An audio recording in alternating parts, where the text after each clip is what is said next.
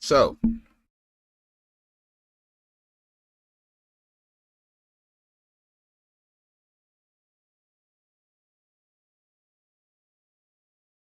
a lot to talk about today.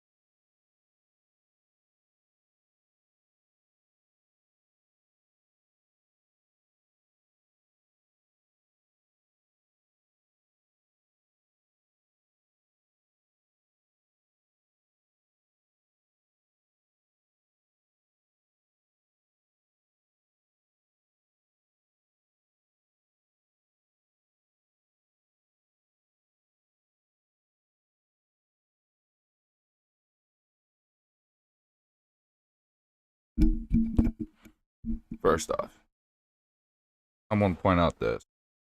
Psychobabble, you need to stop where you're at, bruh. There's so much to say about Upchurch and what he's said, but the matter is, what you've commented was far more destructive to that family than anything anyone has said. You clearly think it's a fucking joke. You think a 16-year-old dead kid is a fucking joke? How fucking sick in the fucking head are you? You want to claim that you're so fucking caring about this case and how dare Upchurch disrespect the family and this, that, the other because of claims he's talked about or his views on the case? Really? Interesting. Well, Oh, fuck. Wait.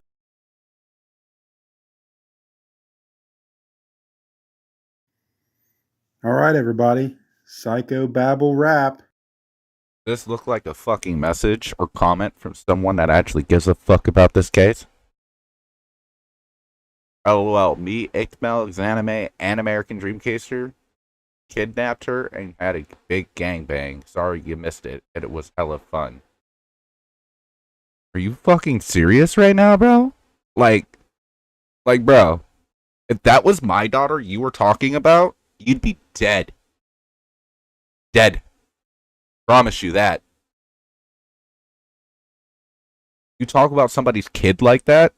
Like, what the fuck is wrong with you, dude? You're 60-something years old and you have the brains of a 5-year-old. I see you still haven't responded to any of my videos. Kind of funny.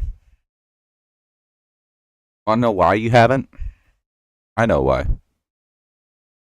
I'm smarter than you. You don't want to go at somebody that's smarter than you. I've clearly targeted you. I'm not even a YouTuber. I'm a gamer on YouTube. I've never inserted myself in this case with any videos. Hell, the other day, and it was mainly about you. Yet you're running like a dog with his tail between his legs. What's up, bro? I've been in your stream. I've called you out in your stream. You don't read my comments for shit.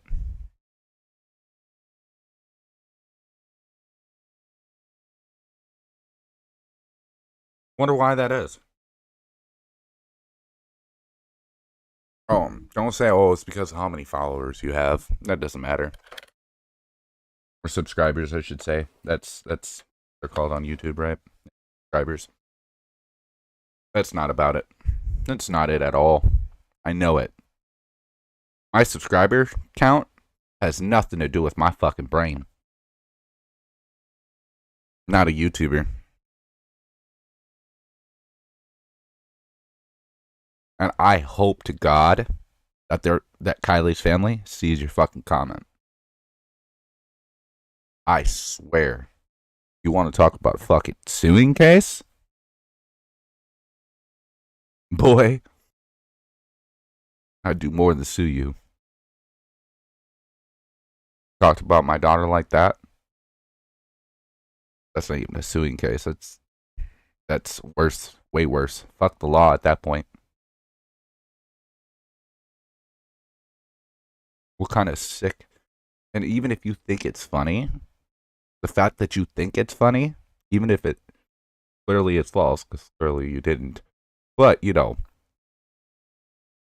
think it's funny. You think this is trolling. This is not trolling. You are inserting yourself in a true crime genre on YouTube, and then you have the balls to say a comment like this. You're a fucking disgusting pig. It was my choice. I'd hang you back in the fucking Florida. Let the fucking alligators and bugs do the rest. Tie you right to the stump, bruh. I didn't even put my hands on you. Let the animals fucking do it. Let nature do its course. You, man, you don't even deserve to have a cock between your fucking legs. Fucking disgusting. You're a fucking pig. And for how old you are, you should be hella disappointed in your fucking self.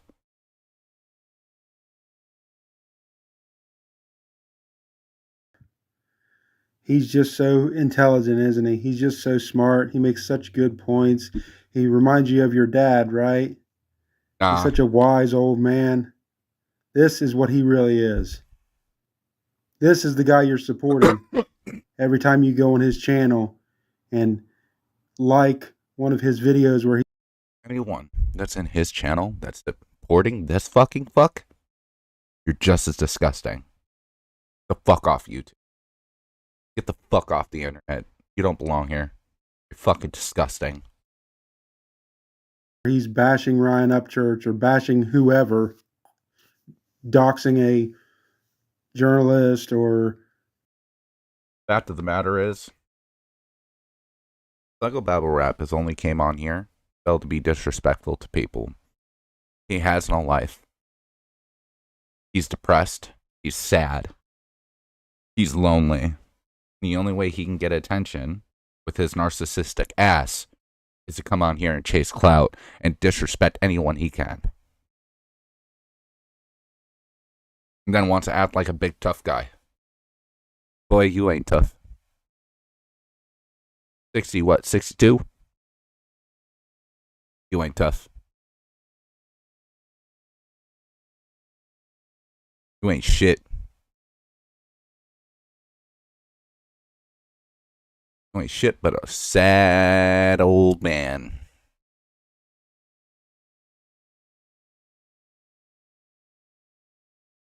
If I was you, I'd stop while you're ahead.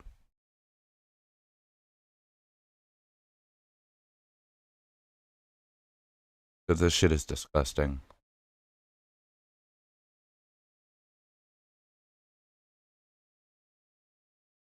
Um,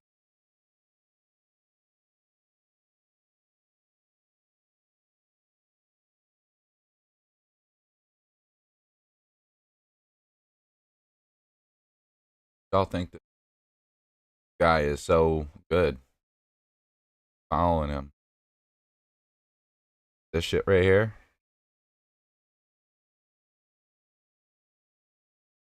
Wait until Power stroke. Good shit. y'all see this. Do you see it? Hold up, let me get a little bit closer.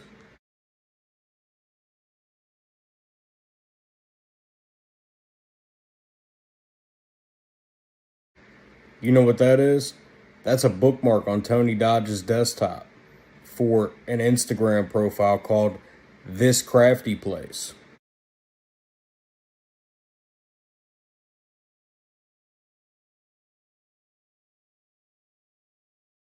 Look who's following it.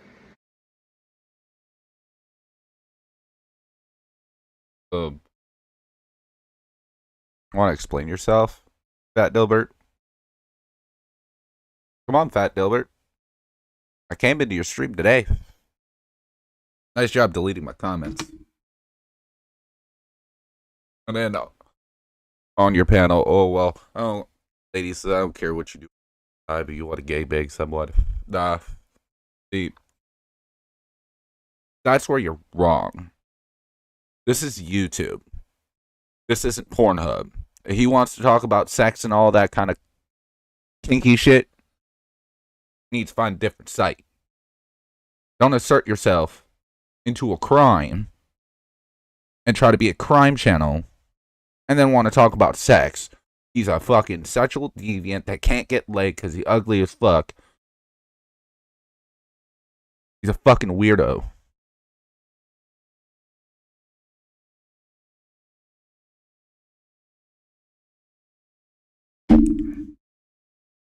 And for the lady that said, "Oh, I don't care what you do in your me time," so it's okay to say he's a pedophile and a necrophilia?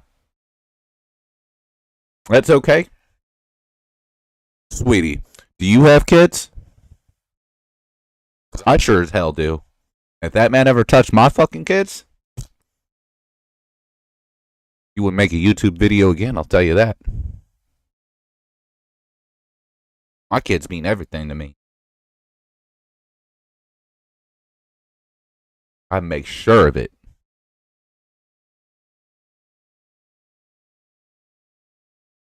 It is sick.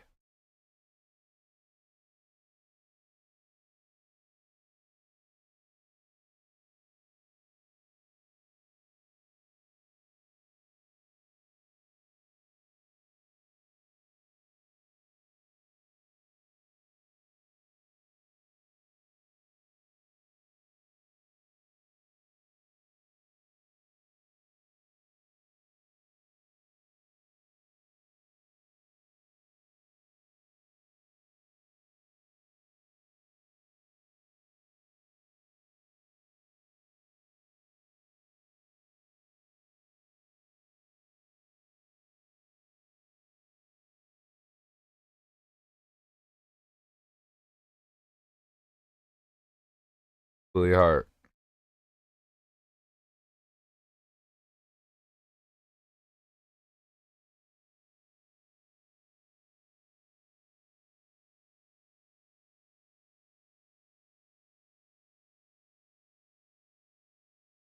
Facts. This man is inserting himself every which way that he can to get views, to get money.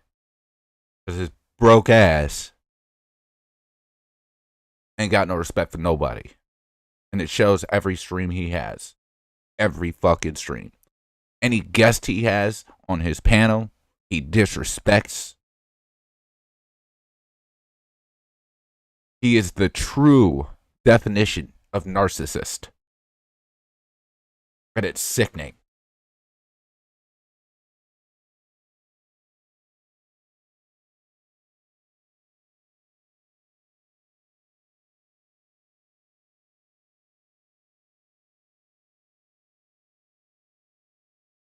As I said, bro, you was talking about my daughter like you did. Making a YouTube video after that. Promise you.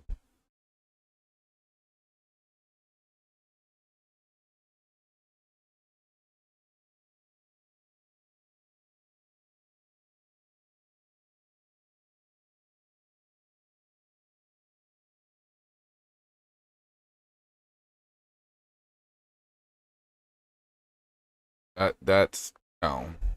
I can already tell that's false.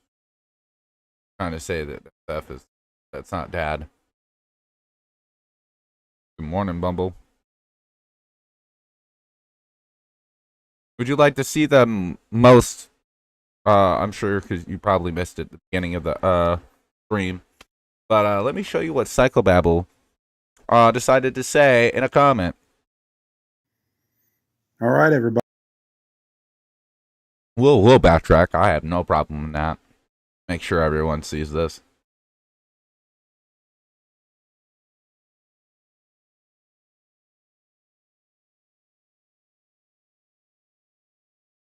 This guy thinks he's really funny.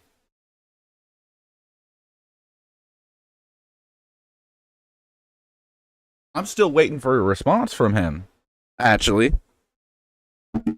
But guess what? I know I ain't gonna get one. Why? Because I'm too smart. He ain't gonna come at me.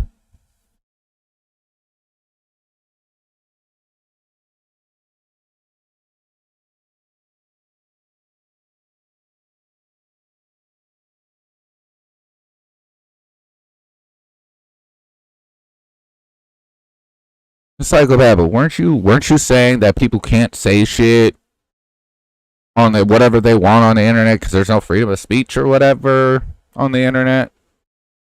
What you doing, bruh?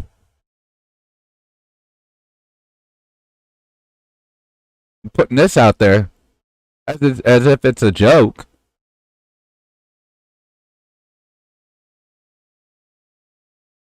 The fact of the matter is, I don't know if you have kids or what. This was my kid. And you was talking about my motherfucking kid like that? I said, you would not be making a YouTube video again, let alone breathing. And I hope to God the Kylie Rodney family see that fucking comment and they come after you for it. You are nothing but a narcissistic pig. Send you to a pig farm, bruh. Remember this. Pigs eat everything.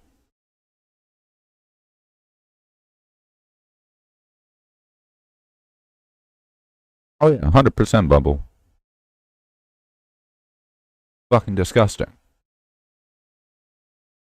He thinks he's funny, but he's not. And anyone that is liking his videos, going to his stream and giving him clout, giving him support, that's no. Bruh.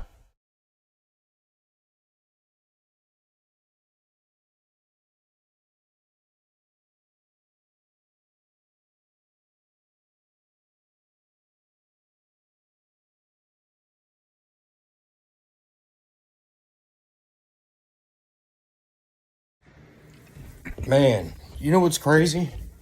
A bunch of fucking people that don't know each other think someone's crazy that says that they all know each other. Well, here's some more proof for the pudding.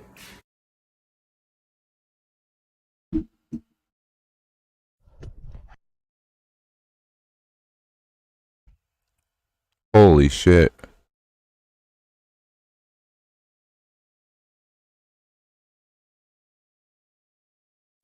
Why do you got... You want num num? Okay, I'll make you num num. Yummy, yummy, yummy, yummy meal time. Yummy, yummy, yummy, yummy meal time. Man, I don't know who y'all think you're fooling, but it ain't me, it ain't church, it ain't Kurt, it ain't father-son reactions, and it ain't Creek Squad, motherfucker. Damn, dude, y'all are over here sending bots to my shit, trying to get me to click on porn links. Come on, dude. Tell me you're guilty without saying you're guilty, bro.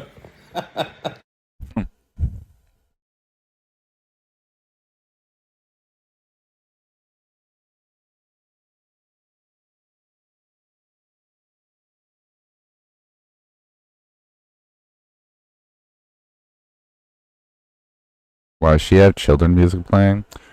Right?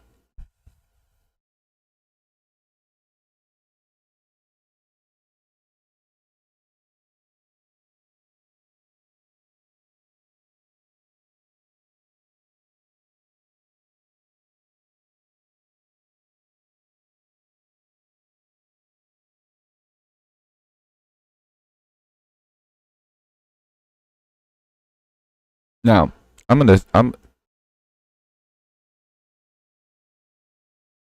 point this out. I'm not a YouTuber. Not one. Not one bit.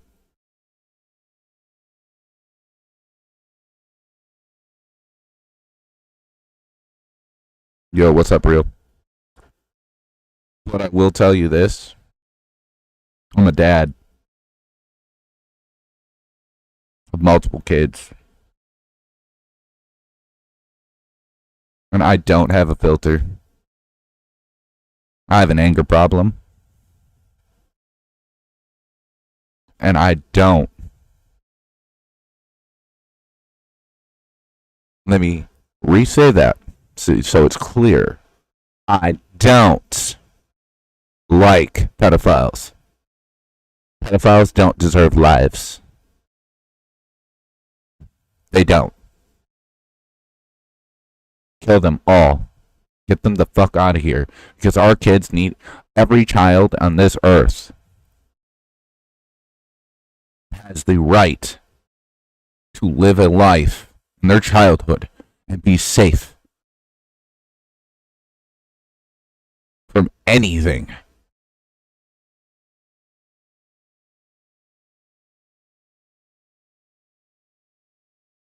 So any of y'all that are going into these people's streams that find this shit funny,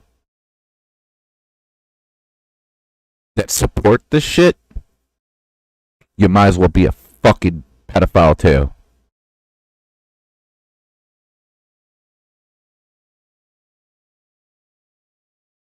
Disgusting.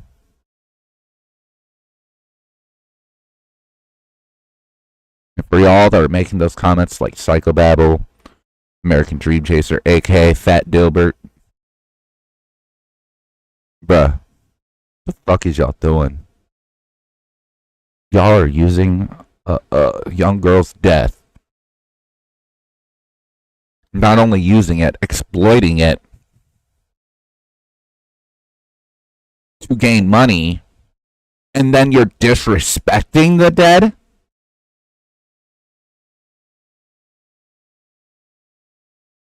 Literally disrespecting. I want you to know something. Okay. People do have gifts. These peoples that have gifts, let's just say they don't need a gun. Okay. When you disrespect the dead, you are playing with a whole nother force that is not something you want to play with.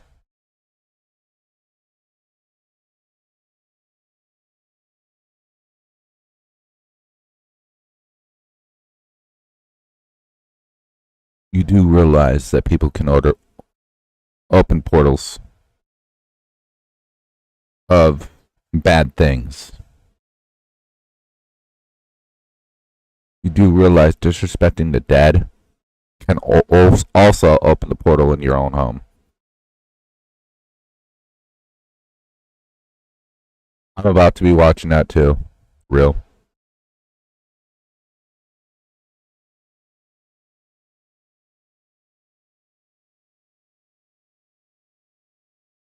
The fact of the matter is,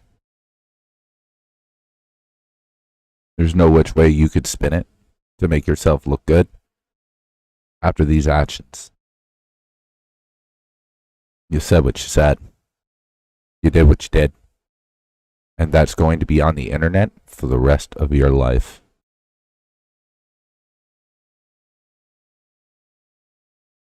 Anyone that supports it or fucks around with y'all like that on the internet, trust me, that's gonna stick on the internet too. Everybody's gonna know. Oh, and I've been in your streams. I know the people's names. And y'all that, I'll just say this, for Creek Squad, the ones that are in there supporting this shit, but claim Creek Squad, y'all fucked. Yeah, I said it. I'm snitching.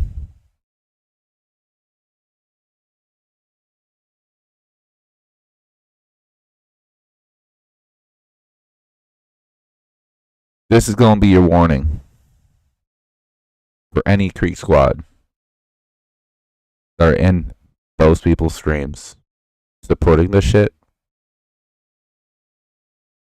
I'm gonna get your name. And I'm gonna call you out.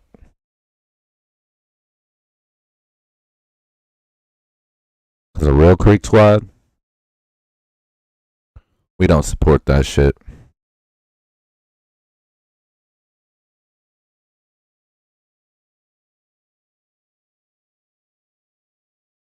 It's disgusting.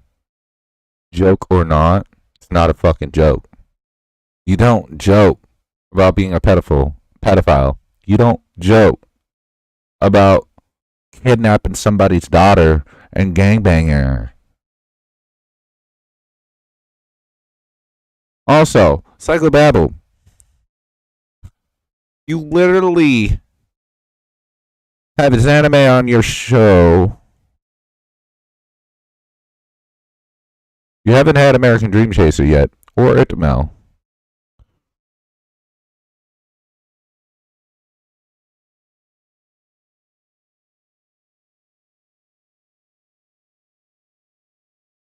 That you disrespect them in a comment by inserting them yourself. I wonder how they feel about that.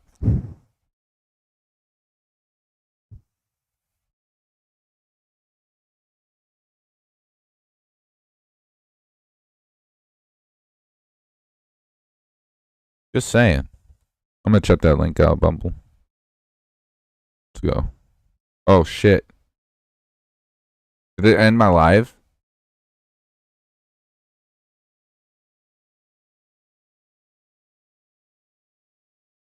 Okay, no. We should be good still. Open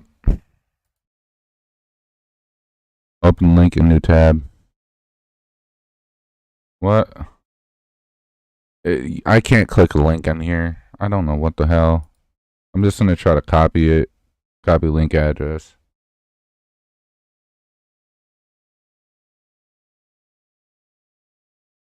Yeah, see, like it's pulling up YouTube Studio. Let me take out the studio.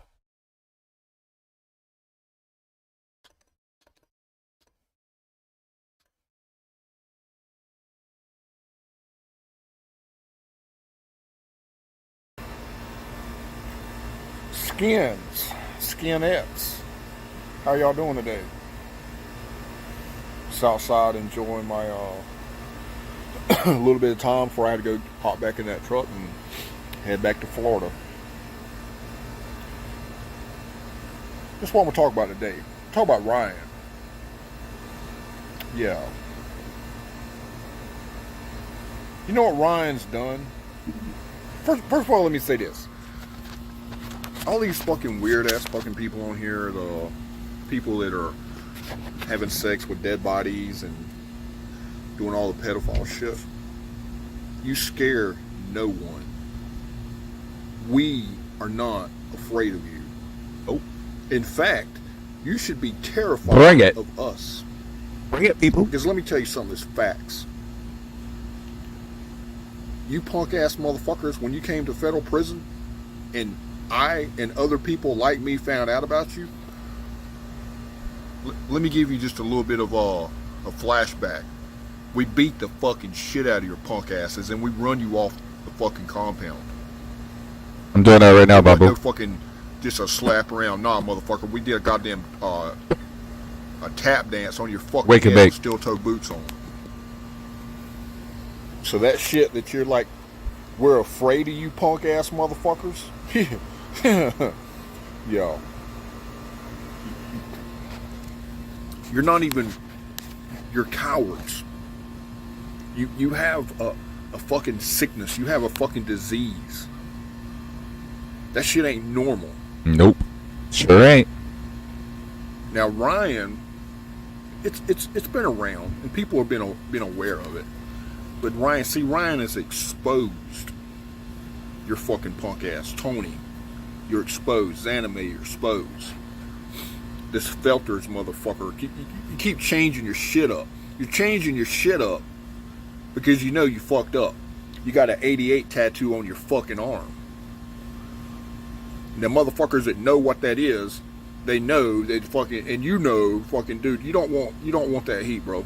You think you're about that life, and you might have been about that life at one point in your life, but now you're talking and supporting and fucking aiding and harboring and fucking, dude, you're fucking protecting known pedophiles. A motherfucker's gonna get on here and say that he's into pedophilia, bro. Facts. Motherfuckers that don't know what that tattoo means, that it's gonna go right over your head. 100%. That tattoo is associated with the 88 precepts. Yep.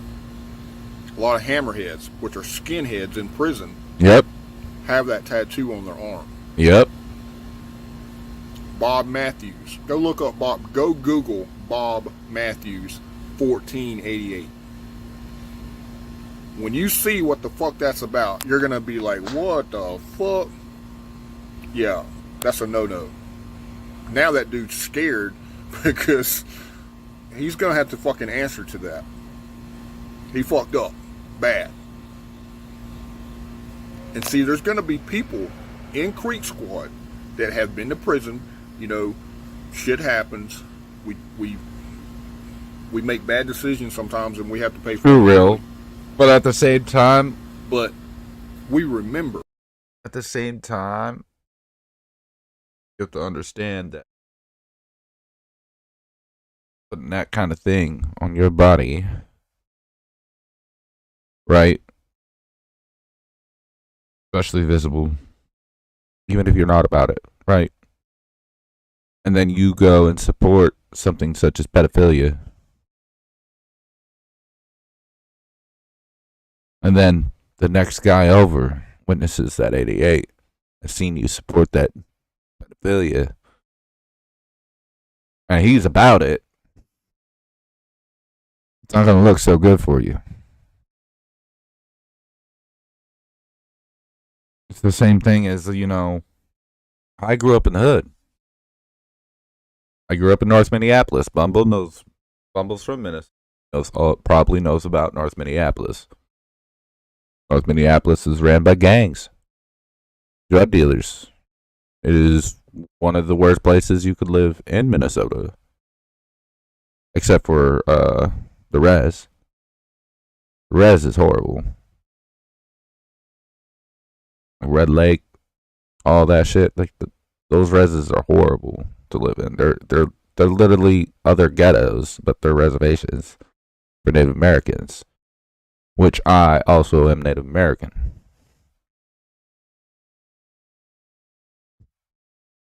Now, growing up in the hood, you had to watch what colors you wore.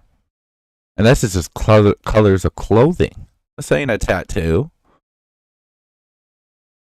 This is just colors of clothing. What hat style you wearing it?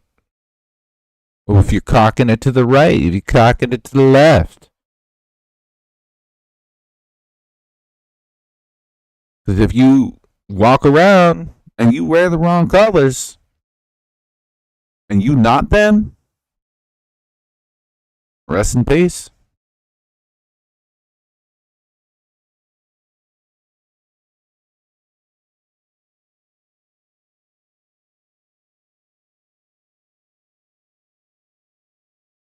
How you hang bandanas? Yep, that too. There's a lot of things that can go in it, and these people that are a part of these things ride hard for it. I mean, same thing in a motorcycle world. Yep, 100%. My grandfather's a biker.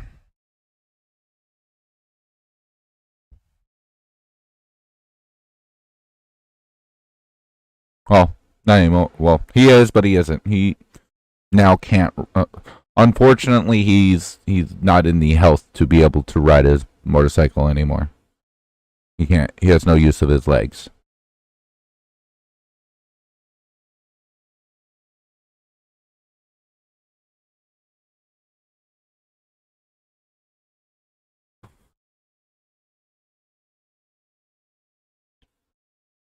That's my grandpa's people, Bumble.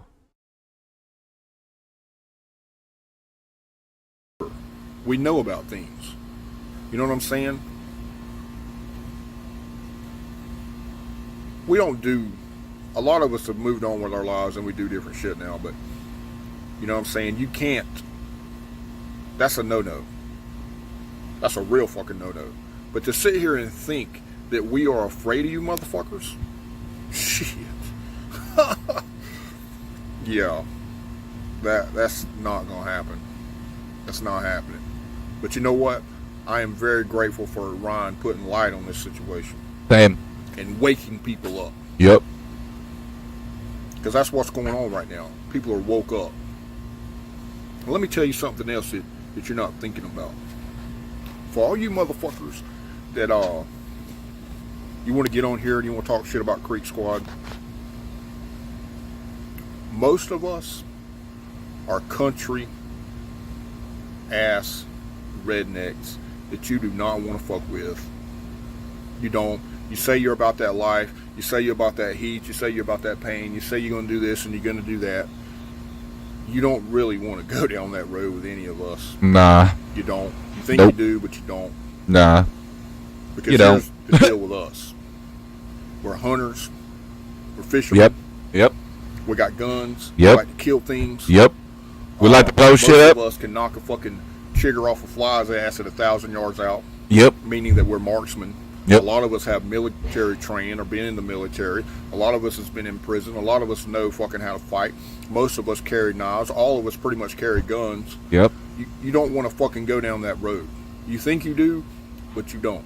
You're not scared of nobody. You're not going to go to Ashland City and bust a fucking grape. You're not going to do shit but get on here and run your fucking mouth and talk shit and make threats. Yep. That's all you're going to do. There's two types of people in this world. There's people that do it, and there's people that talk about it. Yep. If you're going to do it, you wouldn't get on here and you wouldn't say shit. You just go fucking handle your business. But it's real easy to get on here and talk and get angry and get upset and make threats and say you're going to do this. You're going to get abused. You're going to get attention. You know what? And I feel sorry for people like that Facts, real. because that's all you're doing is you're just seeking attention. But you're doing it in the wrong fucking way. You're smoking crack if you think you're fucking... nobody's afraid of you, dude. That's not fucking happening. Yeah. That's all I gotta say. My subscribers, the rest you skins and skinettes, hope you have a blessed day and have a great weekend. I love you.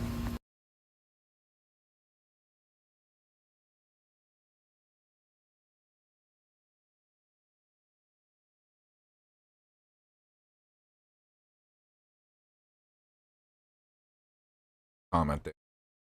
Subscribe and like that. Oh.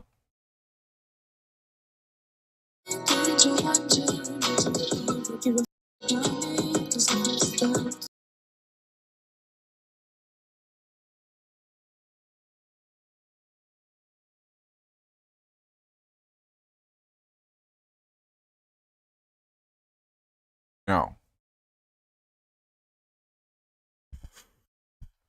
A lot of people don't like, sharing other people's content on YouTube.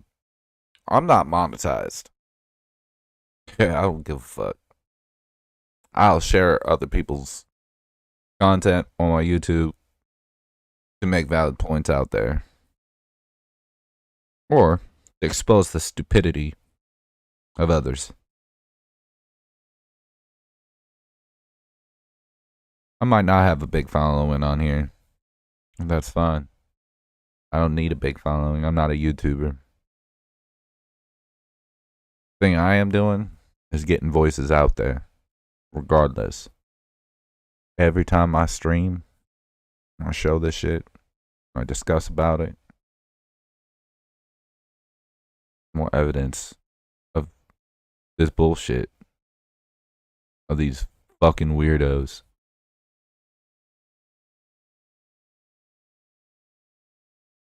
And as you see, since I've started,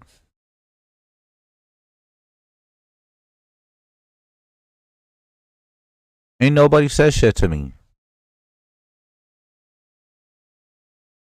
I comment people's panels. I talk in people's chats. And everyone scared to even say something to me. What's up? What's up with that? Why? I don't understand. You got so much big balls looking at other people. Once I'm in your channel, say something. Got shit to say to me. Tony Dodge, you're one of them.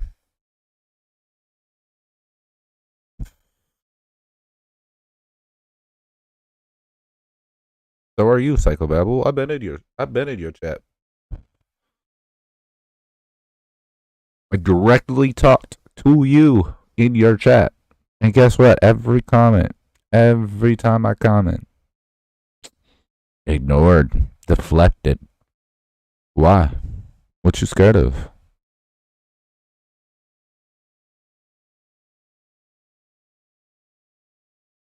What? Am I smarter than you? Is that what the deal is?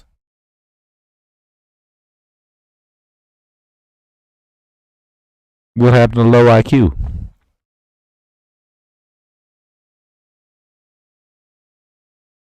That's right.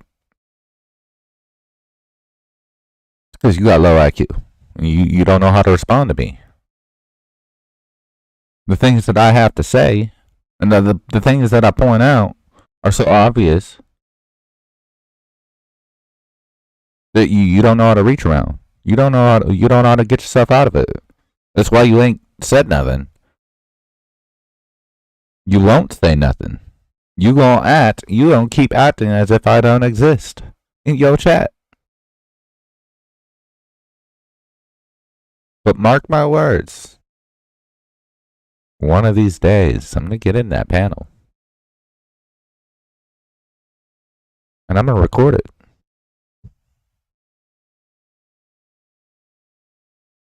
And I promise you,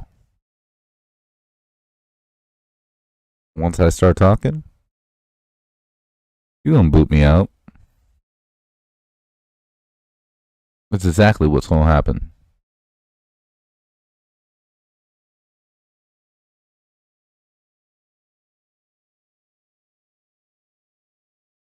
I'm saying real. Bumble, I can help you out with that. Oh, 100% Bumble.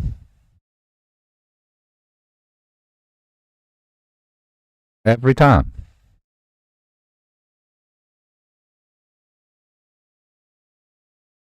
He'll argue with certain ones, but he won't even argue. The only thing. All right, Bumble. The only thing Psychobabble does is get mad, yell, talk over you, and call you an idiot. That's all he got to say. He has nothing irrelevant to go against anything anyone says to him besides yell, get loud, talk over you, and disrespect you. I go on your panel, I'm gonna disrespect you. And I ain't about that yelling shit. About that. That yelling shit just takes too much energy. Way too much energy. Getting mad over, like, even if it was my panel, somebody was just being an idiot, whatever. Getting mad over it?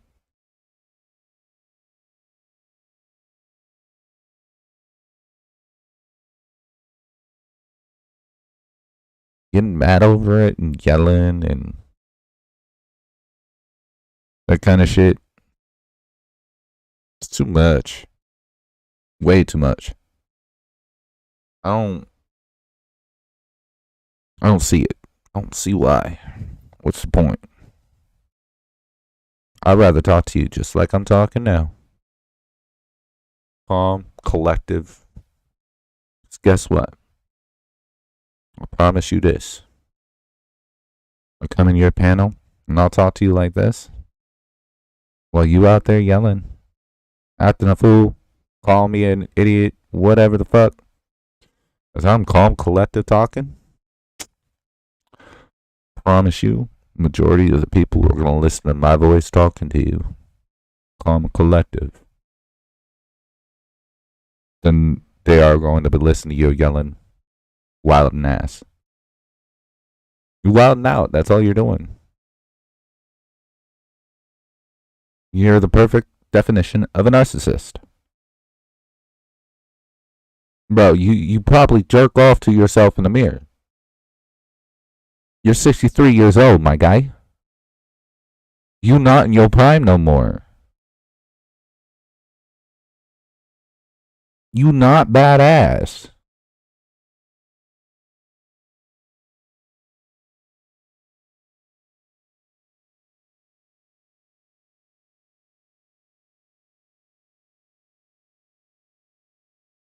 And the shit that you say shows a lot of shit.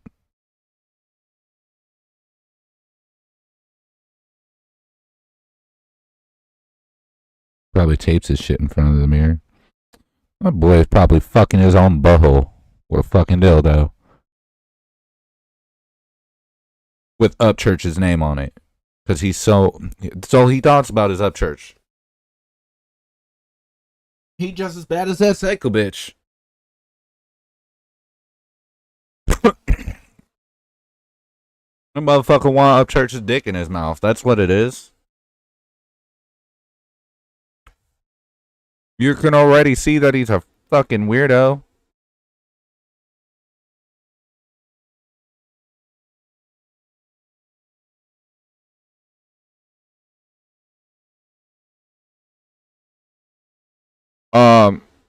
Mods. Cinema Shogun too. Oh, that's why his ass ain't made no fucking video at all. His ass went bye-bye. Cinema Shogun is a fucking joke. You a fat fuck that don't know shit. That went on the internet to try to chase clout and failed. Talking about making content, bruh. Can't even make content. You don't even know what the meaning of content is. He thought he was so funny. Bruh. You wouldn't even know what funny is even if it hit you in the face. You thought Upchurch clowned you. Boy. I'll clown the shit out you. I'll make it so bad that you gonna go on a diet and change. Cause you gonna feel so fucking bad about yourself. I mean, unless you're really about that life, I mean, you could always sign up for Stone Dad's weight loss program, which is free, mind you. And I could beat the pounds off of you.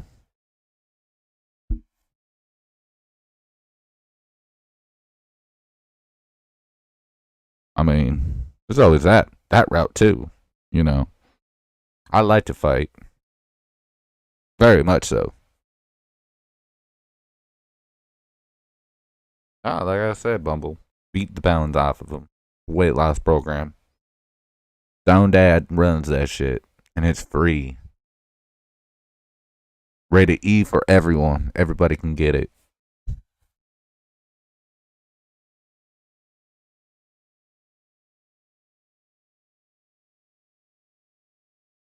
There's a reason why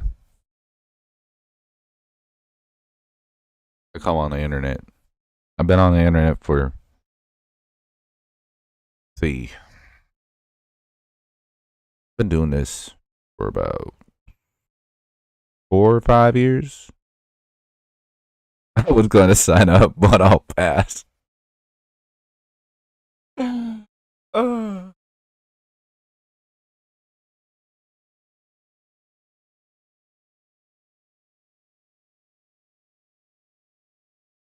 Alright, I've been doing this shit for 4 to 5 years on multiple sites, on different kinds of things. gaming to just talking to people to talking about mental health to talking about the medicinal properties of marijuana to education of marijuana to, I mean, listen, I've talked about music. I've done a lot of shit on the internet. My face is a lot of places.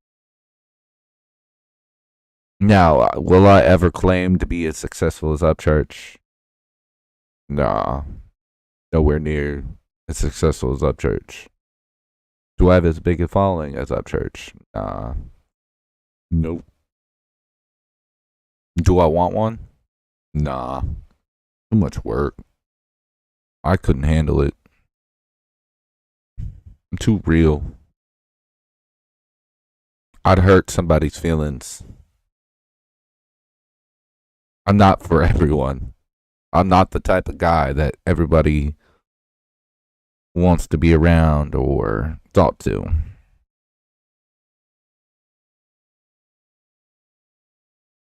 Yeah, I know that, Bumble.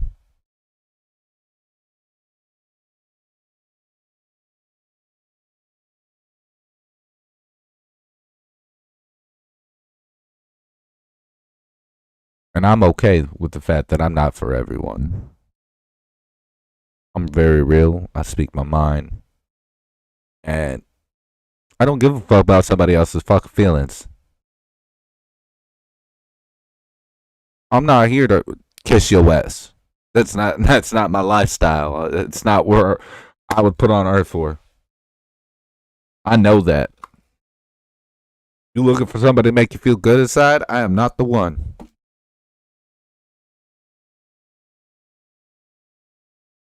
I'll promise you that. The only person that I ever be soft for is my kids and my woman. That's it.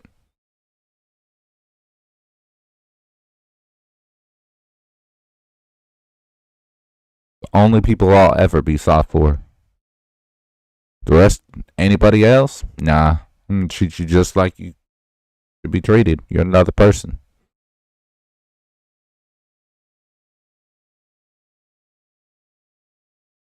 I promise you, I've been on the internet a lot longer than most of y'all. My skin is thick as fuck. You ain't gonna get to me. You ain't gonna say something I've never heard before.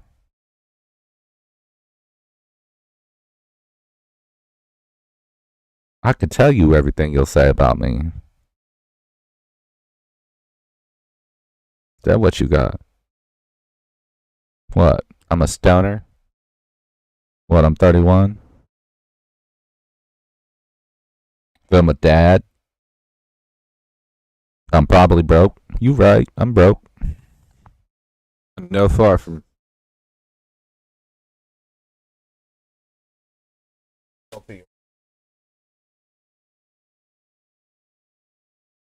by any means. Jen, I'm still going to school. Oh, 100%. I'm happy, bro. Well, most people don't know this, but I'm dating a sexy ass nurse. I got my kids.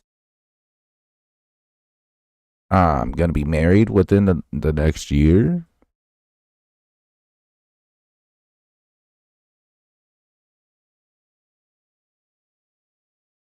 My fiance, oh, we already got a house planned, already set up. It's her house. We're actually looking into buying another house to rent out.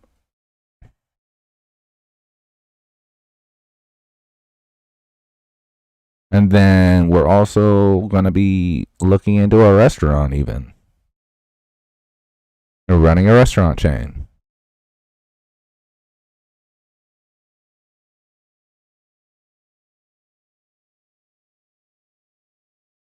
I don't come on YouTube to make money. It's not what I'm here for. Clearly. I haven't even tried to become monetized. Literally. Look at my streams. Not once. I mean, sure, I could throw out my Cash App on my fucking on my YouTube and be like, oh yeah, donate to my stream and this, that, the other. For what? I'm not trying to make money off of here. No, somebody came into my chat and was like, hey, I generally want to donate to you. They can have that discussion with me privately and we can, I will accept their offer. You know what I mean? Like, I'm not disrespectful. But as for putting out my shit out there like that, that's why you don't see. What do you see on my stream? You see me, and then you see my screen. You don't see no Cash App, no Venmo, no PayPal. 911, what's your emergency? I'm out of smoke. Facts. I got you though. Got our diesel in the car. My dabs right now are strawberry train wreck. No green screen? Yeah, no, I don't have no green screen. Oh, this is my tapestry. And some lights that I love because I like lights. So my lights are actually LED bulbs and they change color and a pattern. I can change the patterns and everything. That's it. Simple.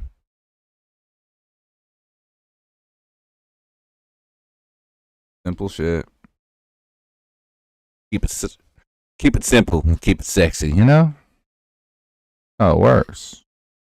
Simple is sexy sometimes. I mean, if you want to get technical, I got some dope ass fucking transitions. And, I got some stuff to play with if I want to. I know how to edit. I just choose not to edit videos. I prefer live streaming than making offline content and just putting out a video. I feel like when you make a video, you're not streaming it. You just make it and put it on YouTube. It's less genuine. I feel like anyone can write a script. You know what I mean? Like, at the end of the day, when I do a live stream, nothing is planned. Like today, for instance, I woke up, went on YouTube, smoked my cigarette, still drinking on my Monster right here. This right fucking here. I'm fucking literally waking up. I looked on YouTube and seen the shit, and I was like, "Yep, time to stream." What did I do? Started it right up. Started talking about it. This is right off the cuff. I don't plan shit. This is right off the head. Boom. Brain. That's it. It's the realest you can get. There's no fucking writing in front of me. I don't have notes in front of me. I don't got anything.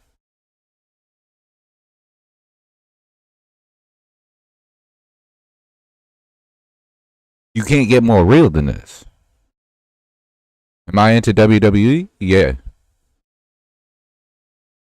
You only ask that because you see what's on my YouTube, you motherfucker.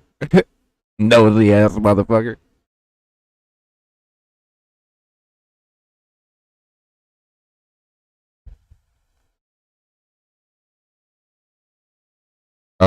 What? I don't know what that is. OVW. We the ones.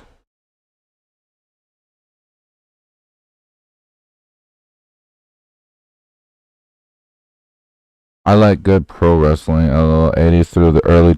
I loved old school Ohio Valley wrestling. Oh, I've never seen. No, I haven't seen Ohio Valley wrestling. I did go to a wrestling place in Dayton, Ohio. They're professional wrestlers. They're pretty cool. I was a big fan of Jake the Snake. Jake the Snake is the shit. Anybody remembers that? It's a training program for WWE. Oh, I didn't know that. Not at all. That's cool.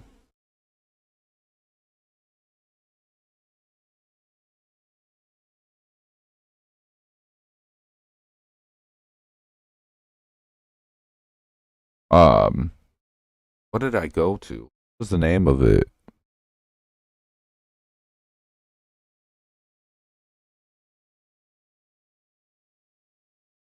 Rockstar Wrestling, I think it was, in Dayton.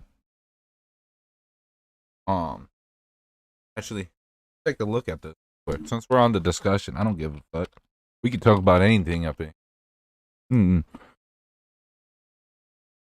Yeah, this is right here, Rockstar Pro.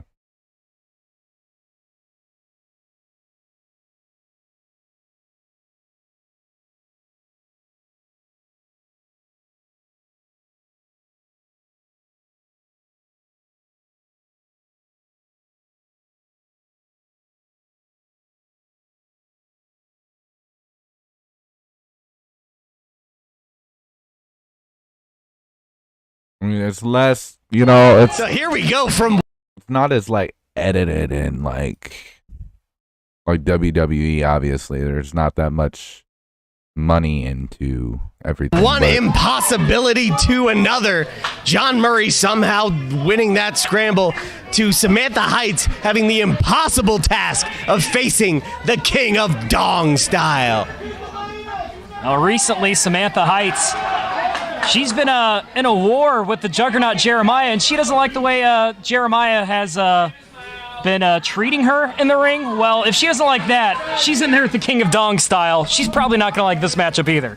I'm just going to go ahead and say the key to this match is her staying away from that dong. Oh, wait a minute. Joey Ryan, he's got something to say. Oh, that's dope, real. Like I said, though, like, this is like...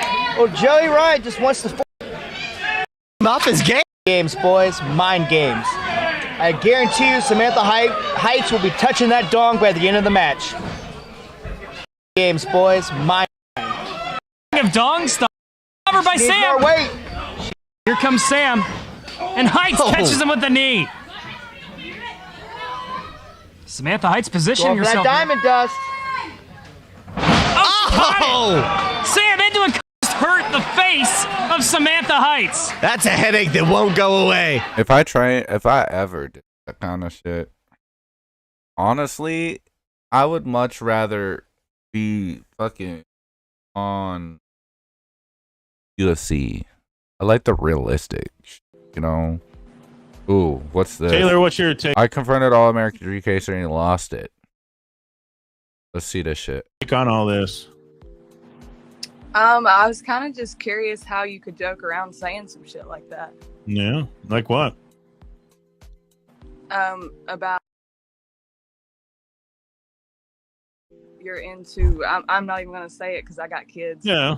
Well, you got to understand. There's something you guys don't understand. There's this thing called sarcasm, and when I totally understand sarcasm. no, you don't because you got to. No, you don't get it. If you did, you wouldn't be on the show right now because you're just saying you don't understand. You just got. First off, Tony, real discussion. Okay. Ain't no parent in their right mind ever gonna be sarcastic and claim that they're a pedophile. It's not normal.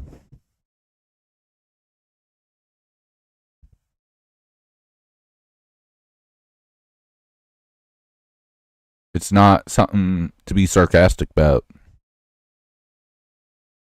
Not even something to joke about. Something very real.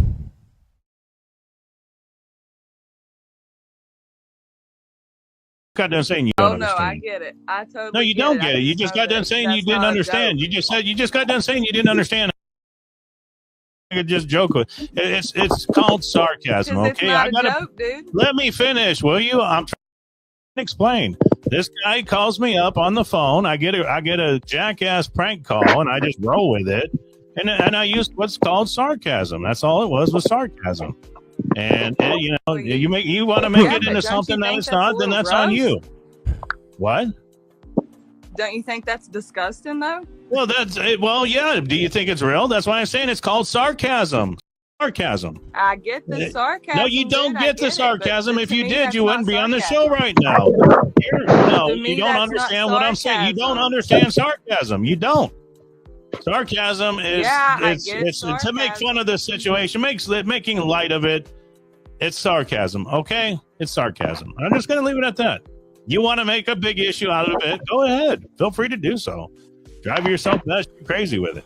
But I'm telling you, it's sarcasm. Okay, first of all, I'm going to point this out, Tony.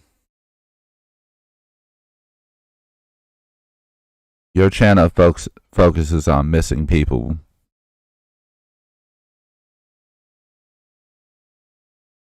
Crime. And many other things. You do talk about current events.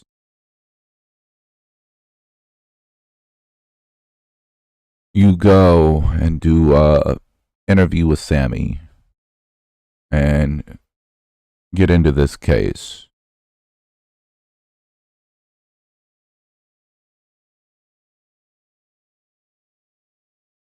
And then you want to say some shit like that. Sarcasm? Thinking it's funny? So, here's my question.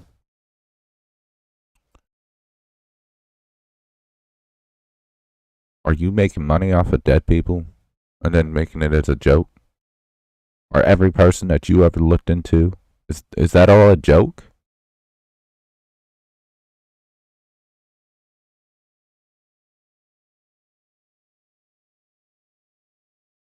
So is their grief a joke? Would you be sarcastic to the family in the light of the situation?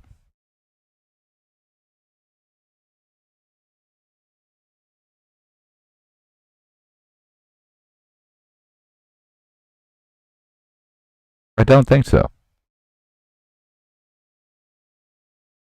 I don't find missing people and dead people, murder, suicide, any of that. I don't look at that as something to joke about or be sarcastic and insert yourself as a pedophile or a necrophilia.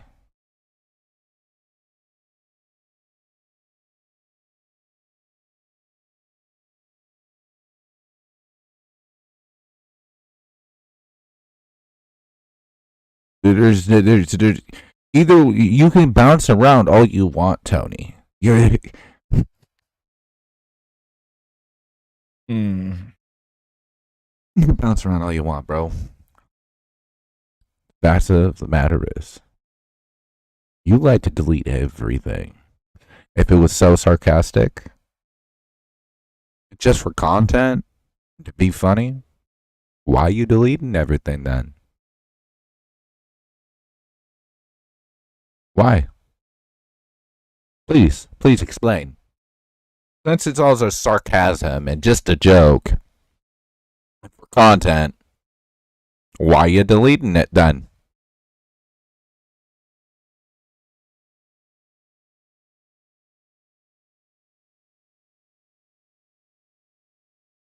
What you scared of? When you delete something, you scared. I would never delete any of my fucking videos. Never. Not one. And I quote this. For every stream I've ever done. YouTube, Twitch, Meet Me, Mixer.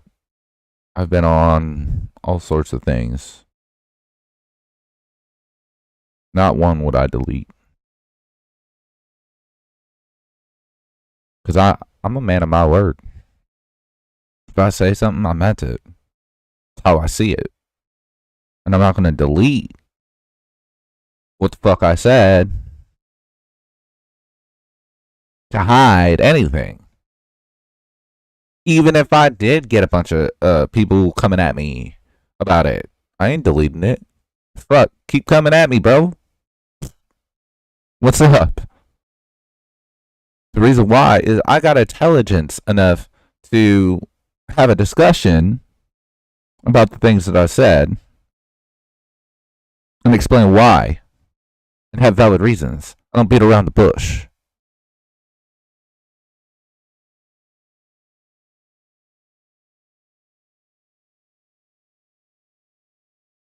I don't got time for that. Anybody. Psychobabble. American Dream Chaser. We already know you ain't gonna do shit. You're a coward. You ain't gonna do nothing. Psychobabble. You ain't gonna do nothing either. You're all talk. That's why you haven't said shit. To all the things I've ever said to you. Anybody. Anybody I talk about. I'm still waiting. Come at me. I mean, what you scared of? I only have 22, 23 subscribers, right? What you scared of? You guys' platforms are bigger than mine. You should be able to fucking jump into my shit and really go at me, right? Let's see it. I'll bet you I handle every one of your people with my mouth and my brain right here on my stream. I bet you 100%. Not 99, not 98, not 50, not none of that. 100%. I'll make you all look like fools.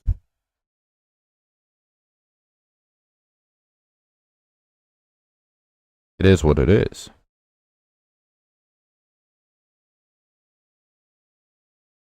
So anytime you feel like coming, come to one of my streams. Speak in the chat. I'll give you my Discord. For sure. We can have a Discord chat. We'll have it recorded. We'll have it in the stream. You can say whatever you want to say. My mods don't delete anybody. I've already told them. Don't boot. Don't kick anybody. Don't boot. There's no reason for it. The only reason I want somebody booted is if it's something that I can get banned for. Other than that, let them talk. I'll handle them.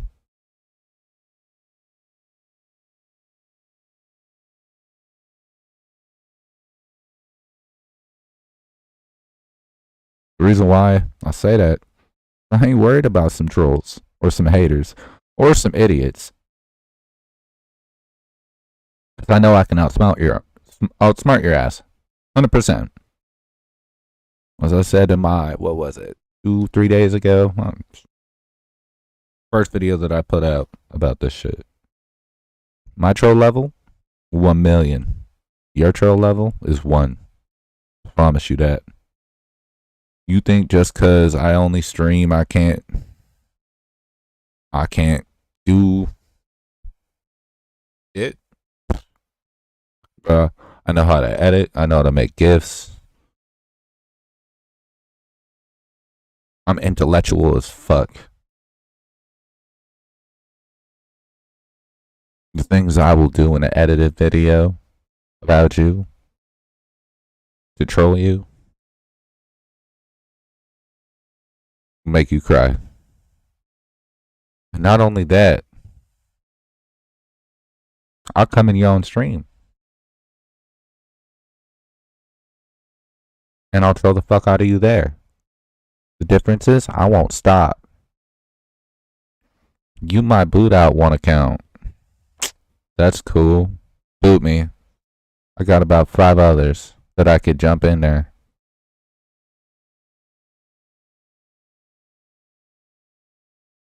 Not hard to create more. Not at all. Eventually, you're going to get tired of it and end your stream because you don't want to be having to do all that shit anymore.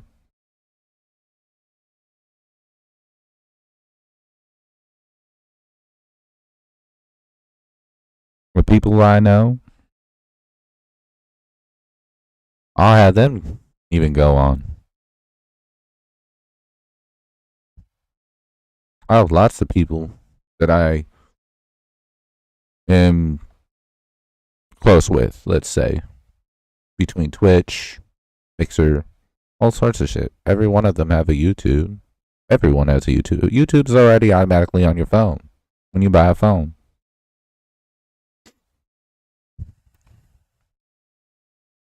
It's not hard to do.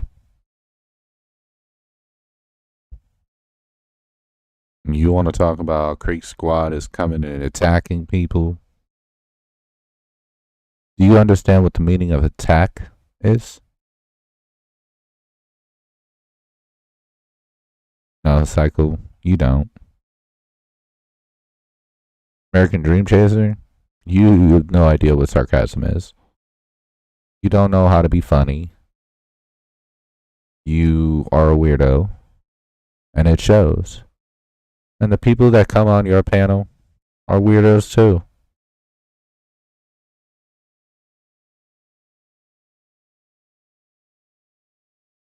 Sarcasm. If you want to believe that I'm into necrophilia and I'm into pedophilia, if that's what you want to believe, then so be it, Taylor. You want to believe that? Go ahead. But I'm telling you, Well, I mean, it's just sarcasm. It's sarcasm. You come from a younger generation that doesn't understand. You don't understand sarcasm. I come from a generation that understands. I was on Psychobabble show. He understood it was sarcasm. He knows that. You don't understand. You don't understand. Disgusting. Well, it is disgusting, but it's sarcasm. I get sarcasm. Yeah. I don't. Oh no, you don't, because you're down here. So you admit it. You see right there. Can we let's go back to that real quick. Disgusting, but it's sarcasm. I get sarcasm. I don't understand. You don't understand. Disgusting. Well, it is disgusting, but it's sarcasm. I get sarcasm. I don't. Oh no, you don't. It is disgusting, but it's sarcasm.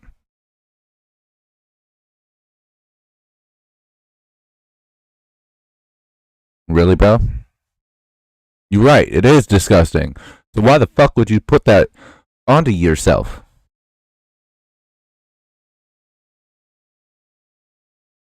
Why? It makes no sense. Sounds good, Bumble.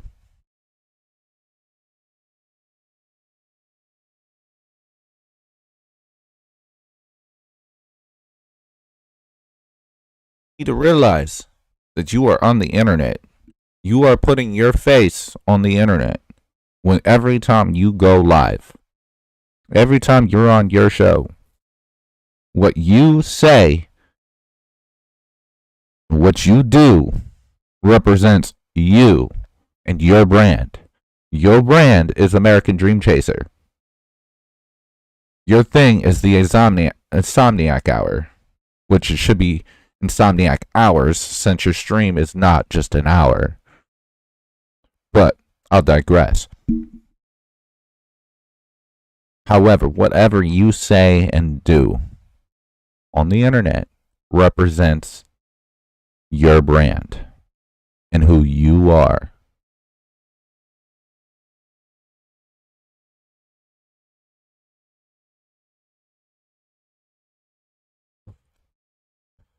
Same goes for your comments on someone's channel. Anything that you do on the internet. That represents you. That's how you are looked at. So whenever you are on the internet, you got to carry yourself a certain way. This should always be looked at as professional. Okay? Regardless of the hobby, whatever you want to look at it as, hobby, job, whatever. It should always be professional. And you should always carry yourself with the utmost respect. Because at the end of the day, it's how you're looked at. It's how you're perceived.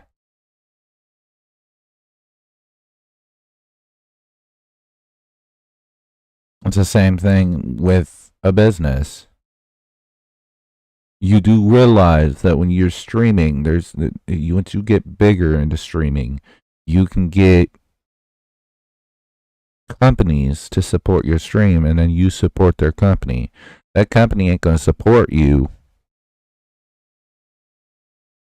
if you're out there saying shit like this. I promise you. How are you gonna get a sponsor?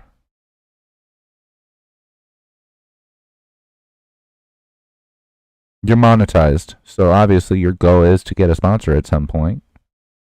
You want someone to sponsor your show. Maybe a news channel, something. Who the fuck is gonna sponsor that? In their right mind.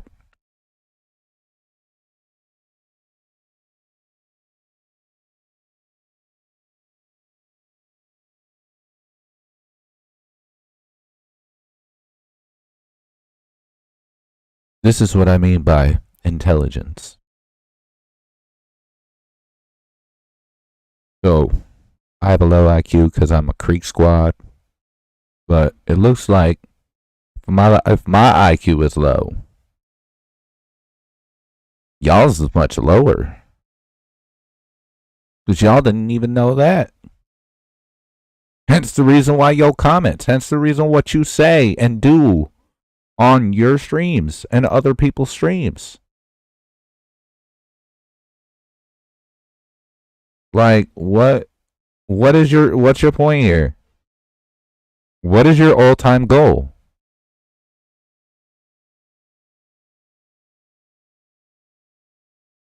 When you run a YouTube channel, a Twitch channel, Instagram, it doesn't matter the social media. I don't care what you're using. A Facebook.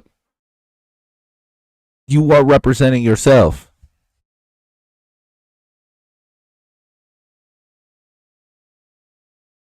And the things that you put out there represent you and who you are as a person.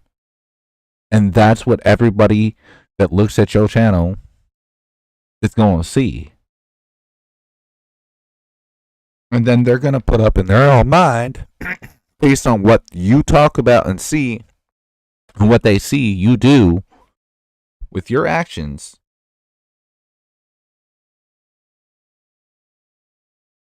And they're going to come up with ideas based on you. And that's what they're going to say about you.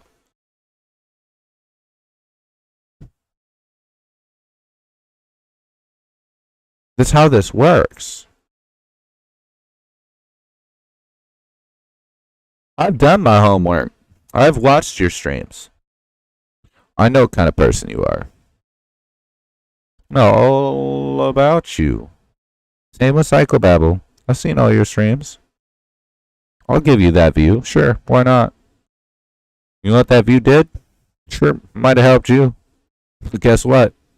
Helps me a whole lot more. So I got to know everything about you based on your actions and what you say and how you talk.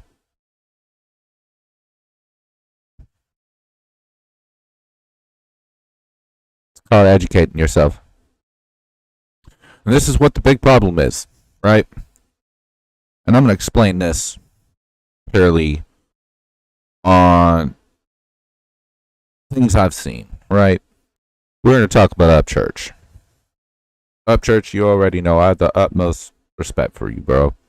You amazing artist. Your brain is, oh my god, dude, you got a big brain. The way you think, the way you see things, and the perception that you have is much different than everybody. And that's amazing.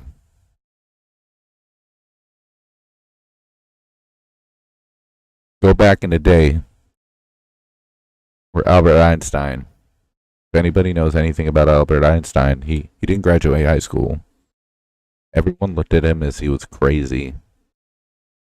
His theories were insane. He was dumb.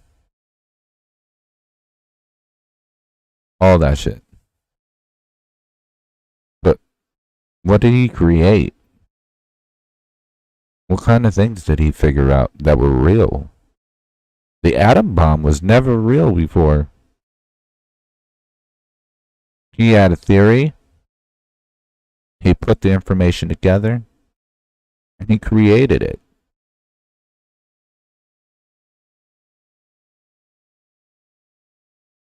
Because he thought outside of the box.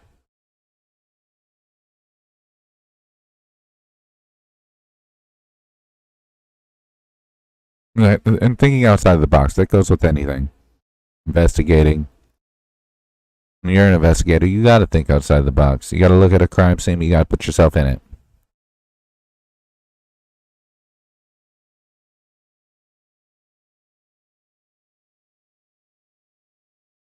You gotta look at all the details and the timelines and put them together and think of all the possibilities. What if it was this? What if it was that? What if it was this? Does this line up with this? Does this line up with that?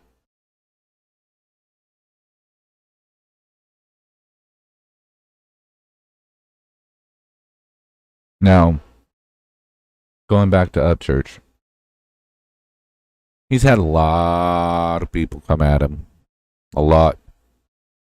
Throughout the years that he's been on YouTube. And every one of y'all did not do your homework.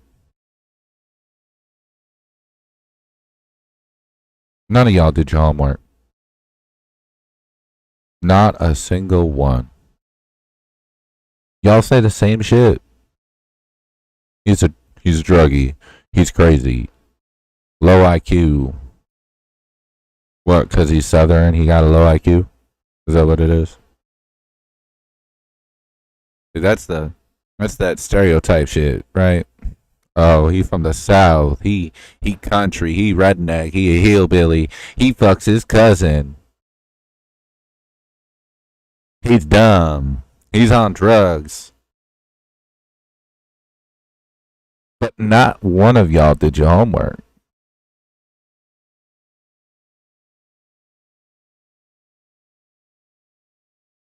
Not one of y'all.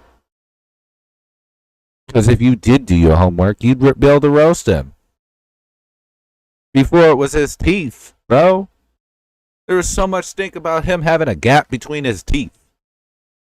And then he fixed his teeth because it was hurting him.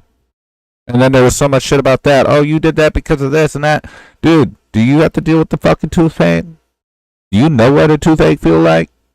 That shit fucking hurt. I'd change that shit too. Not because somebody pointed it out, because that shit fucking hurts. Y'all didn't do your homework.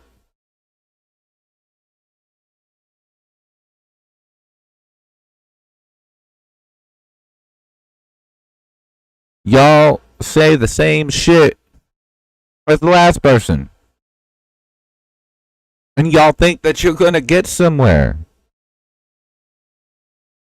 Bro, if I was gonna roast Upchurch, which, let's be honest, I have my utmost respect for him. So, I'm not even, like, on that shit like that. But let me point something out to you. Okay? Since, low IQ and everything, let me show you something.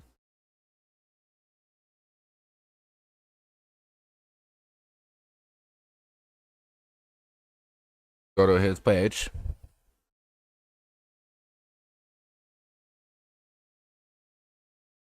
His videos.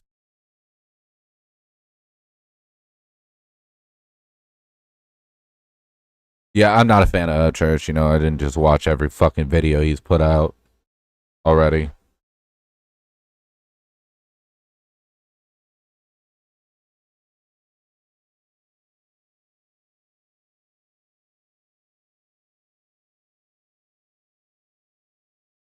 Certain videos I don't watch, but I look for certain ones that he's like important to me, It's a majority of his videos. As you see,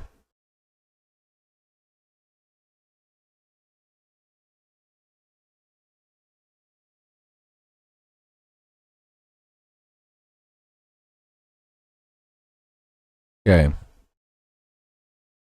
So you see all this content that he's made, right? Look at all this content. From music, video gaming, trolling, to roasting.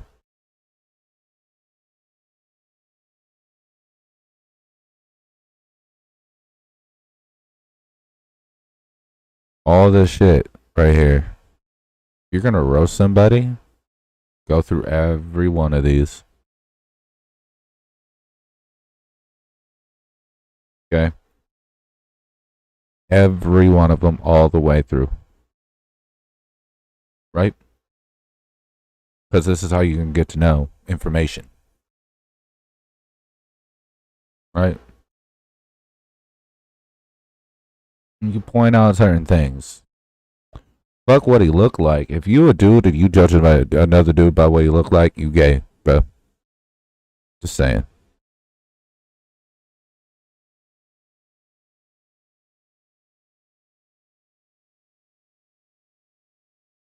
You watch every video. You look at his personality. Certain things he says, does. Even his music videos. Look at his music videos. Okay. Certain things he does in his music videos. You put everything all together. And you analyze it.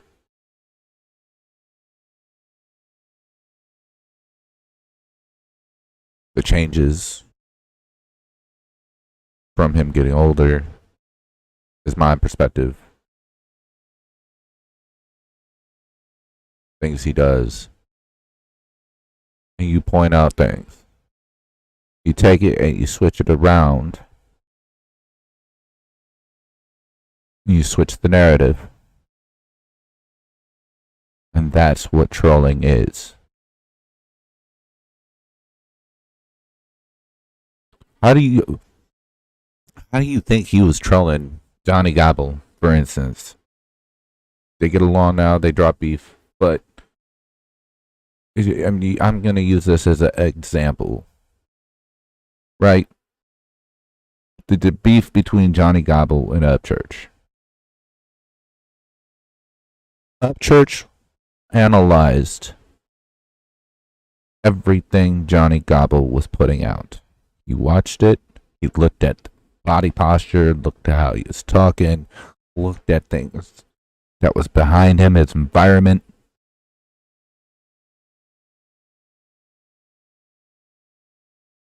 And then he pointed it out. And he cracks jokes.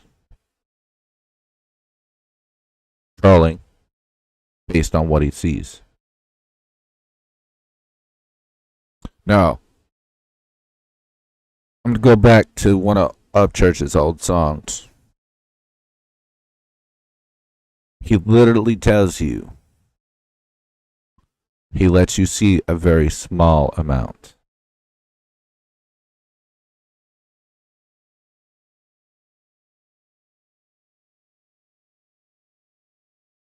What does that tell you? Okay. Means what you see on the internet is a very small amount of who he is and what he does. Why does he do that?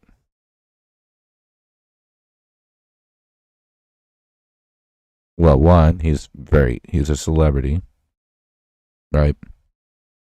Two, less things you got on him. Makes it harder to troll you.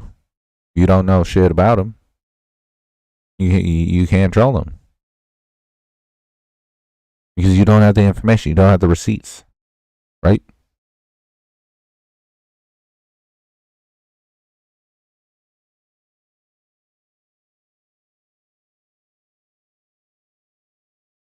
Upchurch understands the dynamic of the internet. He understands that whatever he puts out there is viewed on him He totally gets it. But at the same time, Upchurch is very real. He didn't come on the internet to kiss somebody's ass. Hell, if he was kissing ass, he would have taken that record deal. What did he do?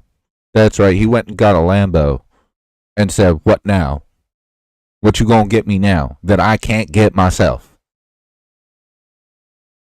What are you gonna do for me that I can't do myself?"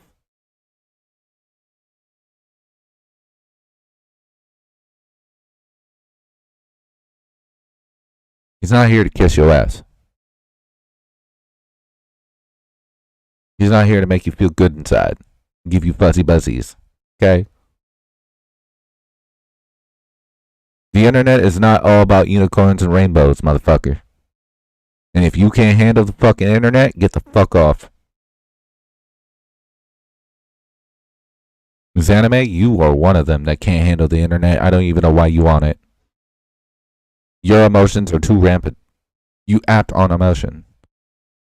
You can't even take the heat of some comments based on what you say.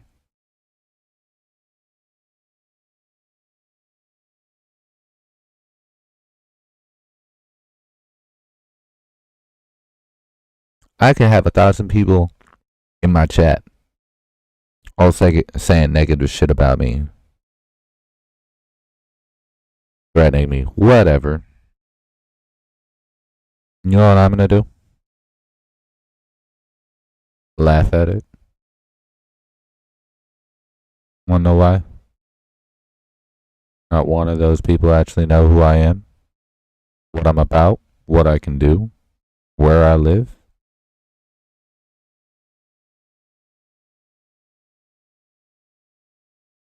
Only things that they know is what I show on the internet. Why would that bother me? Why would I stoop down to a level of ignorance and anger and frustration and allow them to win, get that reaction because they said some shit? Why? It makes no sense. I'll bet you 100%. 1,000 people coming to your stream, being negative, saying whatever. And you stay calm and collective. They get bored. They leave. They can't affect you. You're just like, whatever.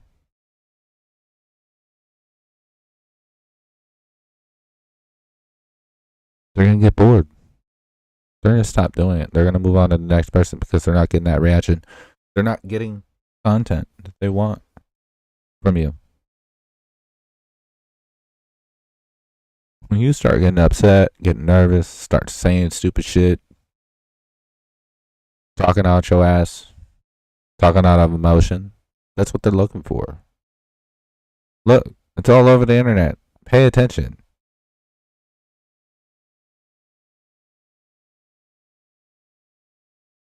Pay attention to how this works. The things you say to some pressure, we'll call it pressure, is going to be analyzed and then used against you. You should already know this before you start streaming or putting out videos. Whatever you say in that stream or that video or respond to any comment can and will be used against you in a possible video.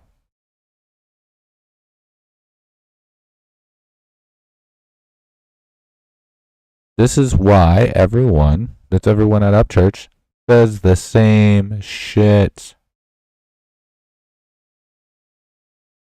This is all they got. They don't have the information they need.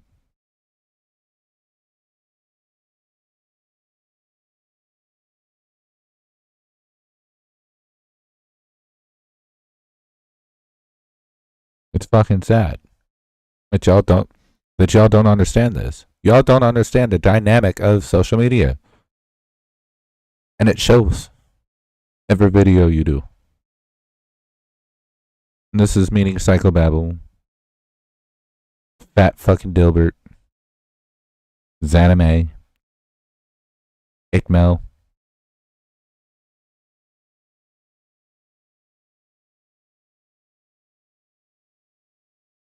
Oh yeah. Y'all don't get it. And it shows every time. Okay.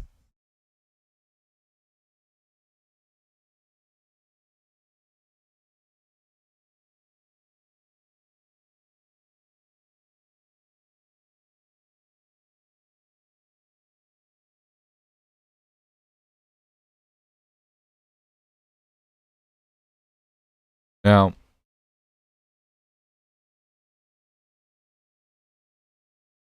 I could be that guy that just goes out there and takes everybody. And I mean, I could spend that much time. I mean, I could make clips, use it, analyze it, and make videos, and to do a bunch of editing and,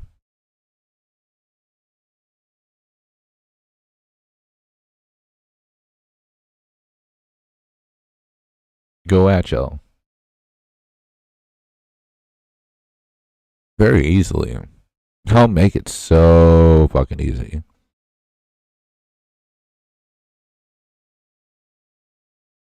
Literally. However, I don't feel the need to take the time to do that.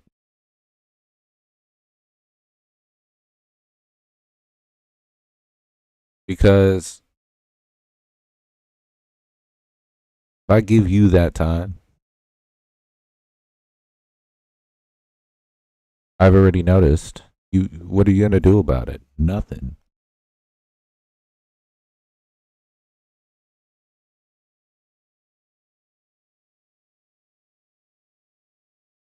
Not one thing.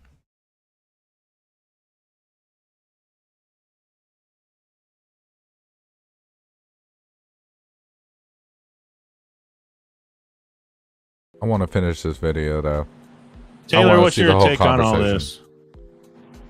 I was kind of just curious how you could joke around saying some shit like that.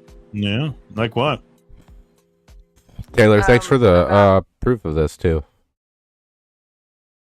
You're into. I'm not even gonna say it because I got kids. Yeah. Well, you got to understand. There's something you guys don't understand. There's this thing called sarcasm, and when I totally understand sarcasm. No, you don't, because you gotta. No, you don't get it. If you did, you wouldn't be on the show right now, because you're just saying you don't understand. You just got done saying you don't understand. No, I get it. I totally. No, you don't get it. You just got done saying you didn't understand. You just got done saying you didn't understand. I could just joke with it's. See, right there's my proof. When I was talking about just a few minutes ago, you took what she said, and what she meant was she doesn't understand why those topics. She didn't say she didn't understand sarcasm. And you wanted to switch it up, be like, you said you didn't understand. That's what you said. This is what you said.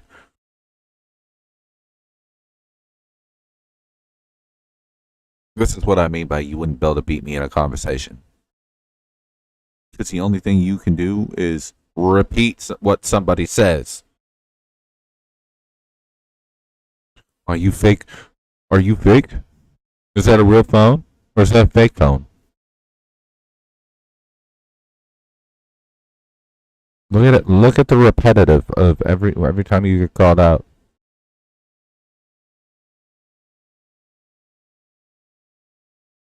The things you do. It's the same shit every time you try to use what someone says and you turn it to make yourself look good. And you dodge everything. No wonder why your name is Tony Dodge. It's a perfect name for you, bro. Because you dodge everything.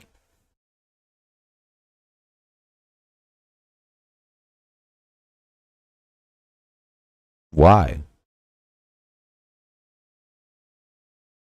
Why do you feel the need to dodge everything, bro? Called sarcasm, Because it's okay? not I a gotta joke, dude. let me finish, will you? I'm trying to explain. This guy calls me up on the phone. I get a jackass prank call, and I just roll with it. And I use what's called sarcasm. That's all it was sarcasm. And you know, you want to make Yeah, it but into don't you something that think it's that's a not, then little that's on gross? you. What? Don't you think that's disgusting, though? Well, well, yeah. Do you think it's real? That's why I'm saying it's called sarcasm. Sarcasm. I get the sarcasm. No, you don't dude, I get the it, sarcasm. but If to you me, did, that's you wouldn't not be on the sarcasm. show right now. No, To me, you don't that's not understand what I'm saying. You don't sarcasm. understand sarcasm. You don't. Sarcasm is Yeah, I it's get to make fun of the situation. Okay. Tony. You just said she doesn't understand sarcasm, and that's why she's on the show right now.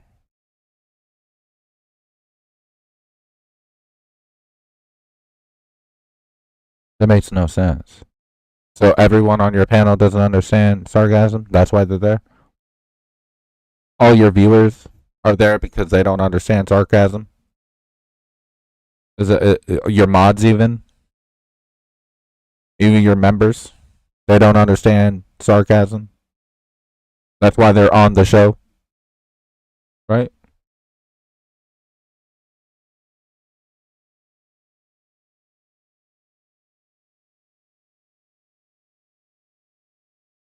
You said it, right? That's what you said. She was on your show because she didn't understand sarcasm. So that means everyone that's on your show right now in this video doesn't understand sarcasm? Is that's your rebuttal? That is your rebuttal, literally. That's it? That's all you got.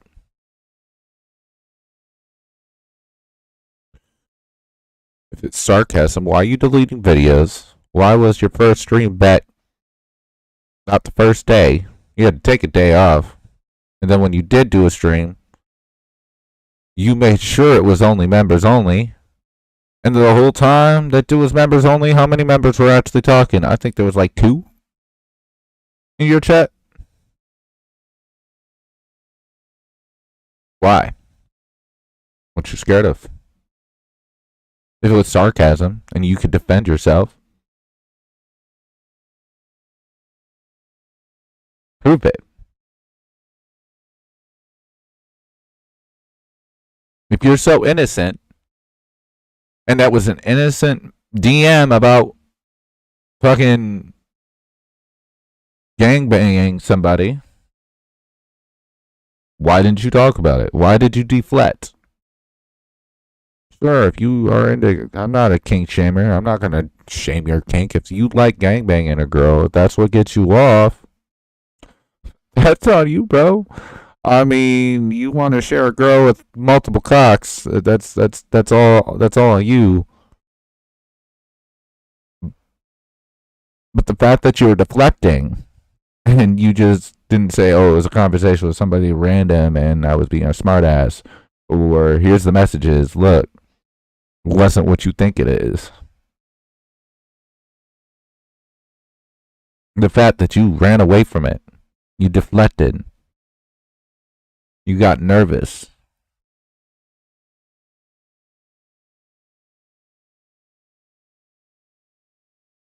But I see what you did there. You purposely wanted that message shown.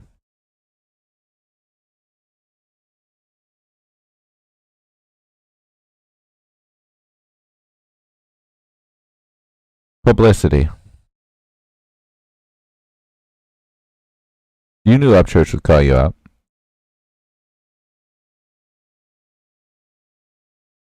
You know you've been being watched. Along with the other people that are being talked about, you're being watched. You know it. You want to throw little things out there that cause you more attention. Like a little 5-year-old.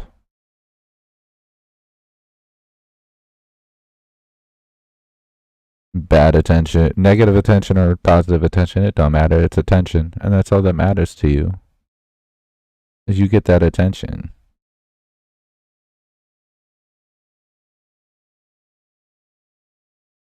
That's why you had it shown. You knew it was showing. You're not that dumb. It wasn't on accident. You were legit showing your DMs on purpose. You knew what was in there. Don't tell me you didn't know what's in your DMs. You know.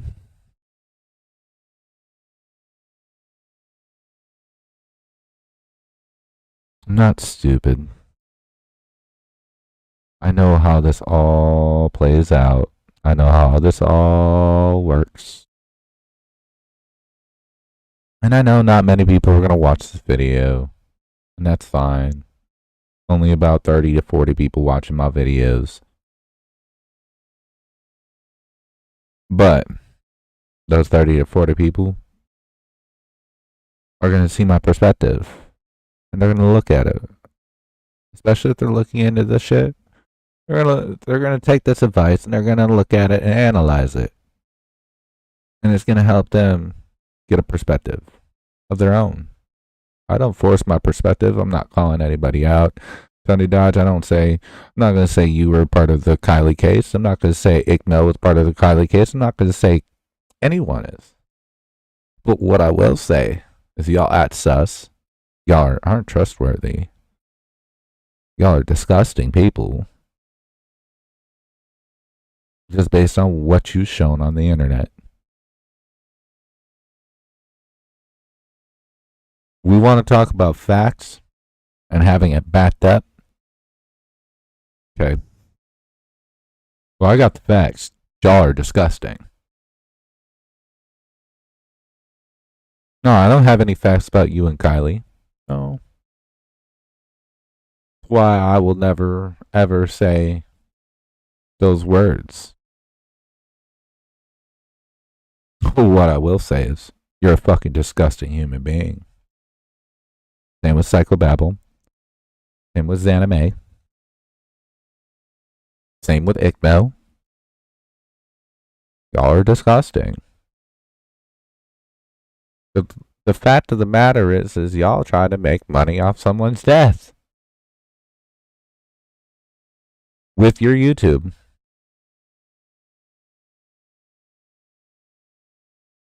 You use the content to advantage yourself. The content was someone's death. The content caused drama, which made a big scene on YouTube. Now, let's take a look at entertainment. All right. You can go to the music business. You can go anywhere in the entertainment business. All right. It's been known. It's began. Drama causes big publicity. You keep the drama going. Your shit keeps staying hot. People still looking at you. People still want to know what you got to say, your rebuttals, and this, that, the other, and keep knowing about the situation. And y'all know this.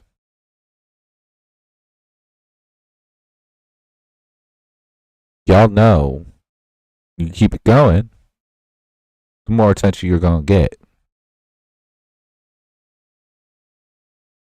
The more people are gonna look at you because it's drama.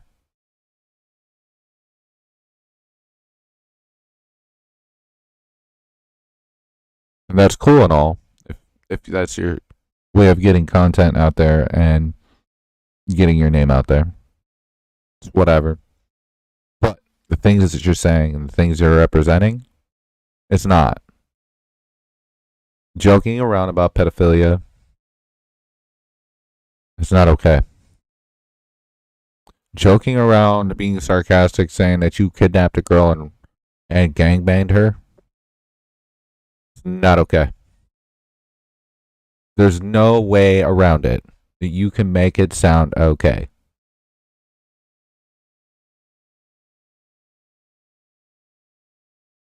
Being sarcastic and using it as a joke to deflect something or whatever, no. It shows how sick in the head you really are. If you can actually joke around and to say that about someone's daughter, what would you really do to someone's daughter?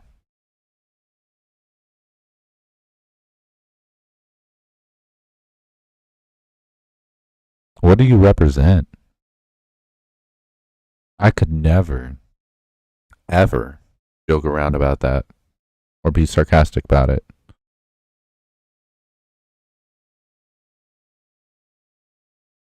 It's not something that even in my soul that it even feels right to even like try. But y'all think this is cute because you're getting attention, right? Look at how Babel treats everybody in his stream.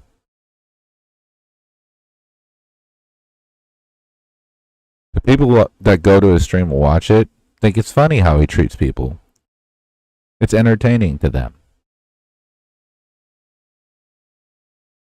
His yelling, his obsession with Upchurch, his cussing.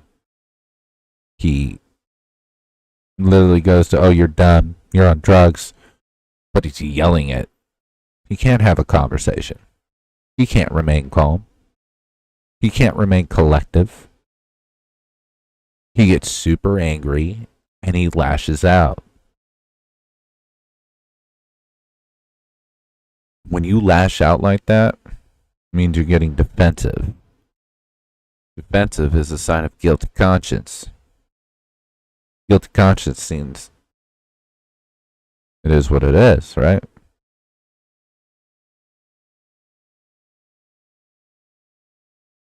You don't have a guilty conscience. You didn't do anything ever, or don't feel a certain type of way. Gotta feel some type of way to have a guilty conscience, buddy. Guilty conscience lines up with the defensiveness. While you get angry on the drop of a dime. So did Anime. She got angry. Started yelling, crying. Because why? She got angry. She got upset at the drop of a dime. She got defensive.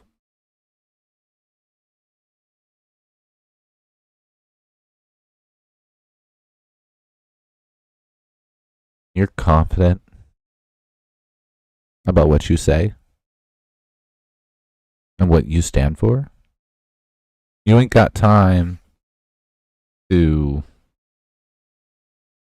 sit here and get angry about it. Situation making light of it. I'm gonna grab a drink. I'm gonna pull all this plays real quick. It's sarcasm. I'm just gonna leave it at that. You want to make a big issue out of it? Go ahead. Feel free to do so. Drive yourself crazy with it. But I'm telling you, it's sarcasm. If you want to believe that I'm into necrophilia and I'm into pedophilia, if that's what you want to believe, then so be it, Taylor. You want to believe that? Go ahead. But I'm telling you, Well, I mean, it's just sarcasm. It's sarcasm. You come from a younger generation that doesn't understand. You don't understand sarcasm. I come from a generation that understands. I was on Psychobabble show. He understood it was sarcasm. He knows that. You don't understand. You don't understand. Disgusting. Well, it is disgusting, but it's sarcasm. I get sarcasm. Yeah. I don't. Oh no, you don't, because you're down here saying, "Well, don't you think it's disgusting?" Well, of course I do. That's why I said it's sarcasm. It's sarcasm. That's not sarcasm. It is sarcasm. Yes, it is sarcasm. That's exactly what it is. It is sarcasm. I wrote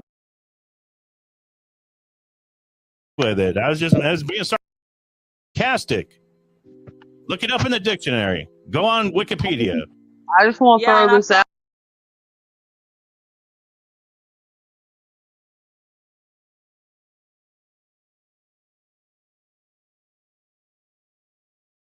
You in the dictionary under sarcasm, it says nothing about saying you're into You, then shit go like look that. at it. Go look at it right now. Go look at the dictionary. Why don't Read you it. go look it up? I don't want to go look at it. You're the one that's on here.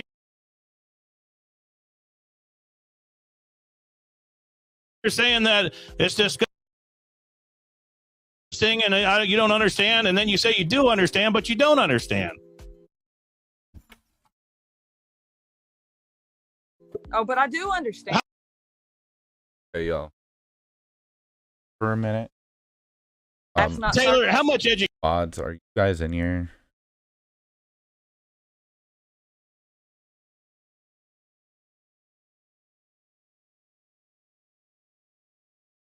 I need you to watch chat for me for a moment. All right, Bumble. I don't know how busy you are.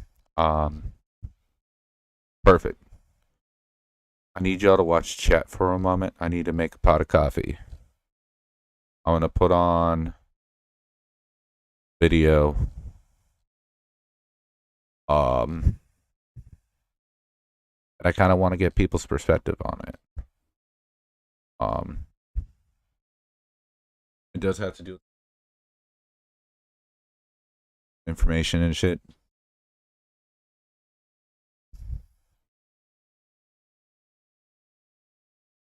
But like I said, it's just I just gotta make a pot of coffee. Take me that long. From Zav Girl. Like I said. Hey guys, welcome to my channel. So I'm please take a gonna look at double this. it, I think. Like I said, This Mods, is just crazy. watch the I chat can't for me real stop. quick. I I'll don't be know. right I back. can't stop with this case. Okay, so like I said, I was digging into the news clips. So that's what I've been doing tonight, just going through all the old news clips, seeing if there's stuff that we missed that, you know, early on, little details that we missed. And I have found a lot of stuff. So I'm going to break it into clips because there's a lot. So this clip is going to be, there's going to be two things in this video. So the first thing is going to be a couple clips where there's a little bit better footage of that fight that happened at the party. You could see like more of it. And then there was actually one of the clips where you could actually hear the yelling. So I'm going to play those two clips of the fight. And then I'm going to play the Sammy interview that I found where she says 12:36. Remember in the live a couple days ago when I was like, does she actually ever say it like vocally? Is she on a video saying that she talked to Kylie at 12:36? Or is it just an article where somebody just interviewed her and they just wrote it in the article? Or where is this quote coming from? And I found it. It's actually a video where she says she talked to Kylie at 12:36. So I'm going to play that clip. Okay, so first let's do the two little fight clips. I mean, there's not much, but it just shows a little bit better, like a little bit more of the video as far as, you know, how it shows like more of, like you could see more of the people, like you could see more of the legs and stuff, you know, before it like cuts off. But here you could see just more of the video. So here we go. Party at Prosser Lake where Rodney was last seen. Hundreds of underage teens were at the party. No cell phone clips have been turned in from this group that could be evidence of Rodney leaving. Is the sheriff's department giving you indication that they're not getting these pictures? Yes. So I don't know if you caught that. They asked, basically, are they not getting the pictures and videos from the party that the kids are supposed to be sending in? And the mom, you hear the mom right there say, yeah, they're not getting it. It's true. So that goes back to an interview where she, it was on, I forget what news channel. I watched it a while ago, but she was on there and she was saying how they were so cooperative and they were doing such a good job. They were being really cooperative with the police, law enforcement about everything. But here we see how she answered. So let me play it again real quick. Party at Prosser Lake where Rodney was last seen. Hundreds of underage teens were at the party. No cell phone clips have been turned in from this group that could be evidence of Rodney leaving. Is the sheriff's department giving you indication that they're not getting these pictures? Yes. Okay, so I found the clip where she says that the kids are being really cooperative. Still just waiting for her to come through the door. At this point, it's we still don't know what happened to her. And so we're just working to piece together those last moments that she was at the party to figure out where she did go and with whom. I presume you've talked to some of her close friends that might have been with her that night. Are they revealing any details to you? Do they know much? Her friends who were there with her at the party have been nothing but so cooperative and so courageous in coming forward and sharing their stories. And we have such a love for all of her friends and are really appreciative of them working so hard and not compromising, but just being so open to work with everybody and being so honest to share everything that they do know. Well, you have a lot of support and love and prayers here in the Bay Area as well. One final question. We look forward to having you back on the program after you reunite with Kylie. Yeah, me too. Party at Prosser Lake where Rodney was last seen. Hundreds of underage teens were at the party. No cell phone clips have been turned in from this group that could be evidence of Rodney leaving. Is the sheriff's department giving you indication that they're not getting these pictures? Yes. And so I just wanted to show those two clips back to back because basically in one clip she's saying, they haven't been getting the videos or photos from the party. And then on the next clip, she's saying that they're so All right, guys, I'm cooperative back. and have been sharing everything. So, okay, so now I'm going to play the fight clip again, and I'm going to slow it down. And maybe I'll play once slowed down, and then I'll zoom in, since we are able to see a little bit more than I've ever seen. I mean, Shout maybe out to you guys Zav have Girl seen for this this. clip. I don't Thank know. you guys. But- Thank you so much so I'm for gonna what play you're it a few doing, times, Zav. Like I said, slowed down, zoomed in, see if we can make out anybody. Because now we're kind of getting familiar with some of the people. So The party, no cell phone clips have been turned in from this group that could be evidence of Rodney leaving.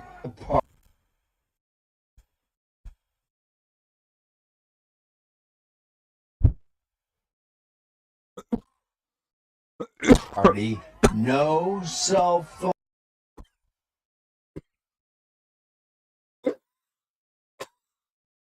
phone clips have been turned in from this group.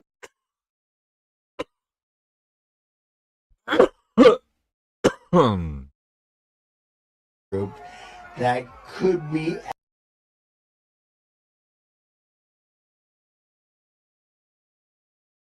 evidence of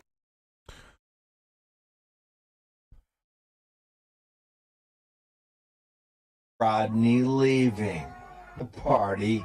No cell phone clips have been turned in from this group that could be evidence of Rodney leaving the party. No cell phone clips have been turned in from this group that could be evidence of Rodney leaving. I'm going to let the rest of this clip play. It has a little bit of her mom talking, a little bit of Sammy. And then after that, I'm going to play that interview I was talking about where Sammy says that she talked to Kylie at 12:30. Excuse me, guys, if you heard that, I'm sorry. If you want to see That was that a burp. part, watch till the end, because if you guys haven't seen that interview, that'll be at the end. So it's coming soon. I'm just playing a Oh, Zav Girl, I appreciate everything you're doing. You've received a lot of hate recently. And I want you to know, don't let that shit bother you. You're on the internet, people are going to be haters, people are going to target you. Don't let that shit bother you. Keep doing what you're doing amazing work. Your heart's in it, and your heart's in a good place. And don't let that negative shit get to you. Keep being strong, keep doing what you're doing. Like I said, you're doing amazing work with what you're doing. You know, you're looking at the information, you're analyzing it, you're allowing other people to put their views on it, regardless of their views. Doesn't matter if your views align with their views, you still listen to them. And see, a lot of these true crimers, they have that problem where they think they're right, and that's all that matters. And they don't realize that no matter how far-fetched or how realistic the view is by somebody, there's details in there that you can analyze and kind of put with your analyzation of it and your views of it. And you just add it on timelines, information, pictures, videos, whatever, and you can analyze it. How do you think we've got this far into a case? Like, it's all about analyzing and taking what's there and building a timeline and building the story. And you're doing such an amazing job. Don't let that negative shit get to you. Well, we'll get back into this real quick. Minute of the rest of this news clip, and then I'll play. Oh, and by the way, Zav Girl, I would love to be on your panel again. If we can make that happen, it'd be amazing. There's just a few points that I'd like to, I've talked about that I'd like to discuss. Just based on the Kylie Rodney case and just everything going on YouTube and whatnot. So, you could reach out to me. I'll try to reach out to you in your stream or your comments or whatever. But I would love to get on a panel with you and have a discussion. Maybe just me and you or whatever. I'd just like to see your views on certain things that I've seen and noticed. That interview. The Placer County Sheriff's Office is treating Rodney's disappearance as an abduction because her car is also missing. The CHP has not issued an Amber Alert because their criteria of a known abduction has not been met. If we have that information and we know that she was taken and that her car left the area, then we can start expanding our search to farther areas. This will be the search group over here. Rodney's friend Sammy Smith was with her at the party and is one of the last people who saw her before she went missing. It's really hard right now. Now, a family's calls for more clues to find Kylie. We're a little bit... Wait a second. We're a little bit... Rodney's friend Sammy Smith was with her at the party and is one of the last people who saw her before she went missing. It's really hard right now. Now, a family's calls for more clues. No, I don't know if find Kylie. We're a little bit stuck. I don't know. I have no idea if he has. On Friday night, that was at Prosser Lake. Volunteers met at the Truckee Community Center this morning before starting another round of searches. Her mother, Rodney's mother, was emotional talking about her daughter's disappearance. I just want my daughter home. I just want my daughter home. I just want to give her a hug. I just want to know where she is. I just want to know what happened. She's so sus. The Placer County Sheriff's Office says they are treating Kylie Rodney's disappearance as an abduction because they say her car is also missing. But the CHP has not issued an Amber Alert because they say the case has not met the criteria for... It makes no sense right there. Catch this.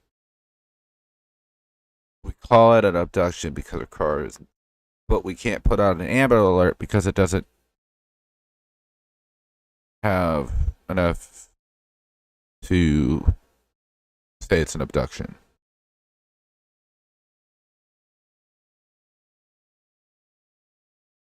Well, that, and she was fake. There was no tears when she was just talking. You see that she's acting. Her voice And her facial expression does not match as grieving or worried or sad. There's no tears.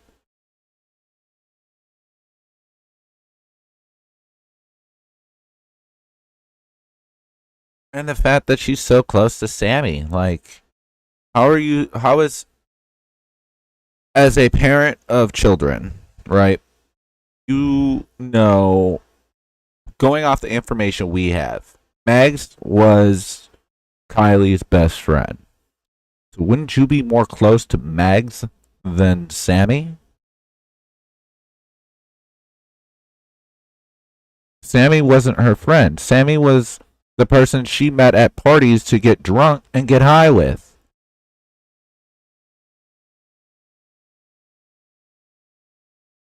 So why would you be so close to the person that influenced your daughter to do drugs and alcohol at a young age that obviously in this story has made her at that point disappear, right? Because we didn't know she was dead. And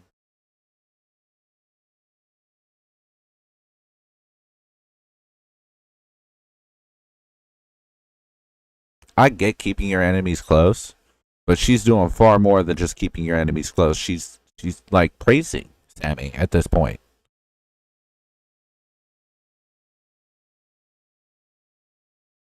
It makes no sense. Known abductions. Now to heartache and hope for the family and friends of a Truckee teen now missing for 3 full days. Okay, here it is. I know I keep interrupting. Sorry. You gotta see my ugly face. I'm just being silly. I think I'm getting like kind of like delirious from. Oh, well, God. it's only 4 a.m. I Poor stayed up. poor Zav I girl. feel like I just have still so much that I want to look into and I want to edit. Poor Zav girl. I feel it, Zav. She is protecting them. 100%. But she's not. Do you notice she's not? Where's Max? How is she that? She's not even that close to Max. Where's Mom and Megs together? Like Mom and Sammy is. Show me. These videos for you guys, so I could stay up one night or maybe 2, but it'll probably just be this one night. Okay. Oh my God, Zav. Really? What? Maybe 2. She's so in this. Like, I love it. I love the fact that you're so into this. Like, and that you're looking. You're in it for the right reasons. Your heart shows it, and you're just amazing, Zav. Keep up the great work, girl. So here's that Sammy interview where she says 12:36. So I wish she would do one more interview where we could ask her some questions. I know it's never gonna happen, but just to ask. Meg's mom is not around. No, I was meaning Kylie's mom. Okay, like I said, Megs was Kylie's best friend. Before this all happened, Kylie, Megs, and Meg's mom went to Mexico for a vacation. She came back, went to this party. Now, Megs brought her to this party, left 10 minutes with her boyfriend. And after all this is said and done, you don't see Kylie's mom being. You see Kylie's mom being so close with Sammy. But you don't see Kylie's mom being close with Megs, which Megs was the best friend. Sammy was just the person she met with at parties, did drugs and alcohol with. So it makes no sense to me, as a parent, why I would be close to Sammy versus Megs. If Megs was the best friend, Megs was around a lot, which means Mom would have seen Megs way more than she's seen Sammy around Kylie.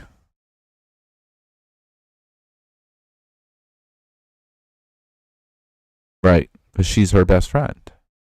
Always around. I mean, obviously, look, Mags was the one that went to the party with Kylie. Sammy was not. Sammy went by herself. Mags is sleeping with Jagger after they broke up. I hear. Could that be why? I don't know.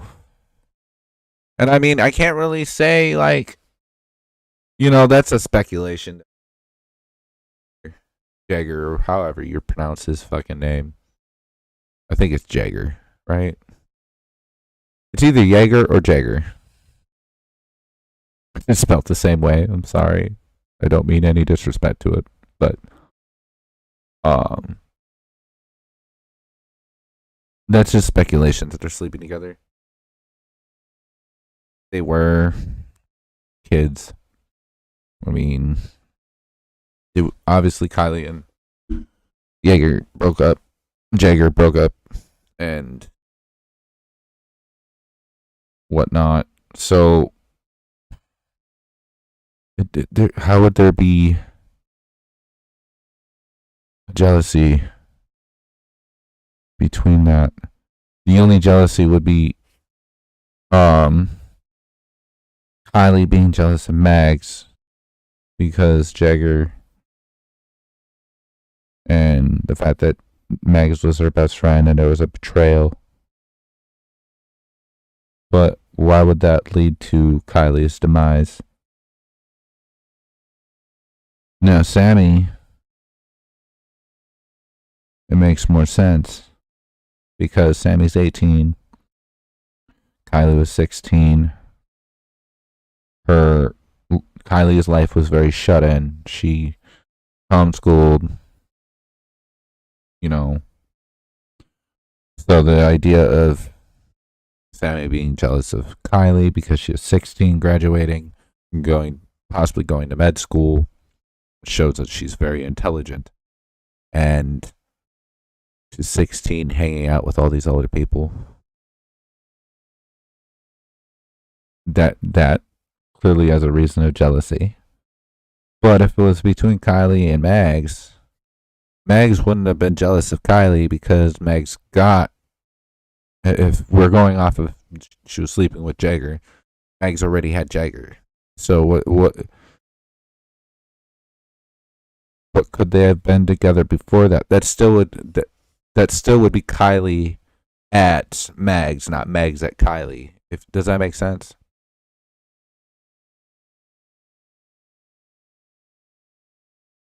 That could have been the fight. Could have been.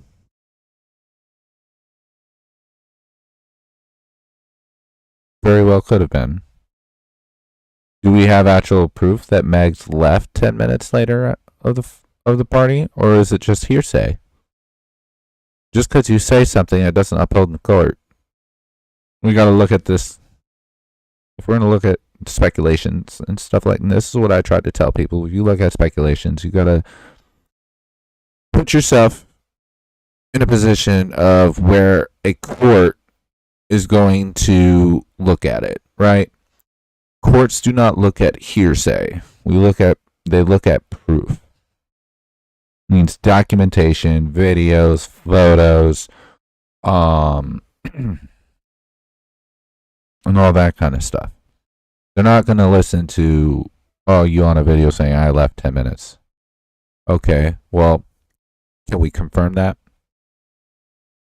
How many people that you know from that party confirm that you were not at that party after 10 minutes and that you left with your boyfriend? Phone ping? Yep. That too. 100%. But we don't have a phone ping on her. We just have the phone ping on Kylie. But do you see how I'm looking at the speculations? Like, this is what you got to do when it comes to the court cases, is you got to look at it in a way that has proof behind it to charge the person. Plus the car's black box. Yep.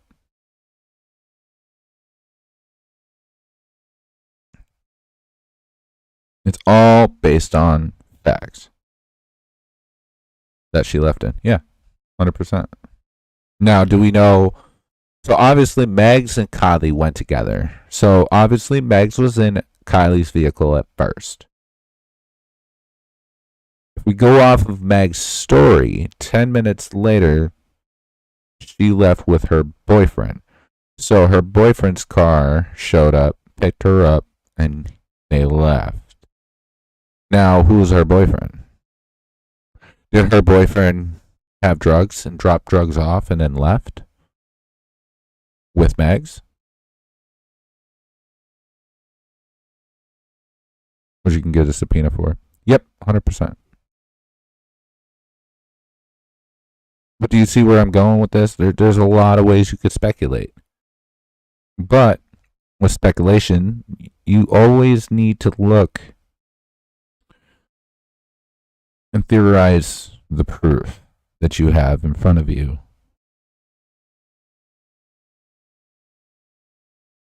Now, to me, what I feel like what happened was there was a jealousy. And I think it was Sammy. I think Sammy had a huge part in this. I think Sammy knows everything. I think that there was drugs involved with a lot of alcohol. I feel like Sammy was the influence. Now, how I could see this happening, right, is if Kylie, 16 years old, homeschooled, so she doesn't get out much. She doesn't have the normal life as a 16-year-old girl.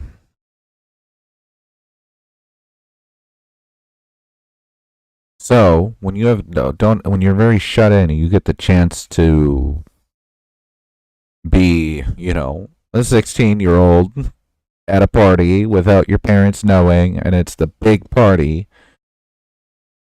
you're going to want to obviously drink. You're going to want to be cool with everybody. You're going to want to interact. You're going to, you're going to be out there. And then you have your friends, such as Sammy, Megs. And then you got these other people that knew Sammy and Megs that are influencers, right? Because when you're a teenager, you're around these people. Those other people are your influencers to make your decisions that you choose. You typically based on peer pressure. We know this. Everyone's been to high school. We all know how this works. I don't know if anyone has ever went to a high school party, but I have. I know how this shit works. It's influence. It's peer pressure. It builds, right? First comes drink, second drink, third drink, fourth drink. Oh, let's do some pills. Let's do some weed. Let's do this. Let's do that. Here's some ecstasy. Here's some Molly. Here's whatever the case may be. Whatever's there. Oh, whatever the kind of people there are, right?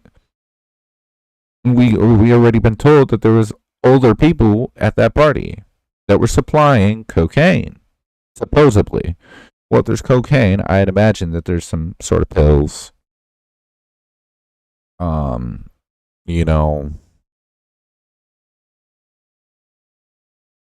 Obviously alcohol. I've never been to a party where there wasn't weed. There's definitely weed. I mean,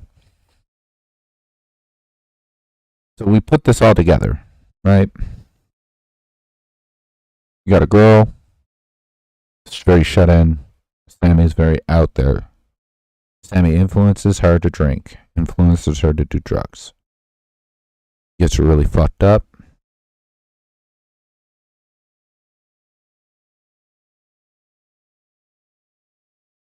She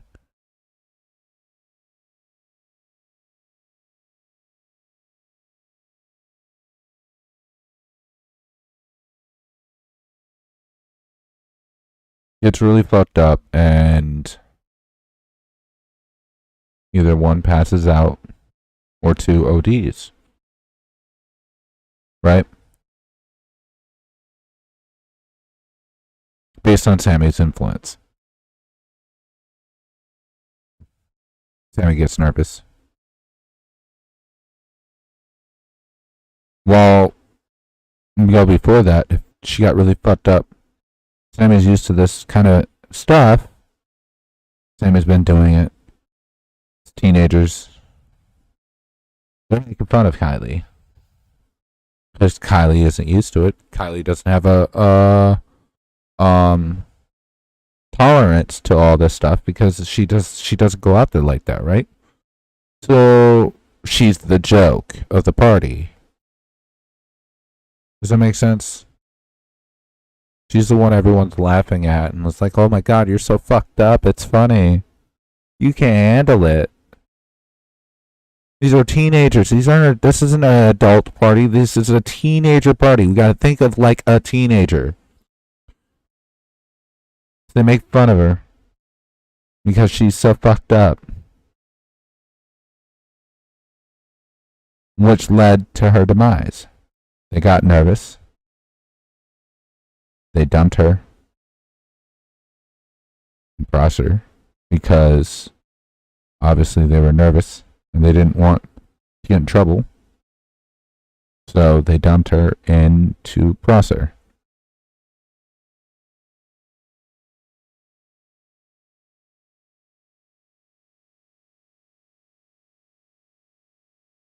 I mean, if we're going to look at the evidence, instead of helping out, they fucked her over, basically. Yeah. 100%. That's what I think what happened. Based on the evidence of everything that's been shown out about this party, about the interactions between Sammy, Mags, and everyone there, which, mind you, there's very little information, right? Well, if multiple people know that someone died, they're going to get quiet.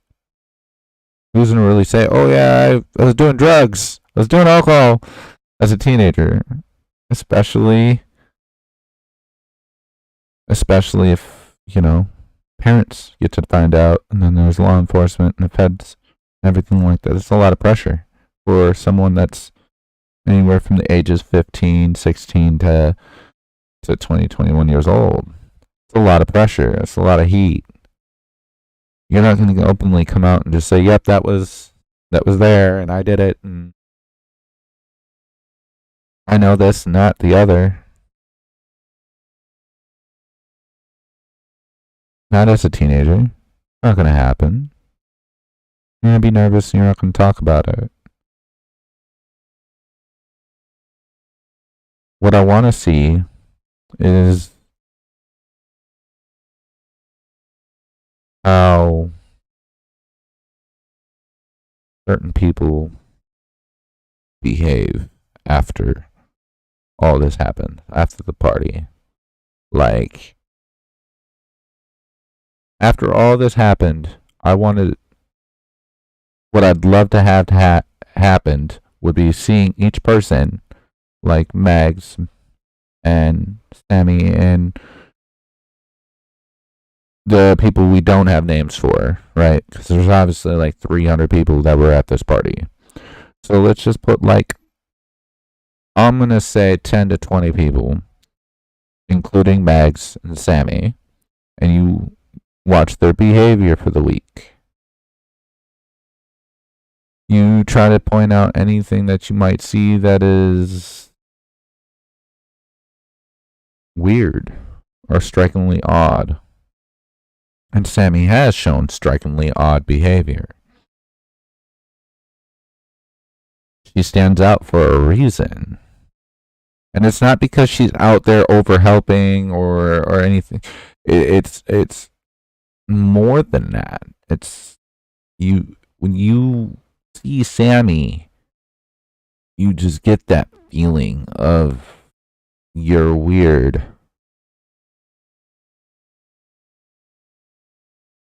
You're sus. Yeah, plus she left the state. And now she lawyered up. Why did you lawyer up? The officers already said they weren't going to charge anybody for the alcohol and everything, so what you need the lawyer for?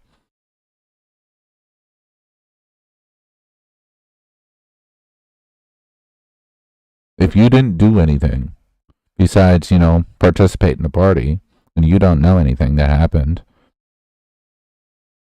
and all you did was try to help, why do you need a lawyer? Why did you need to leave the state?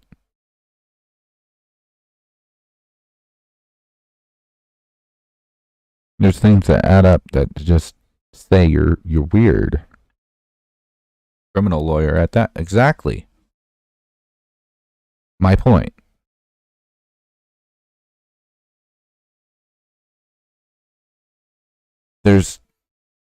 Everything is leading to Sammy. And that's what I think happened. I think Sammy gave her drugs. Sammy got her too fucked up. Do I think Sammy premeditated murder? No. I don't think this is a premeditated murder. I think this was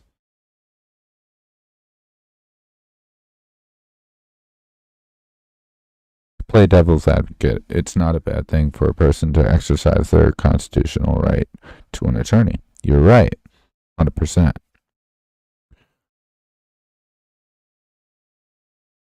Okay, I gotta run. I'll try listening in if I can. Appreciate it. No worries. I mean, if you miss anything, just come back in when, obviously I'm gonna save the VOD, so you definitely check it out after and leave some comments. Or you got my Discord, so.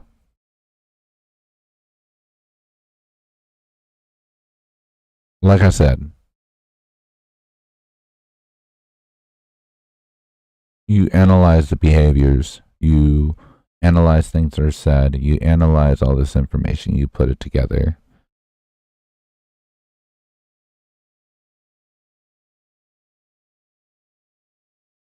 Yeah, she's suspicious, but also it could be something as innocent as a simple charge. True. Like I said, do I think she had intent and planned to murder Kylie? Or anyone at that matter? No. I don't think this was one of those situations. I think this was a party that gone wrong.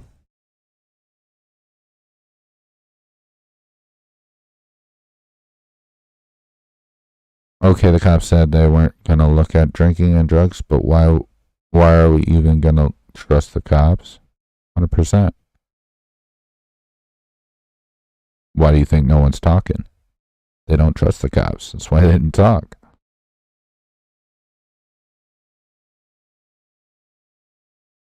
They're freaked out. Like I said, if it was a party that gone wrong, somebody got too fucked up,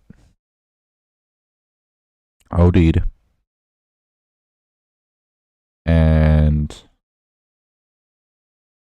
they got nervous, didn't know what to do, so they ditched the body.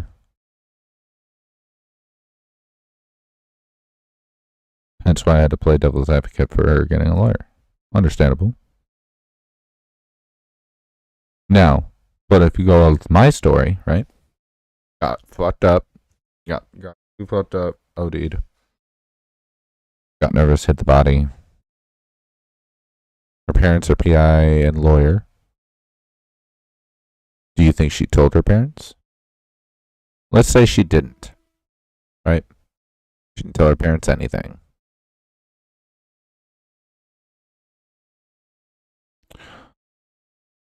I've seen a video of them cops beating that guy half to death. Yeah, 100%. Shows why you can't trust them, right? But let's go to my story, right? Let's say she didn't tell her parents. Well, actually, she'd have to, right? She tells her parents. Her parents are like, all right, we'll leave state. Get out of here for a little bit. So they leave to, I believe it was Montana, was where she went. They go to Montana. And then she gets a criminal lawyer.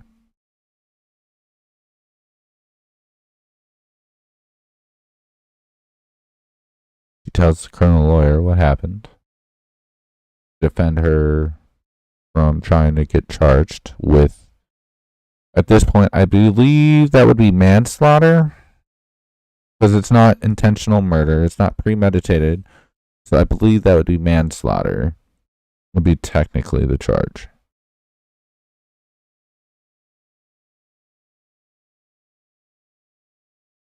She did tell her parents it wouldn't be privileged information during her trial. If she did, it'd be hearsay. Unless she has proof. So therefore, I mean, she talks about her parents, right? Her parents would be able to testify. Well, they'd have to testify if they're subpoenaed. But if they're not subpoenaed, then the information doesn't even need to be said because they visually didn't see her do this.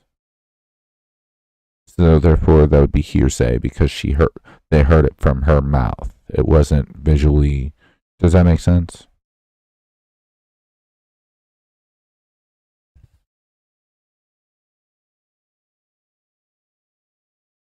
It'd be more likely that it'd be a low-level manslaughter charge of maybe a few years.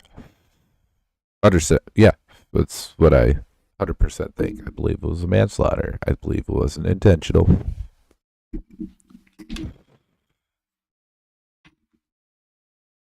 I think Kylie's mom even knows. Why do you think she's so close to Sam? This explains it all. Holy fuck.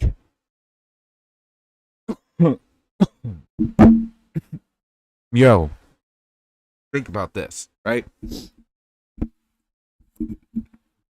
Accident. Right. Yo, dude. Sammy admits he was the last person to talk to Kylie. Okay. She admits that every drink. No, I don't believe this story. However, let's put it in perspective. Every drink that Sammy had, Kylie had. Why would you say that?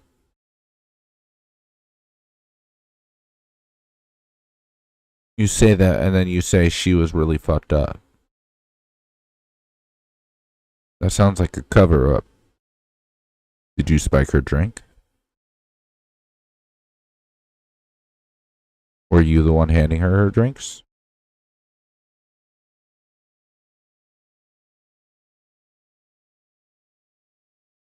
So she OD'd. You hit her body. You started searching for her, acting like you didn't know anything. To cover your ass. You got close with mom. Because mom just lost her daughter. And you were somewhat close to Kylie, so she can resemble with you and grieve with you and friend you because you were close to her daughter. You knew her daughter. She could talk to you about her daughter, and you would understand her daughter and give her that emotional tie. And that's why she's so protective of you and so close to you. The psychological thing of losing a daughter to you makes sense, right? Get close. You'd never think it was me. And I'm helping you because, well, you lost your daughter and I'm being close to you, supporting you through it. To cover up the fact that I freaked out and got your daughter a little too fucked up.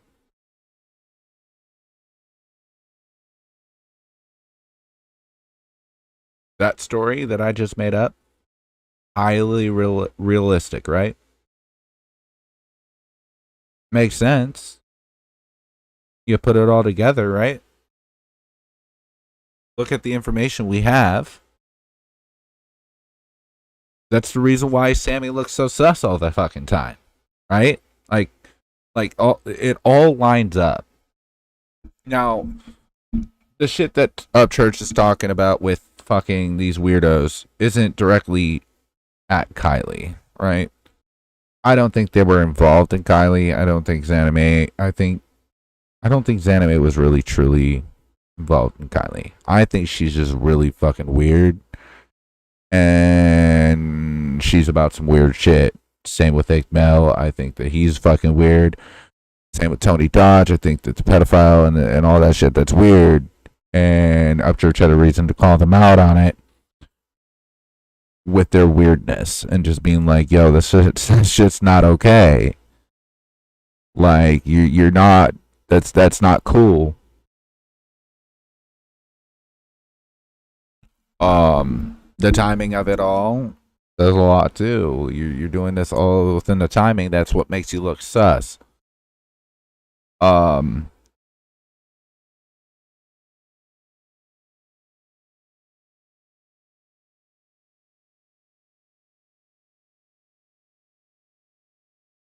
So I think that there's something like that.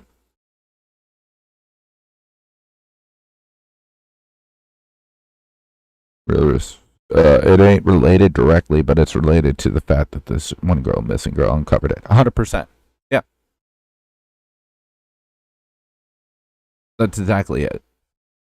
Time frame. And what was uncovered through it, right?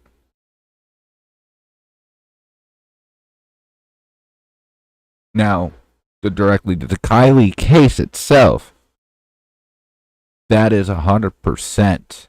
I guarantee you, Sammy.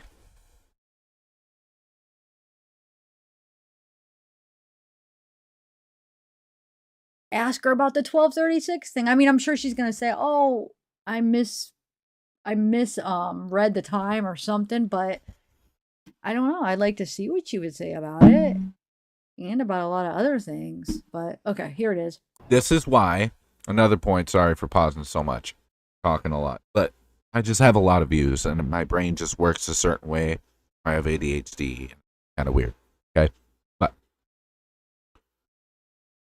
Tony Dodge flopped that interview. He didn't ask any meaningful questions that led to anywhere. He didn't help anything. What question did he ask that was anything important?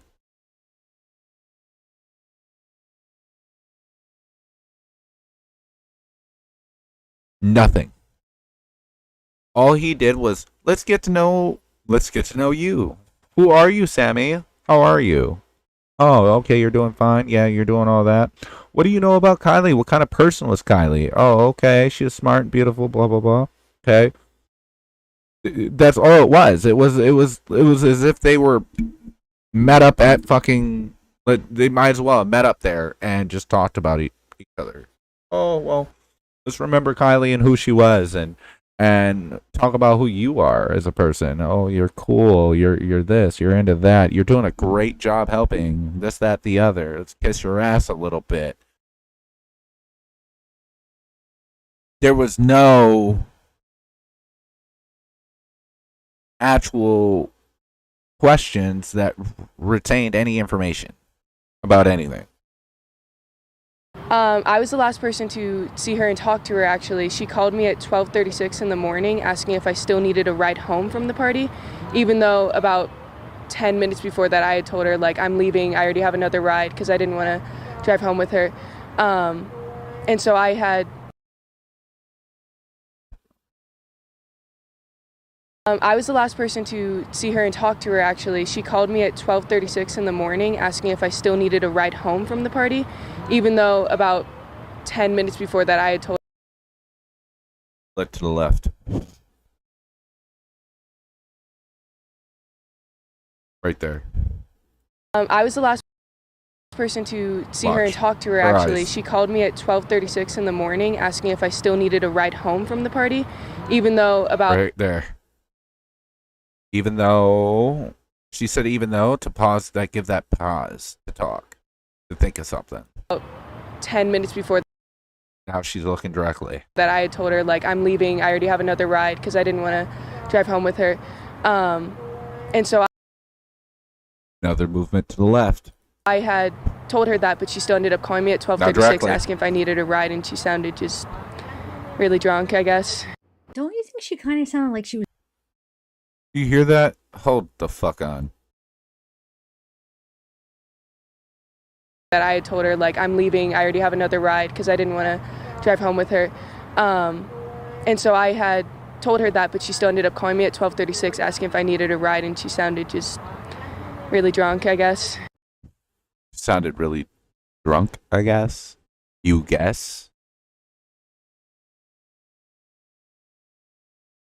Did she sound really drunk or not? Yes or no? It's not, I guess.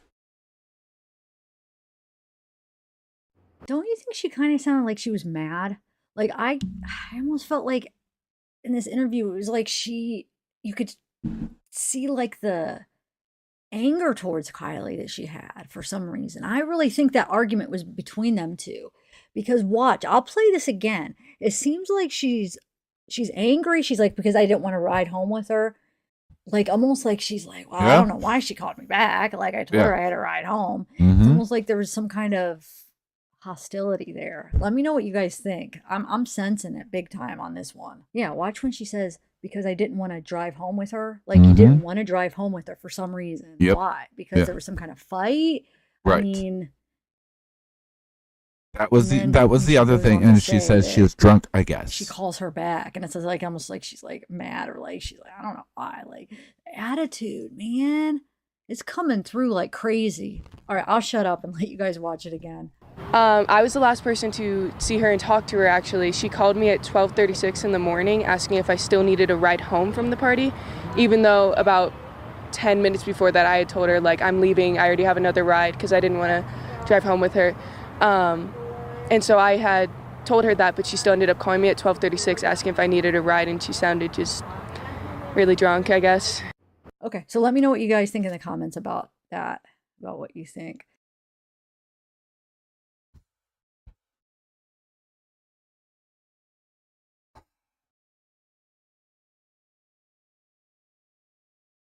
Sammy's guilty. What it is. Okay.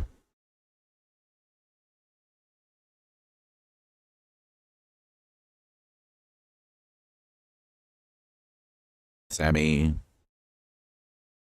knows things. Sammy did things.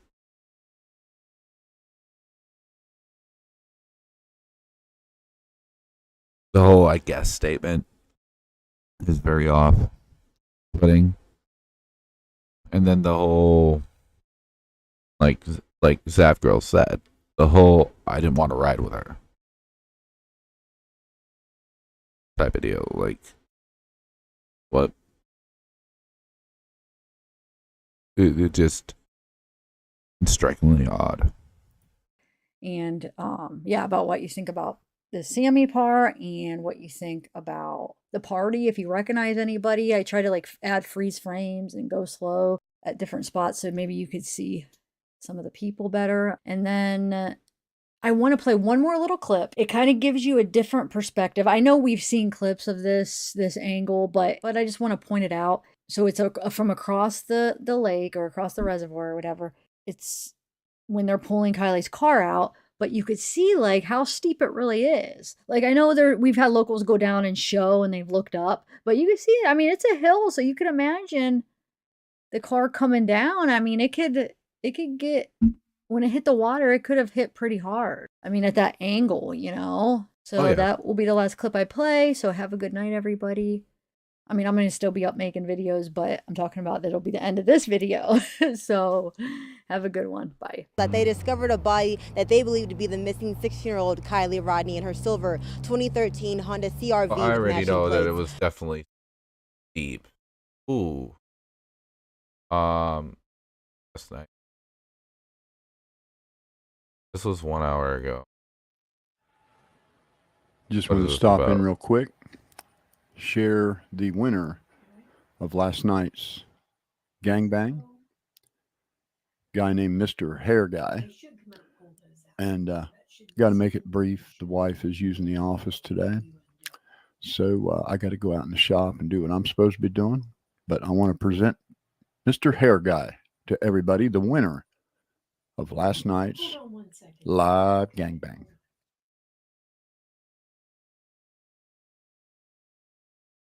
might have got confused, but Look, I'm gonna be honest with you. That's why the whole Tony Dodge thing bothered me. Because I'm sorry, dude.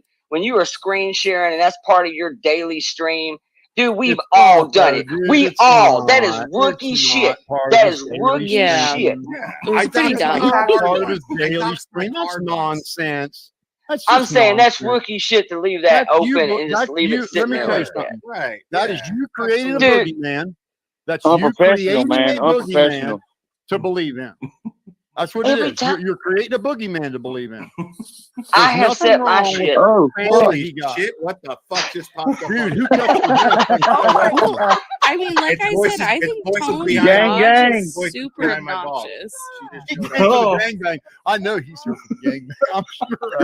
Voices behind the wall. You I missed thought it. it gets confused. I'm here for the gangbang.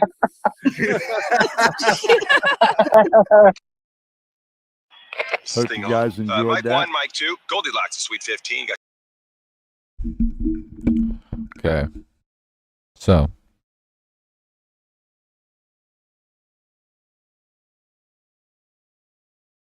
The fact of the matter of this is disturbing. You tag Kylie Rodney in this discussion of a gangbang, and you think it's funny. You're exploiting the death of a 16-year-old girl and using it as comedy.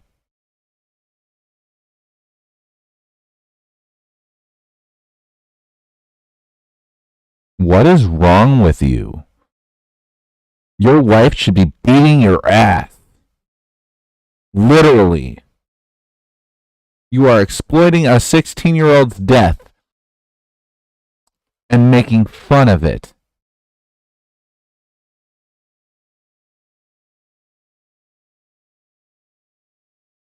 What the fuck is wrong with you? And everyone on your panel thinking this shit's funny. Is this shit funny if it was your daughter? Would you like your daughter tagged in a discussion like that? Would you be okay with that? Going on YouTube and looking up your daughter and all of a sudden you see that?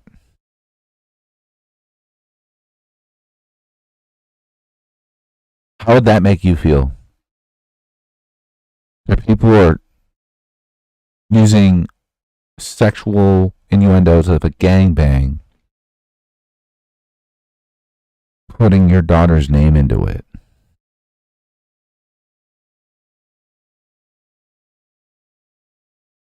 And you think it's funny?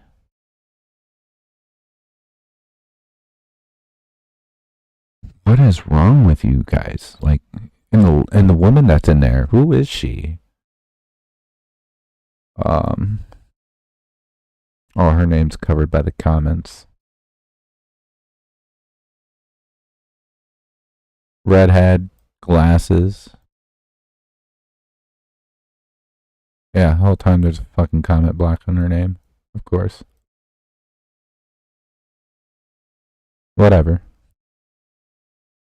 Point is, it's really disturbing. And look, Glacier's there too. You got Glacier sitting right there. Of course, he thinks it's funny.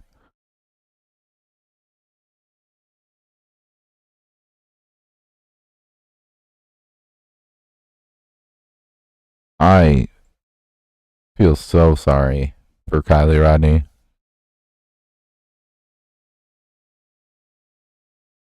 Like, if this was my brother, which my brother was murdered recently. If this brother, y'all were doing this, I'd be so angry with you.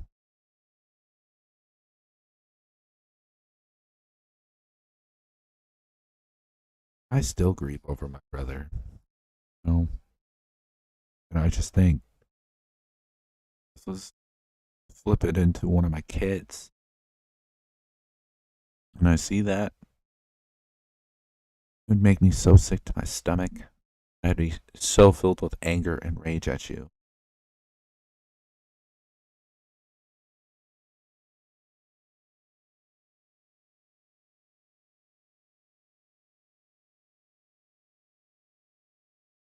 Y'all need to really stop tagging Kylie in your videos. Respect the dead. If you are actually looking into what happened with Kylie and you have, your speculations on what happened with Kylie and you want to tag, that's fine. But this shit right here, where in anything are you talking about Kylie? In a respectful manner, or trying to figure out what happened to Kylie? Where? So why are you putting Kylie Rodney's name in there?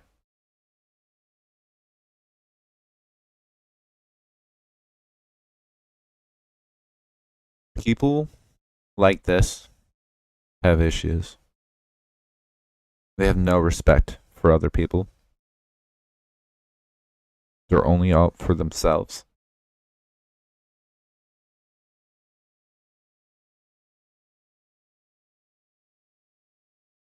And it's sick.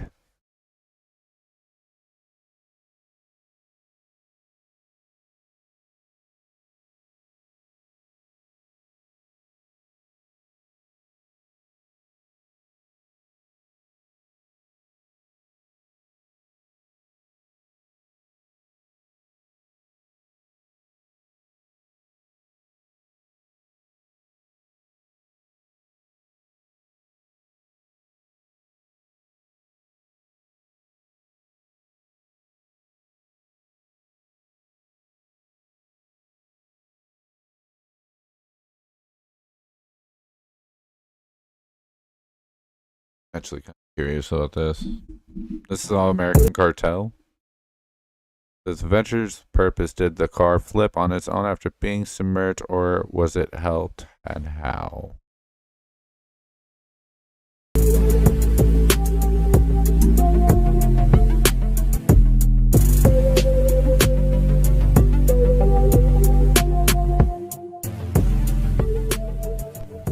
Welcome, Cartel members. Thanks for joining me. My name is Julio. I am the Theorizing Theorist, and today we're going to be going over my theory or my speculation or AWP's theories and speculations of how the vehicle didn't get to the bottom of the lake, flipped over on its own accord. Now, as you can see here, in my opinion, this thing, with the engine being as heavy as it is and the grade being what it was, would have been pulled down and it would have never left the ground. It would have simply submerged and then sat at the bottom with its wheels in the dirt. It wouldn't have floated, and even if it did, it wouldn't have enough clearance to flip over, let's just say. Well, to add on to that, bro, okay, so you got to take into the fact that the car windows were open, 2 of them, right? So that means less time that car has to, or how can I put it?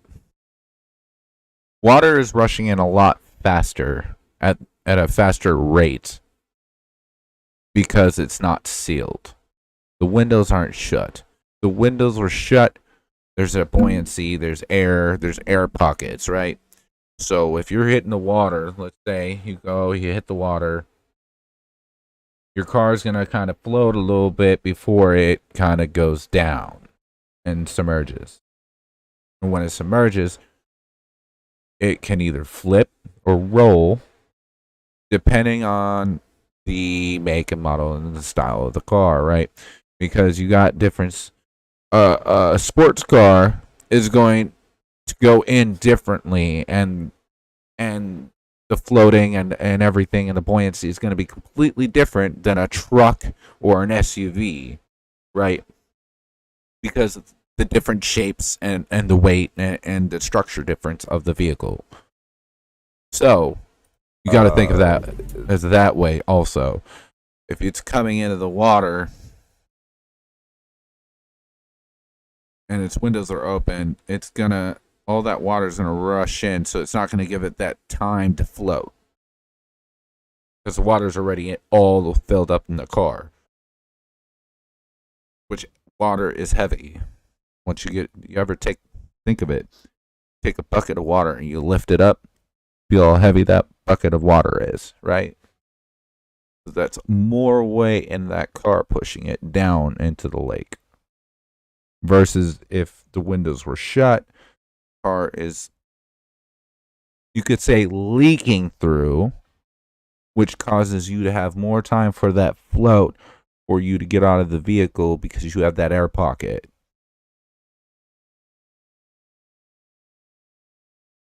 Just saying.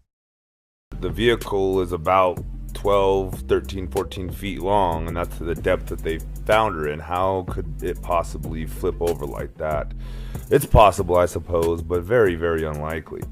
Now, a lot of people are speculating that it floated, right, and then flipped over.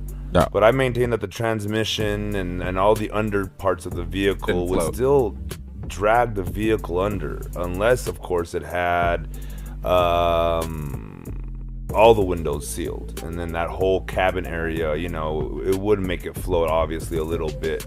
I'm still unsure on whether the vehicle would float. People are thinking that the vehicle would float with the tires, but that's more on the way down. It would flip, the tires would kind of be pulling up, and it would have to be in a free fall of sorts in water, not in touching the dirt the entire time. Does that make sense? So it'd have to like fallen off of a bridge into water, and then of course it would sink and maybe flip over, right? But not slowly being submerged by, you know, being pushed in or driven in. Now, another thing I want people to notice is there's no momentum.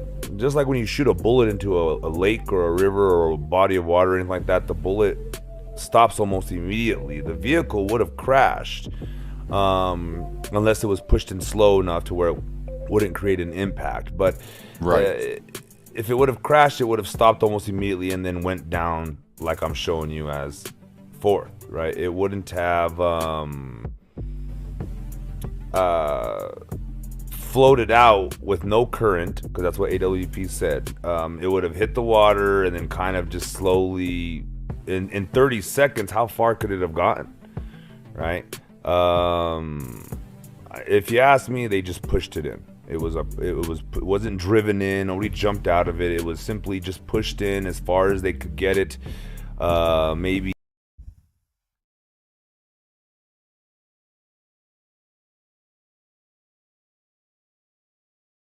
something. I don't want.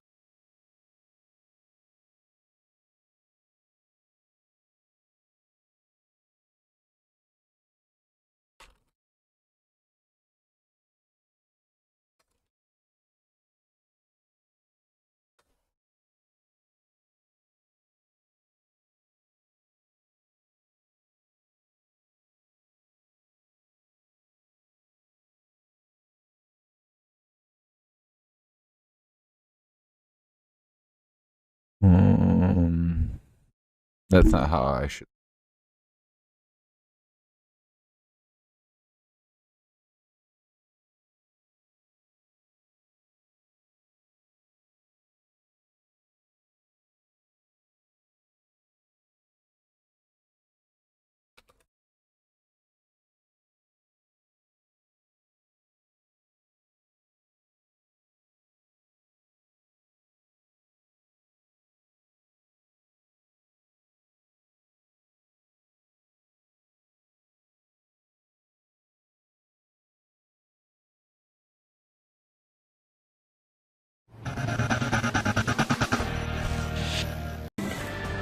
Remember, when Adam goes 13 feet under, he won't be wearing breathing No, apparatus. that's not going to work Paramedics are on their because toes. of how he's getting put in.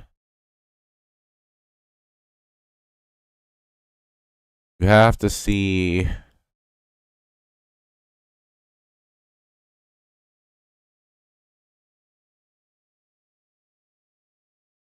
How did they put this one in?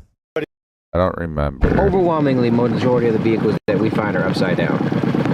And what I'm guessing and what I put together is when they hit the water and they come out, they're semi-buoyant, but the wheels are rolling them and maintaining the control of what little buoyancy they have, and then they're dropping from the overwhelming weight, obviously.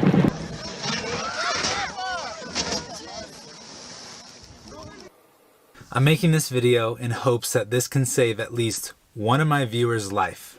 My name is Josh Cantu. I work as a videographer with Adventures with Purpose, and our job is to find people who are underwater in their vehicles.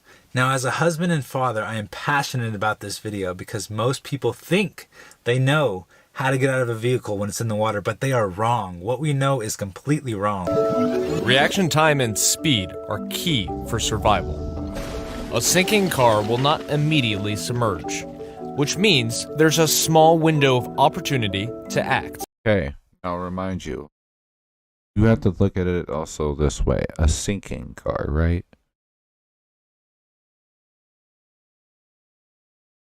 Cars already has a window. They drive in. Let's say at a fast speed. Let's say if this was an accident and she was speeding and or just driving reckless while she was drunk. It's that downhill. But it has a really deep slant going down. Hits the water. If she was going really fast, there'd be damage to the front of the vehicle. Either with the suspension or just towards the front. There'd be something wrong with the vehicle because of that slant. It hit really hard. At a fast rate, it would have to. And then with that, that's a lot of water intake. So with the windows open, it's going to sink faster to the ground because there's no timing of buoyancy. There's no air pockets. It's literally already water weight and the car weight itself. So it wouldn't have time to actually float for it to flip. So you may wonder, why is it so difficult if you drive into the water to get out of your vehicle? It is almost impossible to break this window without a proper tool, and this video is going to teach you what you need to do, what tool you need to get. An estimated 400 people die each year because their cars are trapped in water, and it turns out many of us are doing exactly the wrong thing in that moment. We roll up the windows and hope for an air bubble or call 911. What you're about to hear are actual 911 calls from people in sinking cars. Help me! I got fire department going. I don't know what to do. The car is sinking. It's to my right. It's up to my right. It's going down fast. I can't get out. I'm not making this video to sell you one of these. I'm making this video because I have seen things on this channel. I have seen things being a part of this team. It is very, very sad seeing somebody that tried to get out of their vehicle who was unsuccessful. It is very, very sad seeing all these accidents that possibly could have ended a lot differently if they had this knowledge. This isn't an infomercial. This is me saying I care about you and I want you to be able to give yourself the tools and the chance to survive crashing into the water. A new warning. Every year, an average of 300 people drown in their cars, and authorities are now offering a different piece of advice. We tested underwater car a few years ago. Episode got a lot of great response, specifically because I didn't realize this, that is a lot of people's greatest phobia, is being in a car when it goes underwater. Don't try to open the door. Water pressure makes this extremely difficult to do. And even if you could open the door, this would allow for even more water to come in. See? Oh my God, it's coming up under the windshield. Wow, I can feel the pressure. All right, I only have a couple more breaths here. After we aired that episode, we got a lot of new information about the fact that most cars, when they go in the water, they don't go in and then just sink. They actually go in and do what's called turning turtle. They go upside down. And that episode is the scariest thing that's ever happened to me on the show. The plan works to perfection as the car pitches nose first and then settles roof side down. I'm gonna try and open it with my might. No. Okay. Stay calm. I did not expect it. Let me see if I can open this door. No. Okay. There's a lot to get caught up in this car, and my visibility's about to disappear. Here we go. The car suddenly drops like a stone. It flips yet again, so it's back upside down. Remember that Adam's not wearing a dive mask, so his vision is even more blurred than this.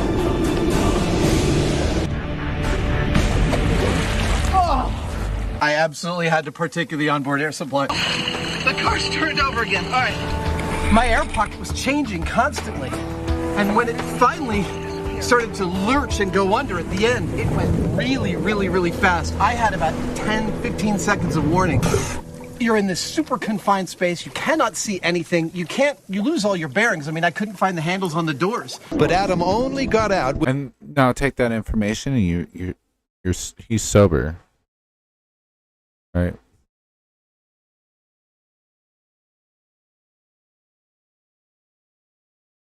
He's in a back hatch.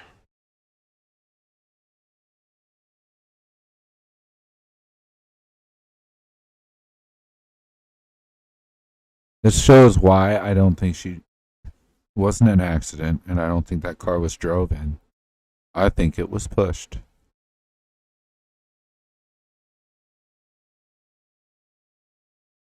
with the help of canned air. So the myth that it's next to impossible to escape when the car turns turtle is confirmed.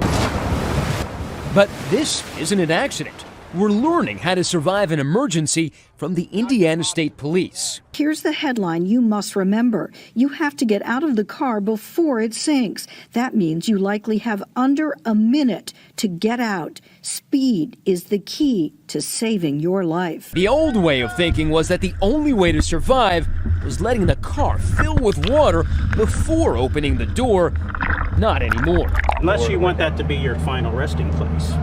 You get out while the car is on the surface. The first 30 to 60 seconds is when you have to get out of that vehicle. That's leading researcher. In all honesty, that's why the window braking tool is so important. Because once you hit that water, take your seatbelt off, take that tool, break that window, and get the fuck out. It's really the only way. I mean, you're not going to be able to open the doors. You're going to have to go through a window. It's the only way out.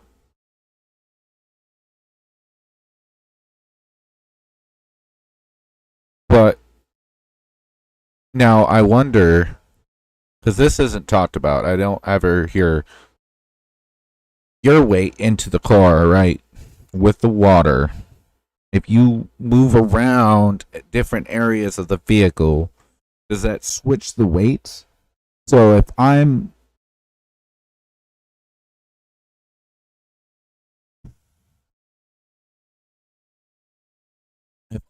let's say I'm driving and I don't have a passenger or anyone in the back, right?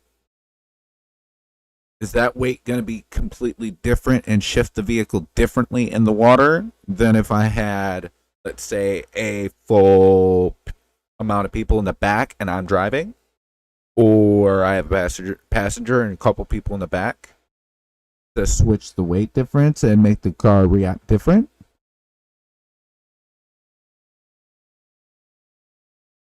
Or does that not play a part in anything when it comes to surviving out of, car going into the water?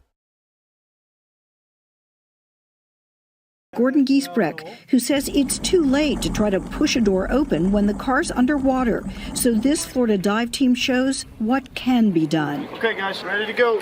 Let's start the clock in real time. A second after hitting the water, seatbelts off, then windows down. Within 8 seconds, both front seat passengers are out. Water now rushing in the back seat. Passengers scramble. In some cars like this one, rear windows won't roll down all the way. The escape is out the front. Everyone is safe all in under 20 seconds. Everybody's clear. It was very intimidating. The car went down quicker than I thought it would. I had a real inflow of water that I had to work against to get out, but it can be done. Point is, everybody knew what they were supposed to do. Get your seatbelt off, open the window, period, and then get out. It's simple, but crucial. Quickly roll down your side window, unbuckle yourself, and climb out. If you were too slow to react... Now, you gotta think, some cars won't be able to roll your window down because it's electric. Just saying. That's why you gotta break your window. The water pressure could pin your doors and windows shut. That means you'll have to break a window. Don't try the car's front windshield, as it's built to resist impacts. So go ahead and get yourself out through the windshield.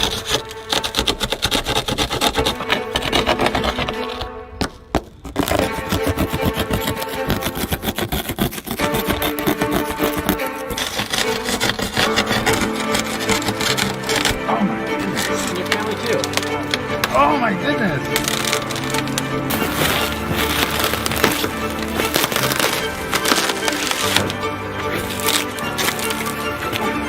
Car's already full of water by that time.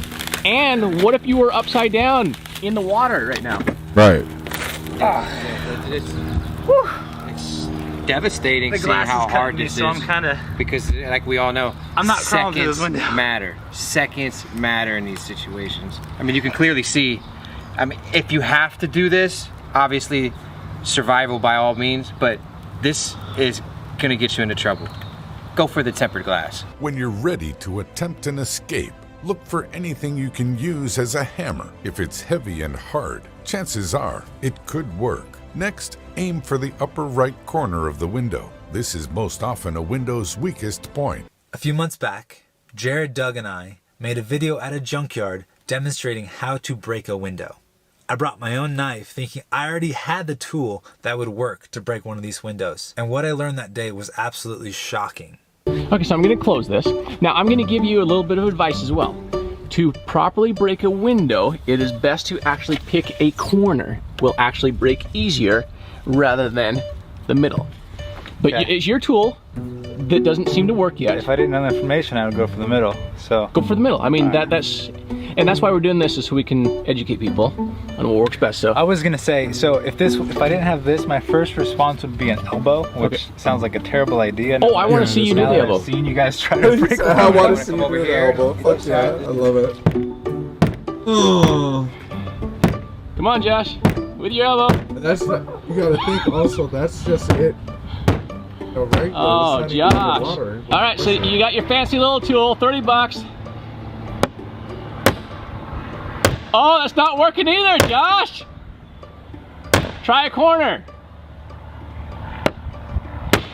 It's a sweet looking little tool. Yeah. I was really confident in it too, But just looking at it. I'm also curious if this does the trick, because I pounded pretty hard on that window with that blunt force right there. Oh, I so watched you. If this pops it. So you just put it against the window. Whoa, Josh! Dang, man. That was What do you awesome. think about that, Josh? So, okay, besides the glass getting on my lap, I can definitely get my family to safety. The day after that video, I purchased the window breaker that we were demonstrating from Adventures with Purpose, and I put it on my wife's keychain. This is my wife's keys. And this is probably, and hopefully she never uses it, but this is going to give me the peace of mind that if she is ever without me, with our baby, this is going to give me the peace of mind that if she's ever without me, with our baby in the back, and an accident occurs, I 100% know that she can pop a window and get out. The point of this video is just to say that this tool already exists. We have already figured out the need for this tool, and I'm just trying to pass this information along that for under $10 putting on your keychain, this can A, give you the peace of mind that you have what you need to react. And if you can't get the window down, you'll need a backup, an inexpensive window break tool. All right. Take a look when I gave it a try. You don't have to be strong. Anyone can do it. My pulse quickens. Pull out. always keep a sharp object or window punching tool, like the one I'm using, in the car. His only choice was to take the air offered by diver Don. And Don had his own Zip tied in place. Like I said, so that focuses on how to get out, right? It's not really showing like the whole process of the car going in the water and how it reacts. More about how to get out. But we've seen a little bit of how it reacts. You've seen the way they did their vehicle flip.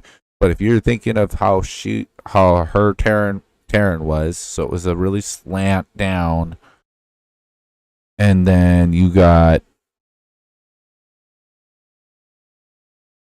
it's a smaller SUV, right?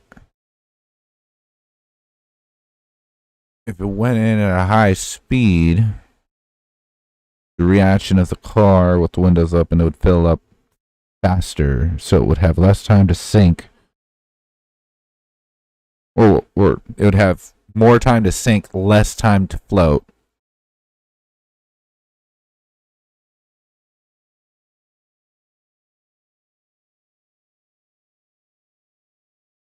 But if it was pushed in at that slant, right? It went in slowly. That explains why it was farther out and had more of a float with that windows open. Because the water wasn't rushing in at that point, because it was the way it went in was slow and timing. So it gave it more of a float before the water actually started filling up the car for it to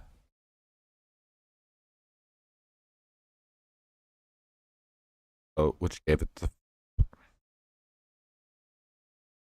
versus it rushing in, it would have just instantly went in, and I don't think it would have flipped. I think it would have sunk.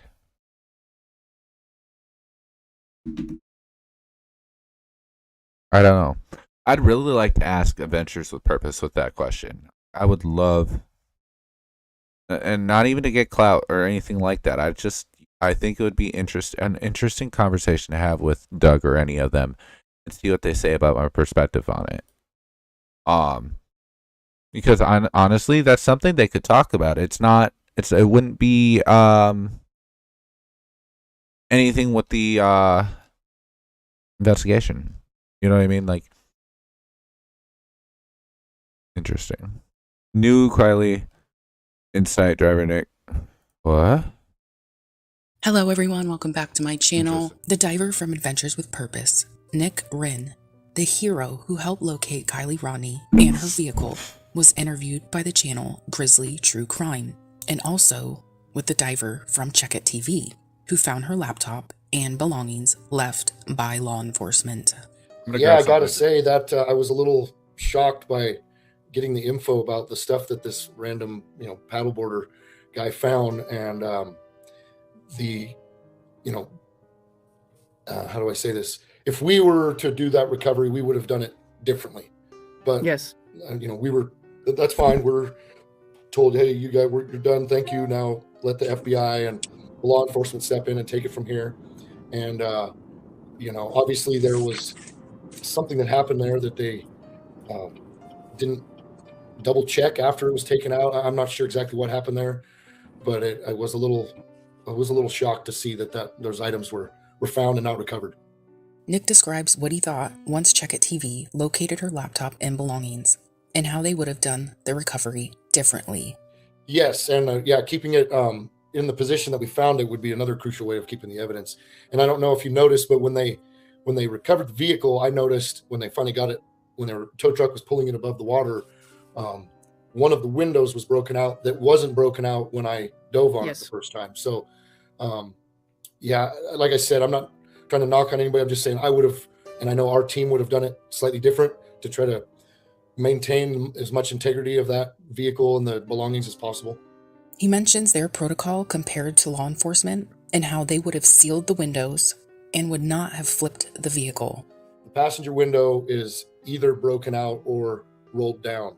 My guess is it was rolled down because I did not notice any broken glass. And even in the Yes. footage after reviewing it, I didn't see any broken glass. If that would have broke during it going into the water, more than likely you would see some evidence of broken glass around the vehicle or even in the vehicle. Now, if it broke before the vehicle went into the water, you might not see any evidence. However, you might see some inside the little slot where the window actually goes. And I didn't see any of that. He believes the window from his footage that was absent was rolled down, being there was no broken glass at the time. That glass would have been from the window that broke when they were rolling the vehicle back over, because I didn't notice any in my complete 360 of the vehicle. I didn't notice any. The driver's window was broken when they pulled it out, and at least one of the rear view mirrors was broken off. Those were intact, if I remember right, when I was underwater. The glass found from Check It TV, Nick believes, was from law enforcement flipping the vehicle over, breaking the window, and one of the rear view mirrors, since it also Oh, real about the bridges? Yeah, I know about that. Going over bridges. was not broken in his dive footage. When I took video of it, it's almost like the vehicle was turned and it just perfectly smashed the glass, and then the vehicle turned again, and then the glass was left there. I don't know if that makes any sense. I'll post a picture of what I mean. Yeah. Then flip it, or is it when the vehicle went in there and did its first initial flip? I don't know. It had to be when they flipped it, because the only windows, the passenger window was either down or broken out when I saw it, and the rear driver's side was halfway down. Since he was able to see, Nick does believe this case is suspicious. What I saw there, and so when I come up,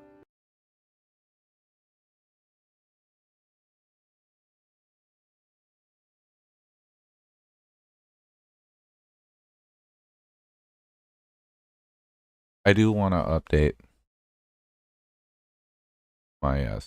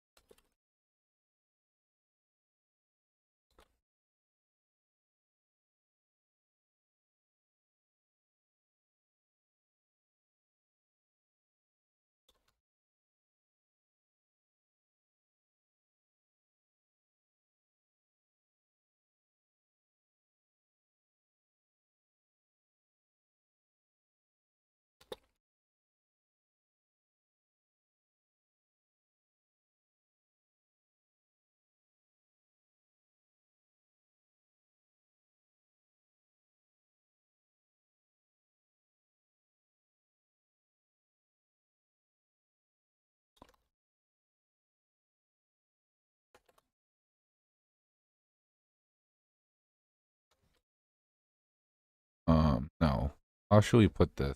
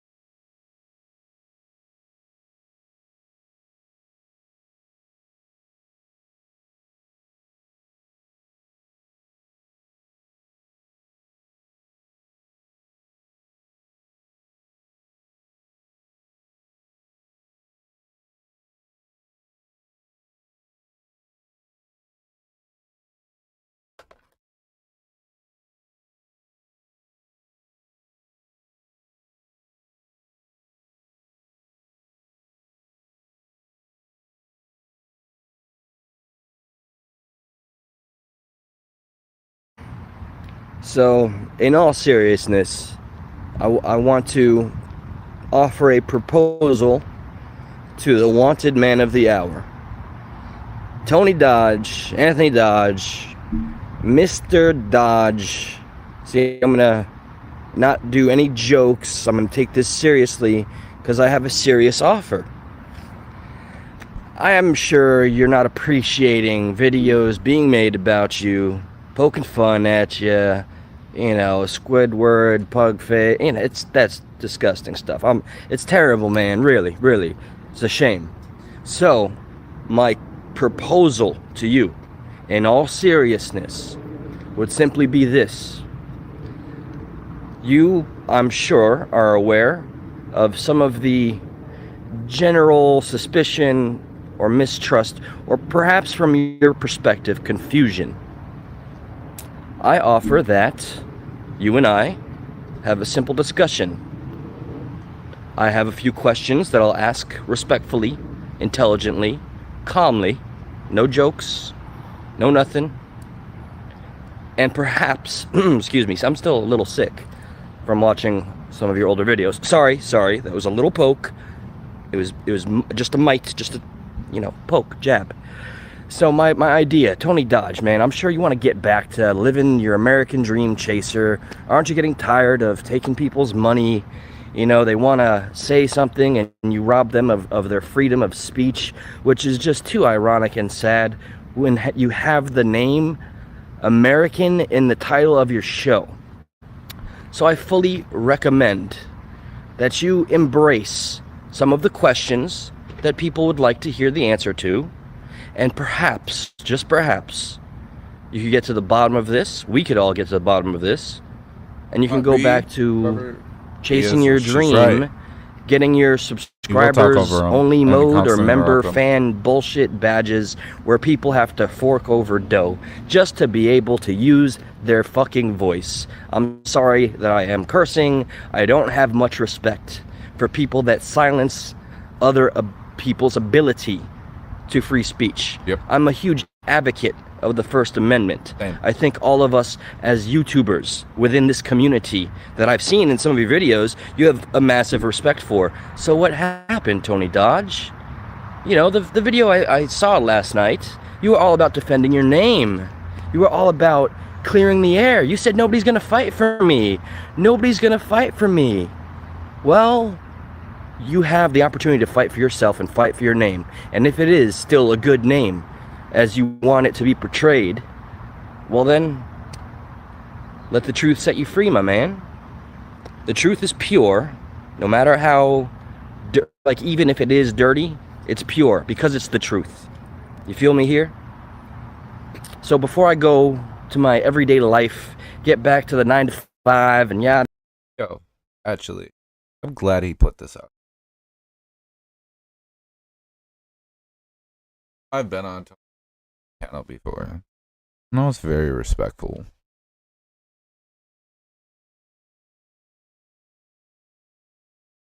How about I just be me and you, don't have anyone else on the panel. Comments be the comments, whatever. And I'll respectfully talk to you, Tony. Won't jab at you. I'll have an intellectual conversation. Because I understand sarcasm. 100%. Understand how it works. And entertainment, how entertainment works. And the way I word things, I think I could actually get you to understand a different view than it just being an attack. That makes sense. Rather be a discussion, and it's not even going to be your pedophile or whatever the case may be. It's not going to be any of that. It's going to be what your channel represents. What are you trying to do with your channel? And then with that, I'm going to explain to you the view of what you're trying to do with your channel and what you chose to do, and how that portrayed and how this aligned to what your channel looks like, and then try to give you that perspective, right? Kind of understand why this all happened the way it did. I don't believe you did anything to Kylie. It's true. I don't think that's no. Do I think that your little jokes that you did disgusting? Yes. I don't agree with that as a content. And that's the greatest thing about First Amendment, right? You're allowed to do that, and I'm allowed to not agree with it. Doesn't mean that I have to fucking hate you. I can agree to disagree. That's cool, whatever.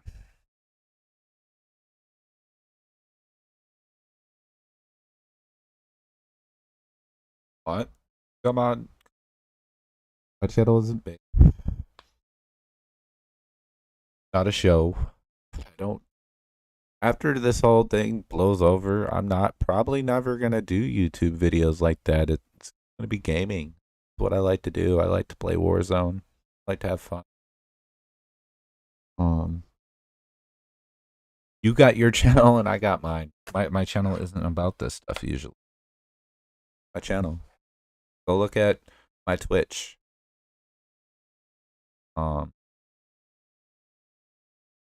It's not. I'm not that type of channel. But that's up to you. I'm willing to have an adult conversation.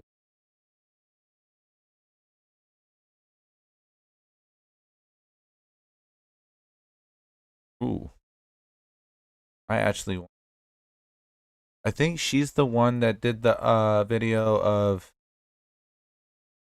Yeah, she did. We're gonna try to get into her. I'm gonna let her know. Give her.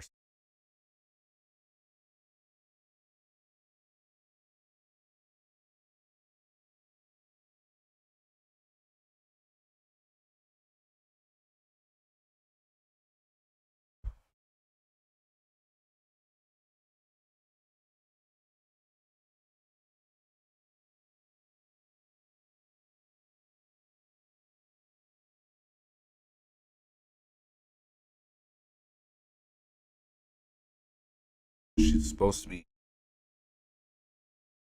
Let's go in.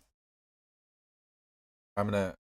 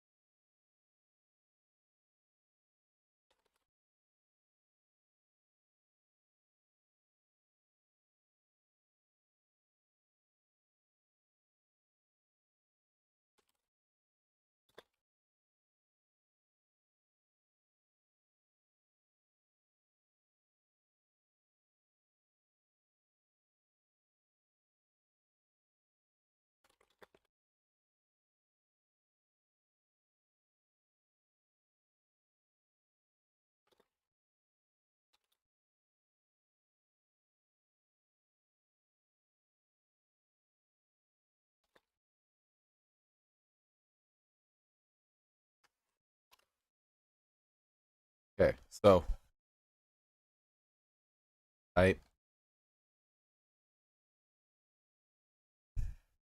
I don't want to tell them I'm streaming because I don't.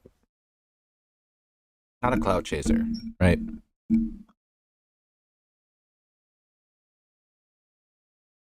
So I don't even know how to do this. I'm so used to Twitch where on Twitch it's a little bit different, right? So on Twitch, like I'm friends with a bunch of streamers, so we just talk on Discord and be like, yo, let's play together. And then, but YouTube, it's a little different because people are like, oh, well, you're using my content for clout. And like, it's not meant to be like that, you know? I want to stream this just because I've been streaming for the last 3 hours talking about this, talking about everything. Just putting in views on everything, right? That has gone on YouTube. And also with Kylie Rodney. I think I'm being an out of box thinker. I'm out of the situation, right? I'm looking at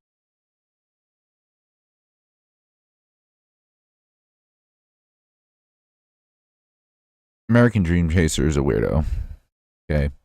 He made some jokes that were terrible. Okay. They're terrible things. You know, you shouldn't probably, you know, as an adult and as a father, I wouldn't joke about it. But if he feels like joking about it is cool on the internet, then that's on him. That's his channel. That's his perspective. He can joke about it. The greatest thing about freedom of speech, right? I don't agree with it. However, I feel that doesn't involve him into Kylie Rodney. I don't think he did anything to Kylie Rodney. And this is where things are getting mixed up, where he said some shit that's separate, but was kind of poking jokes, and it's a sensitive topic during the time that he was looking in, and then he was doing this joke thing, and the timing of it was just horrible, right? Horrible timing. You looked like a fucking fool. Literally.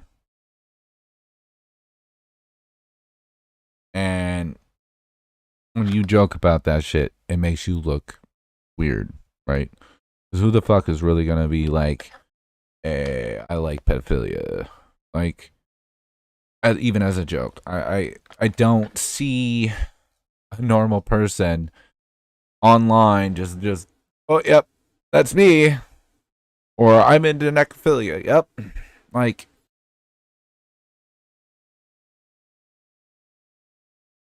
I don't understand it. Same thing with Psychobabble and his whole ordeal with the gangbang bullshit. He went and used that as content to try to be funny, and it's a horrible way to do things. Not agreeable. That's why you're getting looked at. It's weird, right? You do weird shit, people are gonna look into you. I think some of you are doing this shit just for clout, just to get looked at, to get the attention, and you're getting the attention. You literally are. You're the names of the YouTube right now. You're literally the discussions, right? And that's what you wanted. Same thing with fucking anime. Same thing with fucking Nick. Clickbait. It's to get you those subs. It's to get you the fucking comments around. And it's working. Good job. Good fucking job. But you're lacking the fucking reality, right? Being real and being respectful and having integrity. Because, you know, you're respectful. You wouldn't disrespect the dead, first and foremost. You wouldn't make this fucking funny. And have her name everywhere. Everywhere. You're cracking jokes about fucking, like, horrible things. Pedophilia, fucking necrophilia, and then the other dude saying gangbang, and saying, bringing up the names of other people and saying that they were part of it, and trying to make it funny. but then you put Kylie Rodney's name into it. Like, I don't understand how.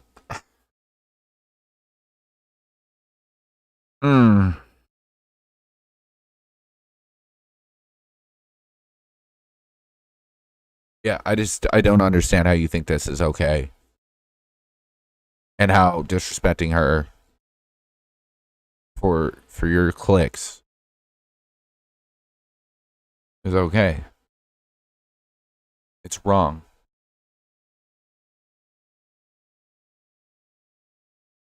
Y'all need to start respecting Kylie. Okay. For real.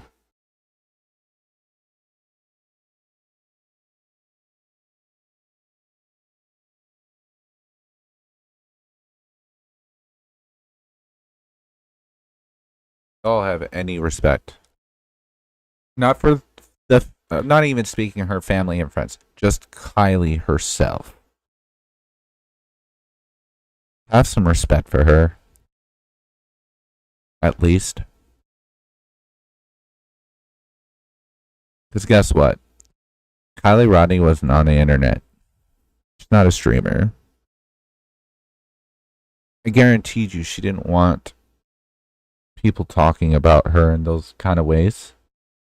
And her family probably doesn't. I guaranteed you her family doesn't like that. That their daughter or niece or granddaughter or sister or brother, whatever, is being talked about as a joke, as a gangbang.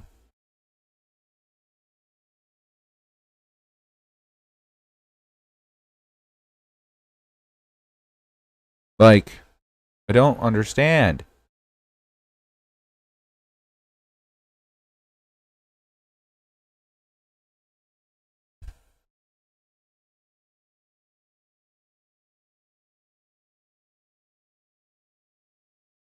I look at things with reality and a very technical way, still out of the box. I understand dark humor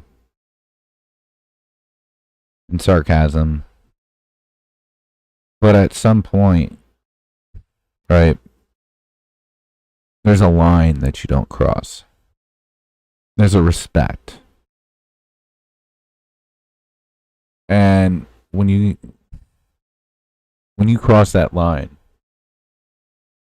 there's a problem, right? And when you're on the internet, you're having discussions about, especially a dead 16-year-old little girl, and you have no respect,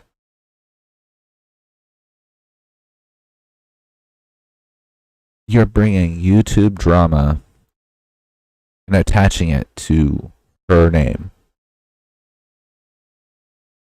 And then there's sexual talk. There's the gangbang, the all that. Like,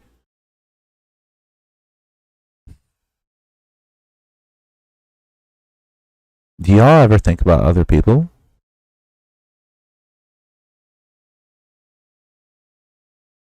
Besides yourself? Like, literally, are you even having Kylie in your mind when you're having these discussions?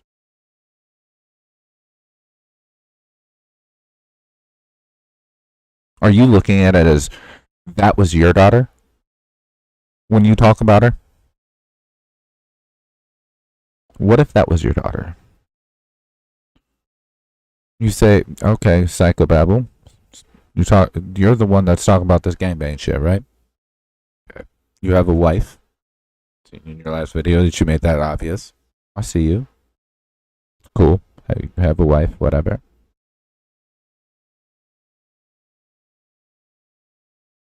I assume then you're 63. You have kids, I assume. If you don't, that's fine. Whatever. But let's say you do have kids. That you are a dad. Put yourself in that position where you go on YouTube and all you see is men saying they gangbanged your daughter and she's dead. You just found out she's dead. And you have these fools on the internet using it for clout and entertainment, thinking it's funny while they're talking about your daughter. What is wrong with you? If you have any kids, I hope to God they don't see this or see any of your content about this, because I feel bad for them.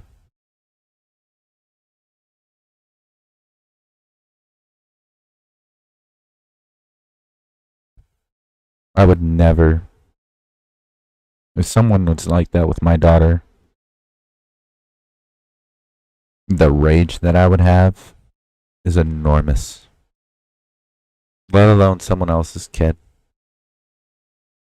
Back in a couple years ago, I was living in a townhome with my kid's mom. And I used to look over all the neighborhood kids, make sure everyone was, not getting hurt or being too rough, because my kids were involved. I wanted to make sure my kids were safe.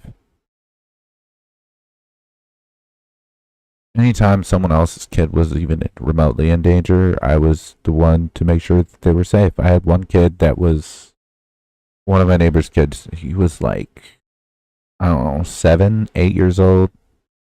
No older than 8. We lived in a neighborhood that really, the people didn't really care as much as the ghetto. So people were speeding down the roads, whatnot. And this kid ran in the middle of the street, playing around, and this car was driving through. I saved the kid. I pushed the kid out of the way. The car, obviously went around and didn't hit me or the kid. And this is just to show, like, as a dad, I defend my children and defend other people's children that are around me and make sure that they're safe. And you seem like the dude that wouldn't do that. You're making fun of, you're using things to make fun of a child.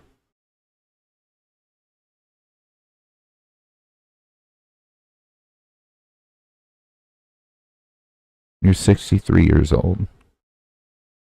I'm 31 and I'm thinking like this. And you're not. You're making it into a joke. You're making it thinking it's funny. Disrespecting someone's child in that way. Just to rebuttal somebody or try to make fun of a situation. You're using her at the end of the day. And that little girl is dead. What in your mindset in the 63 years old makes you think that that's okay and that's funny and that's cute? It's not. Dude, it pisses me the fuck off. Literally. Just to think that you could even fucking do that. That's why you're so much focused on my fucking head. About in every stream. Everything you say. You're 63 years old and you talk like that. I am 31.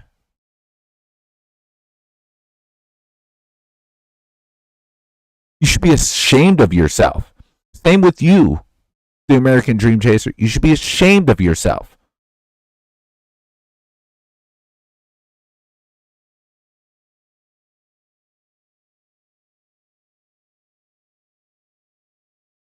I'm not here to be funny. I'm not here to entertain you.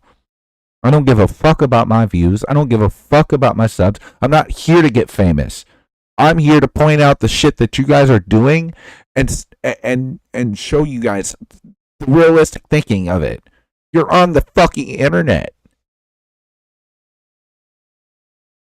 And you're disrespecting someone's daughter with your bullshit.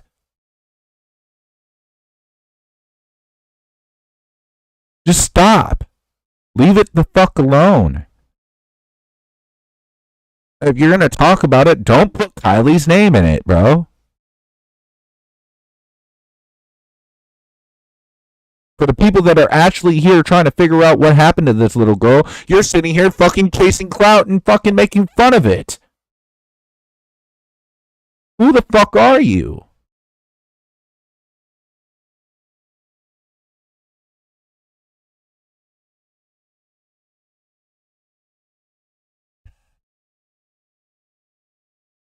Never in my life seen anything like this. And are you okay? I've never seen anything like this where it's literally, oops. Like, have you ever, this one's from Zav Girl, and I've just never seen police sit back and allow an 18-year-old to take charge of the minors and what information comes through and allowing these 18-year-olds to filter through evidence. I've just never freaking see it. And, you know, she's in the front line of everything. So she literally has control of the narrative no matter where she's going. Like, literally, look, here. Mommy, love you. You know what I'm saying? She's in charge of this. She's in charge here. And this is different days, different hats. You know what I'm saying? Mommy, love you. Now she's smiling. How are you smiling and your friend's missing? She's loving the attention. I guess the fame, the 15 minutes of fame. I don't know. I've never seen nothing like this. And then on top of that, like on the 6th or 7th, I believe this was posted. You're out drinking again, laughing. Literally, I just don't get it. I've never seen anything like this. Where police are just sitting back and like, yep, let her do her thing. I know she's not really paying attention to the comments at the moment because she's talking about the whole what she sees and doing her thing. But I wanted to put it in there that I'd like to have an actual realistic conversation with her about this. Because like I said, I'm not here to get YouTube fame. I don't really care about it.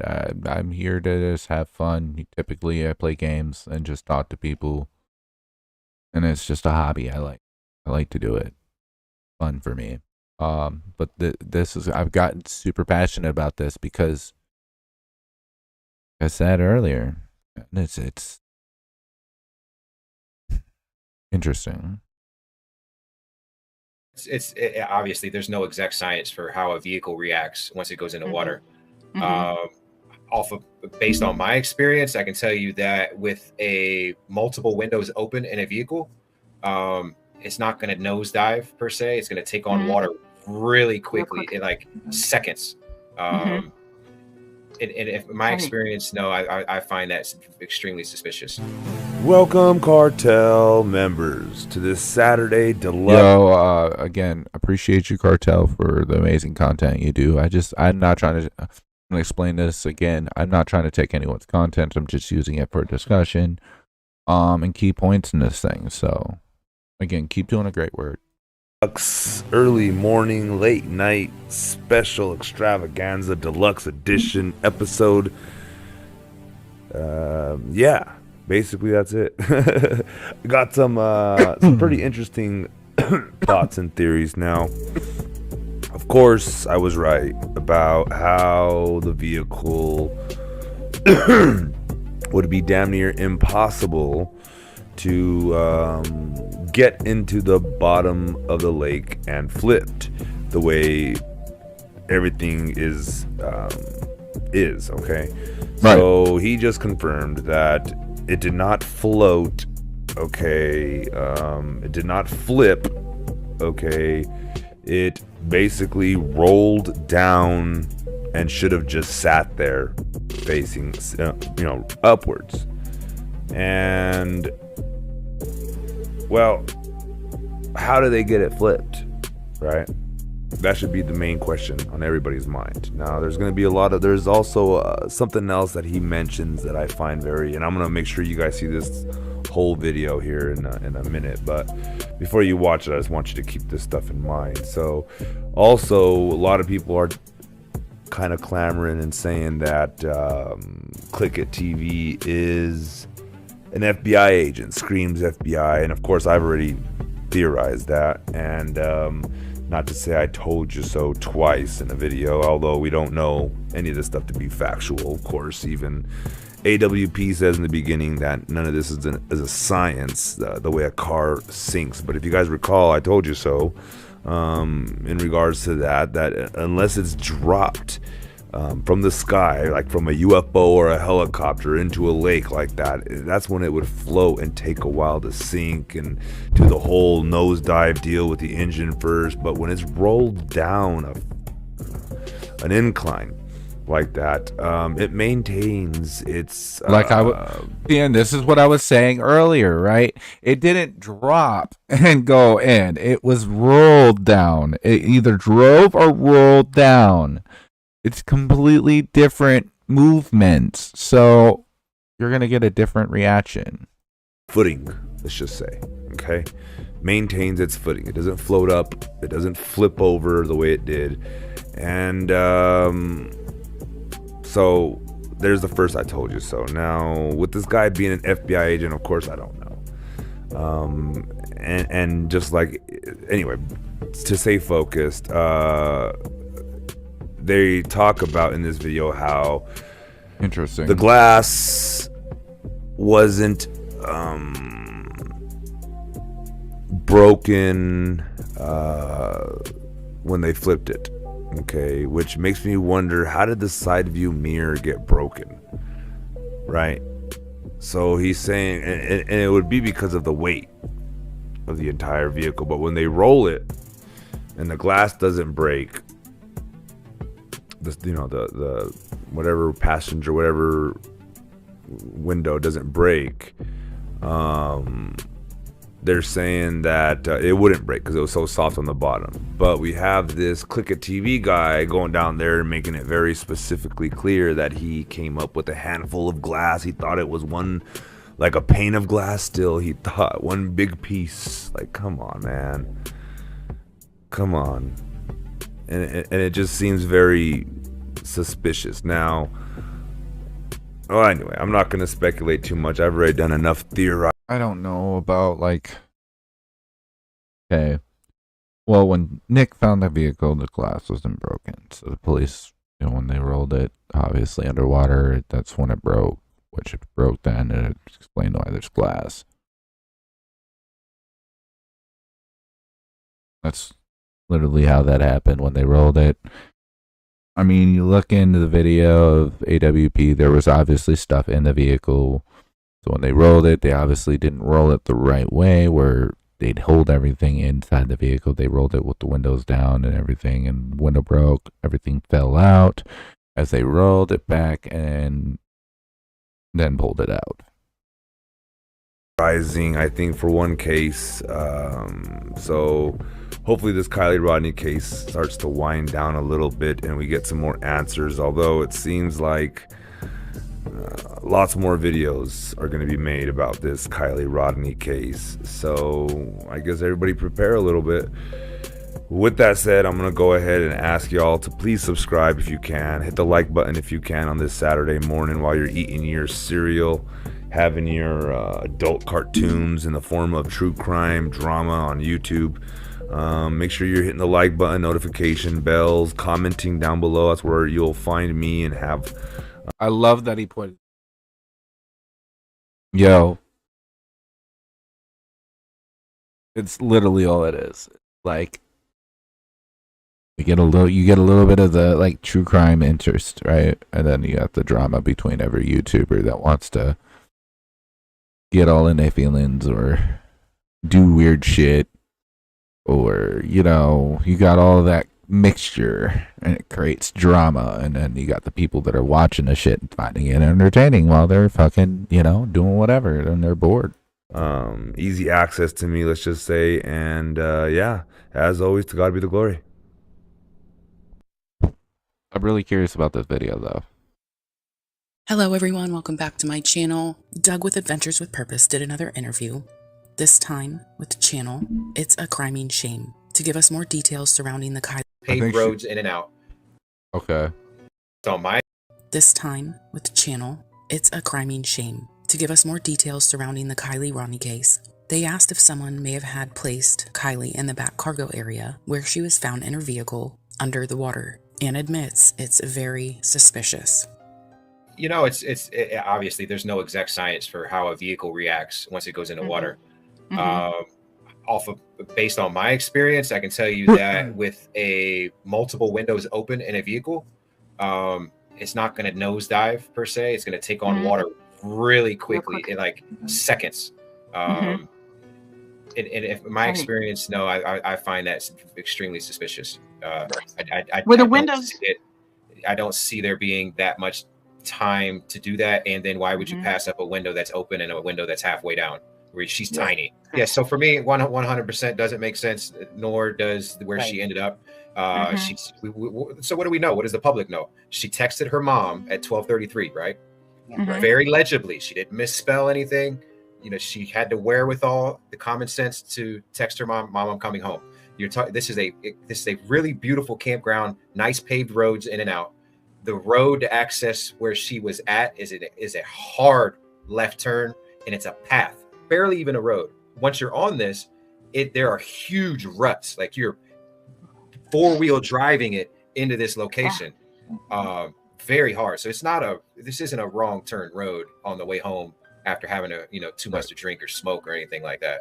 Is it a boat launch? Is it a launch? No, it's not. It's not a boat launch. But there's paths. There's little paths along this entire lake where people can go out to the edges and have get-togethers and parties and hang out or fish or do whatever it is they want to do there. He spoke about how the Nevada Sheriff's Office is pushing off more details of the case until November, and he speculates they may be trying to back everyone else off from the case, giving themselves time to finish investigating and where the case is going. Nevada County Sheriff's Department said yesterday that they're not going to make another statement until November. So what does that say? They're trying to, for one, they're trying to back everybody off. I know the autopsy's been done. There's toxicology reports that are trickling in. So they're never going to make any type of decision without an autopsy to begin with. But I think the fact that they're wanting to push, the general public off to expecting something until November says a lot about where the case is possibly going. I think they possibly suspect there's something extra, may not necessarily be able to pinpoint it, but just giving themselves a lot of time. When Doug was asked about the possibility of the window being broken, he said it's not common for them to find a vehicle underwater with a broken window, and he speculates the window was probably broken before it went in the water. That's not common. That is not common. That is not common from my experience. When I find vehicles upside down all the time and the windows aren't out, very, very soft bottom there. So when that vehicle rested, there's no way that window it happened from that floating down. That window, in my opinion, was out prior to the vehicle going in. But I mean, it's not 100%. Guess if it happened on land, if it was broken from the inside, there's not going to be much glass in there. I would say that if it happened on land, it was broken from the outside, there should be a lot of glass still in the vehicle. But I don't really know on that. I do know that CHP and the FBI that are investigating the car itself, they're going to do a good job now that they have the car. And he tries his best to answer the question of what day Kylie met with the road assistance guy, but once again can't discuss the details because of the ongoing investigation and to protect those who may be implicated. Was it the day of, day before, day after? What? Yeah, I can tell you that it has been verified. However, I can't say. Okay, gotcha. That answers it for you right there. I can say the way. Go ahead. No, go ahead. I can say that what we portrayed in our video was only 10% of what really transpired in that interaction, and to protect the integrity of those individuals implicated, we decided not to. Now, if there's any other developments in this case moving forward, we'll have another episode that comes out. Lastly, he was asked if they classify Kylie's death on the date she went missing of August 6th. That will come with the autopsy. Yeah. They will do a more accurate assessment of when they think she died, and then they'll go off of that particular date. I mean, Let me know what you. I mean, that's common sense. You know, they're gonna. That's autopsy information. The autopsy hasn't been out, so can't really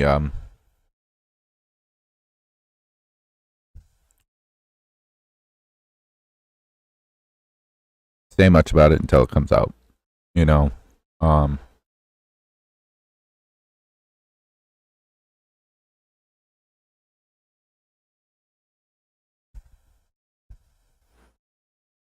See if I can want to pull up some 2 hours ago.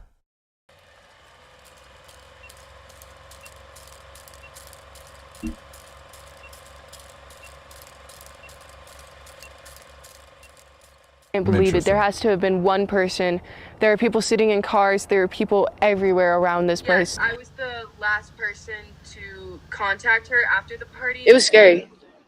It was really scary. That something just didn't feel right. It grew to be way larger than ever expected. We were gonna leave together because later in the party I had asked her if she could give me a ride home, and then I realized that she was too intoxicated to give me a ride home. I went up to her and I said, "Hey, I got another ride home," because she was meant to be my ride home, but I knew she was too intoxicated to get me home.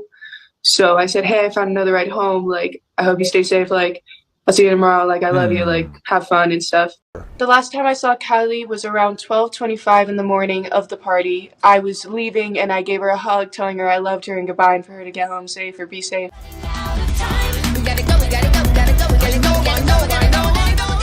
Let's go! Real quickly, Laura Truan wants to ask you, what about pictures on social media? There has to be evidence this party went down. I'm sure there's people taking photos or TikToks. I'm sure there's got to be a TikTok video of the fight or something, right? There's got to be something out there. Yeah, so there's hundreds of videos. We have videos of people taking videos. Oh, wow. We have very good.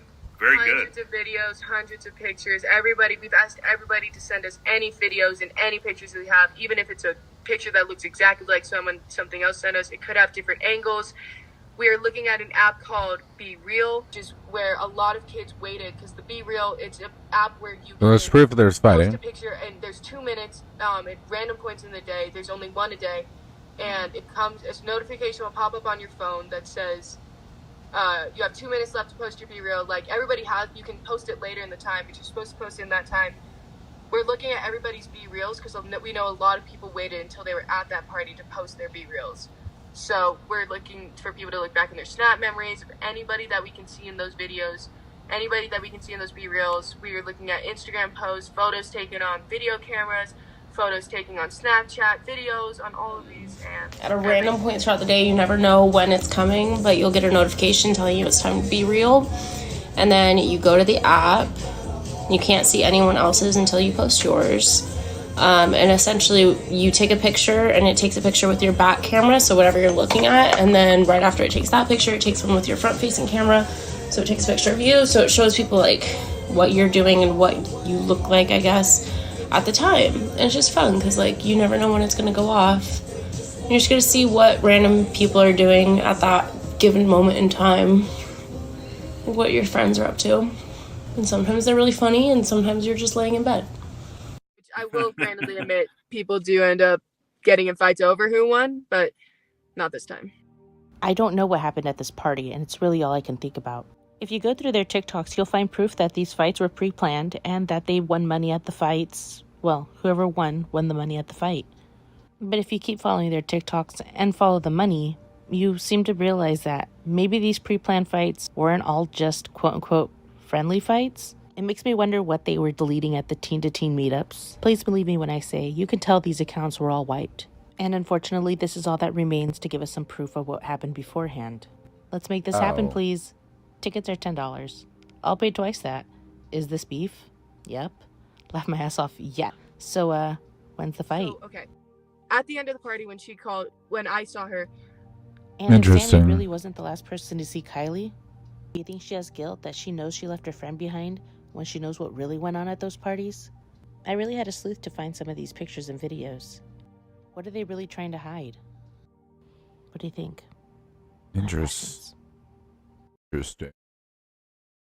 See, and that goes with what I was saying, like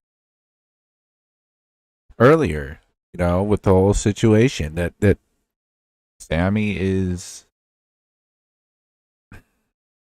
part of this, and she's doing weird shit to try to make herself not look guilty or look associated. I feel like she has a guilty conscience, and that there's something weird going on with it. I also find it weird that Mags is her best friend, and she left 10 minutes later of the party with her boyfriend. But what did she like? What was the deal between her and Kylie? Because like, it doesn't make sense. Supposedly, Kylie wanted to go to this car show, right? She wanted to go to the car show with her mom. She did the creme brulee with Kate, met up with Megs. Megs brought her and Megs went to the party. And so I'm assuming since Kylie's vehicle was there, I assume Megs went with Kylie, right, in her car to the party. 10 minutes later, Meg's boyfriend comes to the party to pick up Megs. Megs just leaves. Kylie is hanging out with Sammy at this point.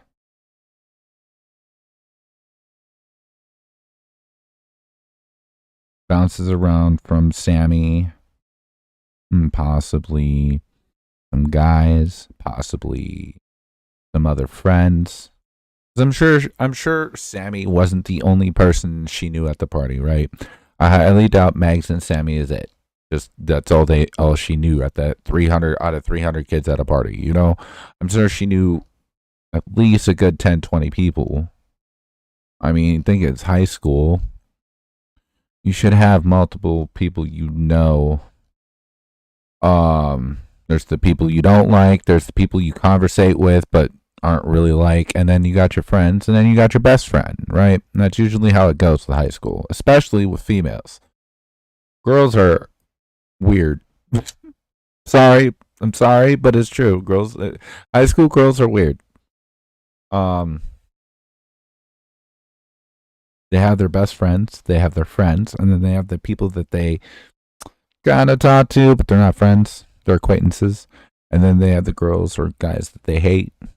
And then, you got to also think about the crushes that the girls have, right? There's a whole different spectrum there. But, I mean, it's weird how that aligns. But that explains that, like, Kylie would had multiple people that she knew at that party and that she talked to. Now, Sammy inserting herself saying that she was the last one that talked to Kylie. Sammy gets weird. Sammy starts extending herself out a little bit too much. Looks like she's like running the investigation. But she's so much inserted into this, right? She's so much trying to look into everything. She vanishes out of state to go to Montana. And then lawyers up with a criminal lawyer. Mags, there's not really much there. Okay, it's weird that she left 10 minutes. But then again, you also got to think Kylie and Mags already had a vacation in Mexico with Meg's mom prior to this party. So Mags wasn't feeling the party. Mags was like, yo, I'd rather spend time with my man because, you know, I haven't seen him. We were just on vacation together. I'm going to spend time with my boyfriend. Okay. Boyfriend probably didn't like the party. Maybe the boyfriend got there and was like, I don't like this scene. Let's go. And, you know, Megs was like, shit, all right, I gotta go. That explains why Megs had to leave 10 minutes into the party, because her boyfriend was, not only she was uncomfortable, but her boyfriend. Which, you gotta put yourself in this position. I don't know how old Megs is. I think Megs is Megs under, is she 16, 17? Or is she an adult? Not 100% sure about her age. But either way, you put that age with a boyfriend, the boyfriend's going to be protective, sees this stuff, and it's like, no, I don't want my girlfriend here. This isn't my type of thing. Would explain why she left 10 minutes into that. So that clears her. Now, you still have Sammy. You still got whoever else Kylie bounced around with. But with the information had, Sammy was the last person she talked to. And then Kylie was intoxicated, but texted her mom perfectly with no problems in grammar, saying she was on her way home.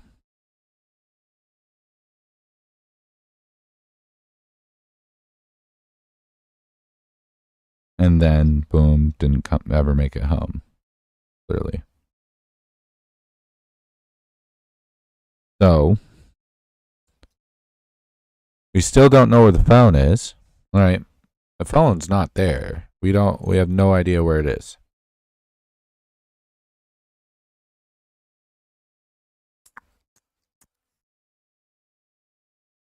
Sorry, I'm really in my head right now trying to think this out, like, logically. And, you know, I don't have anybody. I have barely any chat going on, so there's not, like, very much discussion with going, so my mind's, like, trying to think of it all on its own. But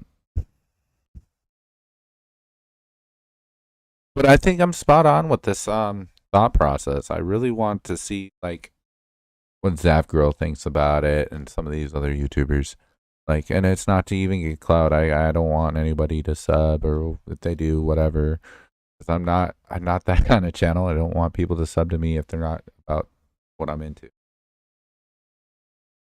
After this, I'm not going to be really, like, onto this kind of shit. I'm going to be gaming. I'm going to be having fun. You know. But I just find it interesting.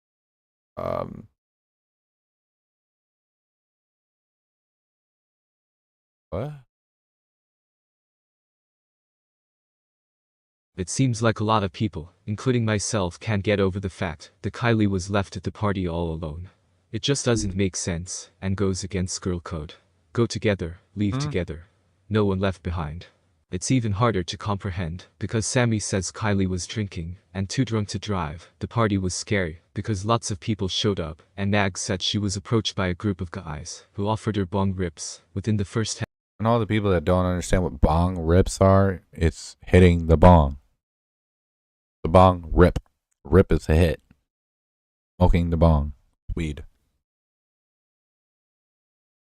10 minutes of the party. Now, if this party is so scary. You also have to put into speculation that Sammy also said that she didn't want to ride with Kylie.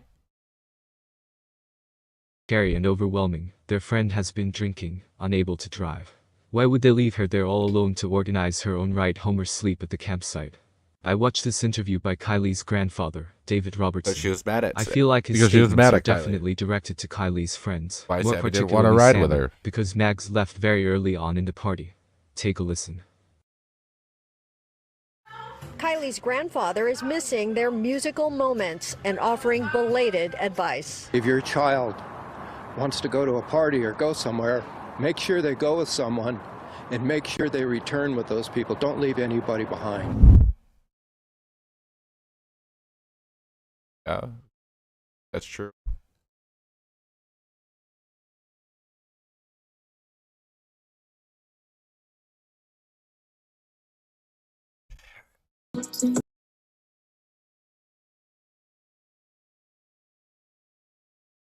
Kind of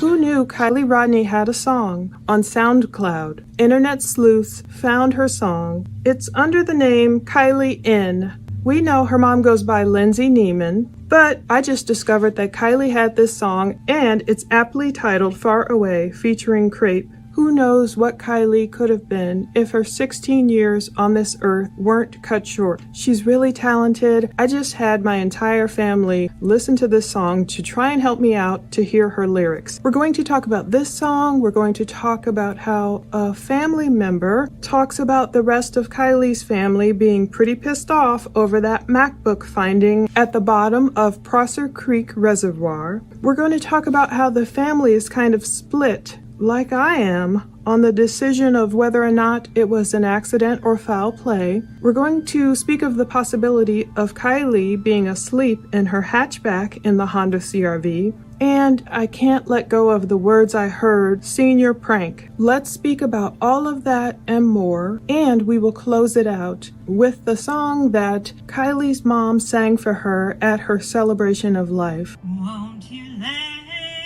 your head upon your mother's breast?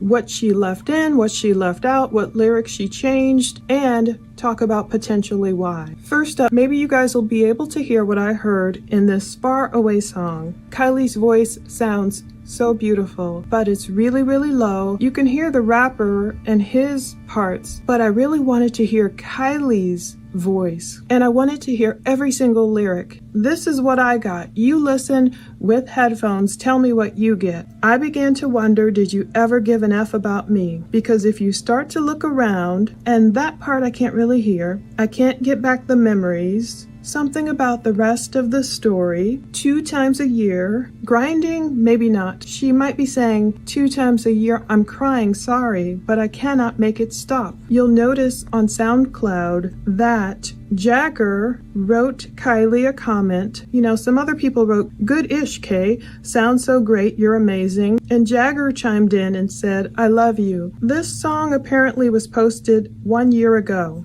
I don't see an exact date. I guess SoundCloud doesn't give you an exact date, so I'm going to assume this song must have been uploaded around September 2021. Maybe Kylie had just turned 16 when this song was created. That's why I really wanted to know what she's saying. Leave comments below, please, if you can hear something different, because I think it's important to know her mind state, her relationships, her loves. Every little thing can come into play when you're talking about a case like this. And who knew that Kylie's mom, Lindsay, could sing so well also, as her mom sang I Bid You Good Night, the Christian's Goodnight song, authored by Sarah Dudney, but popularized by the Grateful Dead. I know a lot of people have been commenting about the sort of hippie culture that Kylie's mom represents. So it's no wonder she would have chosen a song popularized by the Grateful Dead. We will listen to that powerful rendition that Lindsay sang with her powerful voice. I didn't know who that was singing. I was like, who is that singing about Jesus? But now that we have better close-up video, we know it was Kylie's mom, Lindsay, and Tony was standing there, and it sounds like maybe the teenagers, somebody chimed in on certain choruses, on certain parts of the chorus, but Lindsay sang that song at Kylie's celebration of life, and you'll hear it at the end of the video. You will hear how Lindsay changed certain lyrics to rightly say, lay down my dear daughter instead of brother, lay down and take your rest. More troubling to me as a Christian was Lindsay's choice to change the words, won't you lay your head upon your Savior's breast, to your mother's breast. Instead of laying your head on your Savior's breast, it was lay your head on your mother's breast. So that part was it kind of reminded me of listening to, Jay-Z and Drake and another one, DJ Khaled, in that song God Did. Of course, when you get to Jay-Z's part, every other guy on the song is like, God did it. And you get to Jay-Z's part, and of course he's like, Hove did, because his nickname is Hove, Jehovah, God of rap. And it's almost like replacing yourself for God. And I felt the choice to tell Kylie, won't you lay your head upon your mother's breast instead of your Savior's breast, was telling to me. But at least Lindsay left in the part that proclaims, I love you, but Jesus loves you the best. Even if the rjg.com website seems to have removed Jesus's name. Maybe it was just I do like Plunder. I do subscribe for sure. Does find some. Probably gonna watch that video later. Just wanted to see what kind of point.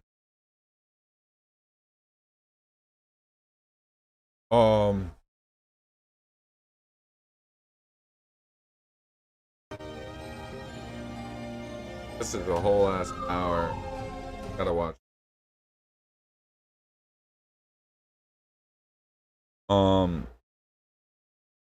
Yeah, I just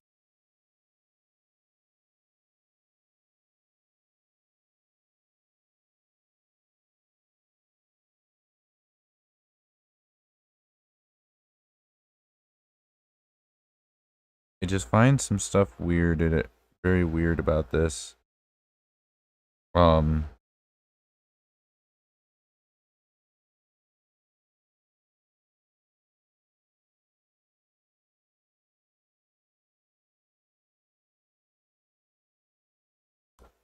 Switching it from saviors to mom. I mean, honestly, she Christian, wouldn't you want, and your daughter is past, wouldn't you want her to be close to God? Right?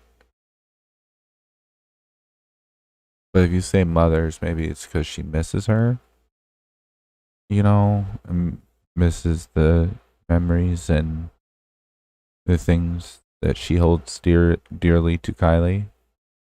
I mean, I don't know. I'm not in her. Obviously, I'm not her. I can't think for her. She does come off kind of weird, but again, everyone agrees differently. I think it's weird that she pointed it out instead of it being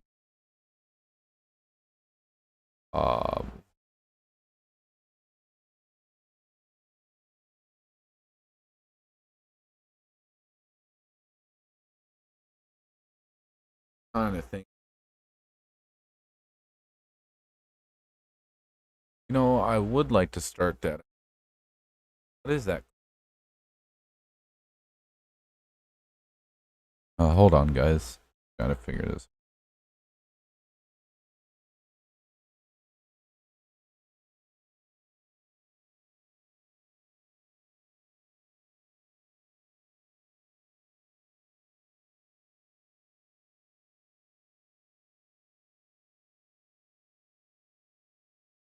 What do they use?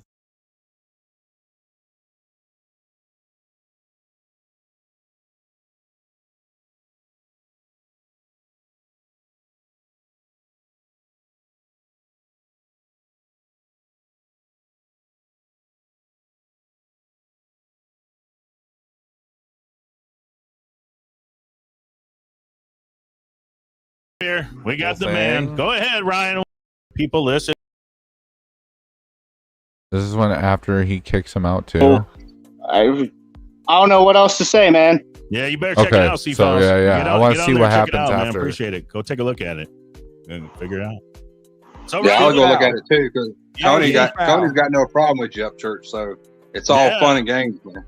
Hey, fuck Tony. He's talking about gang banging a fucking girl with somebody else.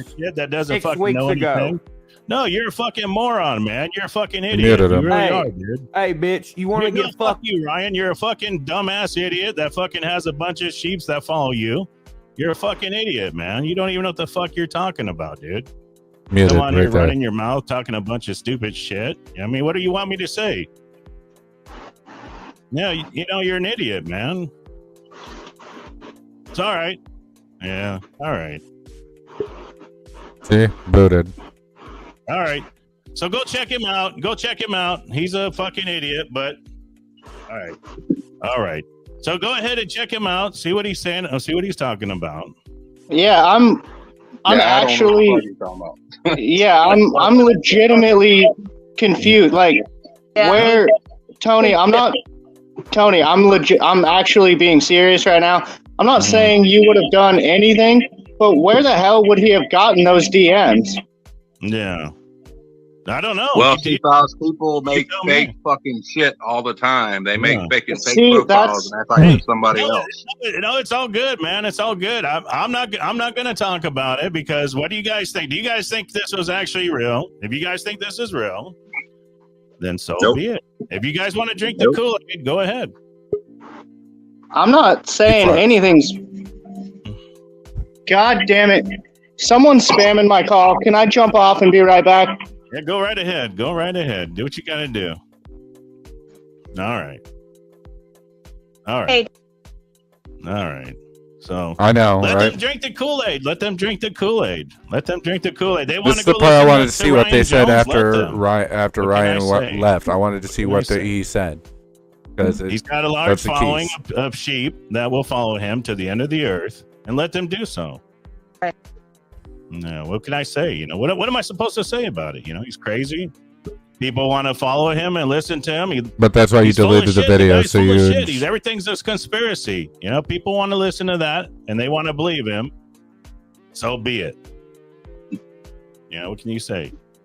It's a bunch of BS, Tony. It's a bunch of all bullshit, man. It is, All of it. exactly. That's what I'm trying to say. Exactly. Exactly. You know, the guy talks a lot of stupid shit and people listen to him, and hey, the guy's a fucking nut job. He's a fucking nut job. That's all I can say. People listen to him, and what else can I say? You know, The People fact wanna is, it listen was to in your him and DMs. It was. follow him and believe, you know, Kylie's not real. This isn't real. That's not real. But the only thing that's real is an Instagram that says something about a gangbang. Gangbang on what? On who? What exactly was it about? Does he even know what he's talking about?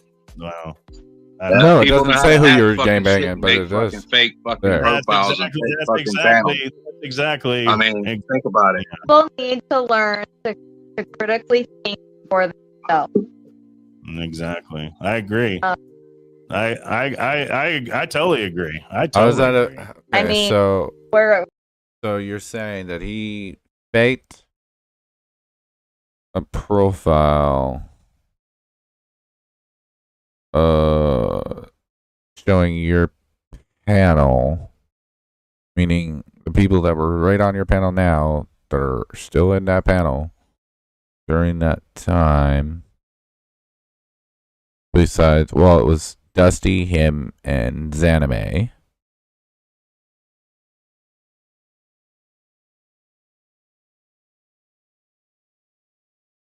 Oh my lord. The deflection is so real. Bro, at the end of that, what you should have said was blowing my DMs out of proportion. Here's the DM I showed. This wasn't about her. Blah, blah, blah, blah, blah. Like,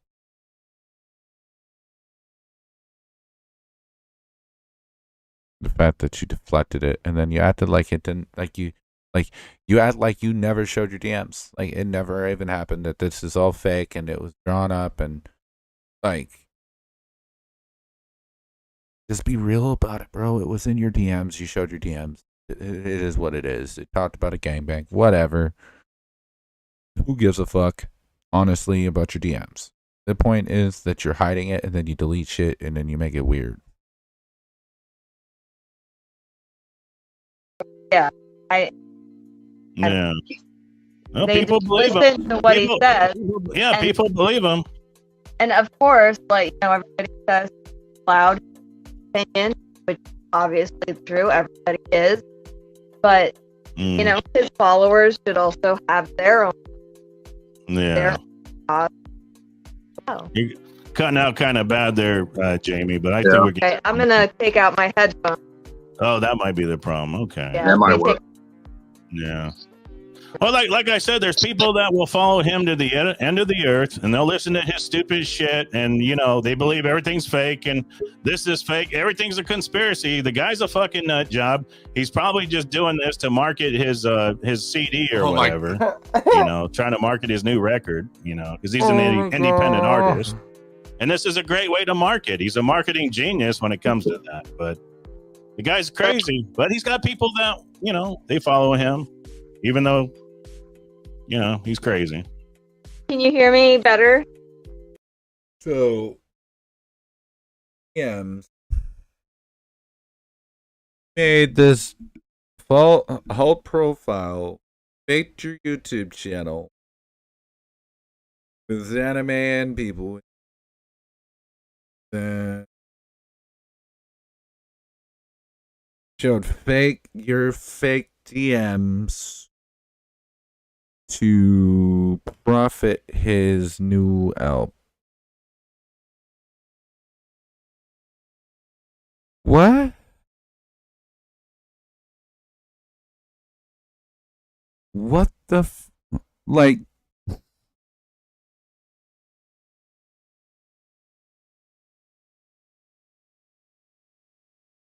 Are you really that arrogant, Tony? Think you're that important to him? Who's you to promote his new album?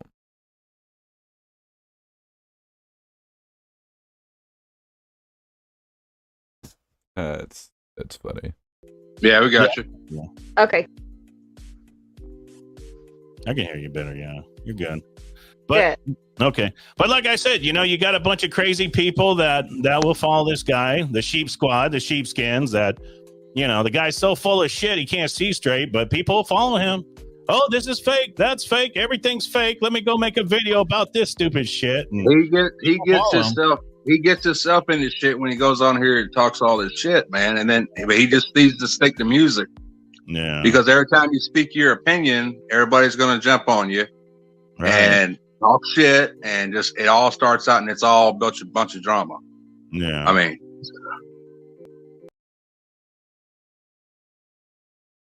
Why did you just lie and say? But I'm trying to figure out what the thing is called. It shows right here, right? What is that? StreamYard ads.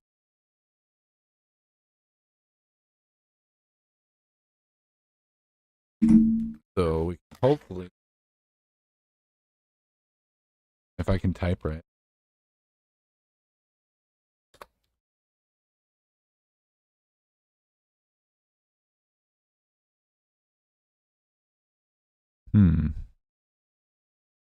So like how?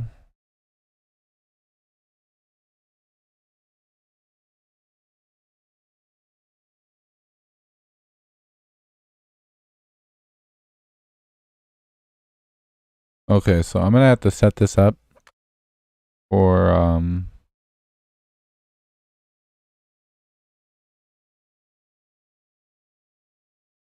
my YouTube, so we can actually use it. I need to take this off. How do I? Oh, bookmarks.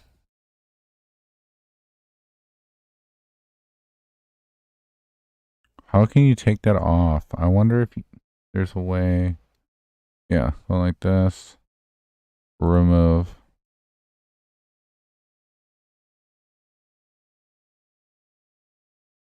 Remove.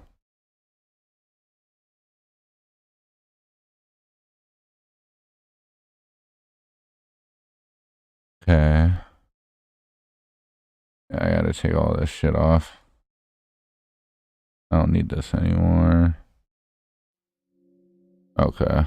Perfect.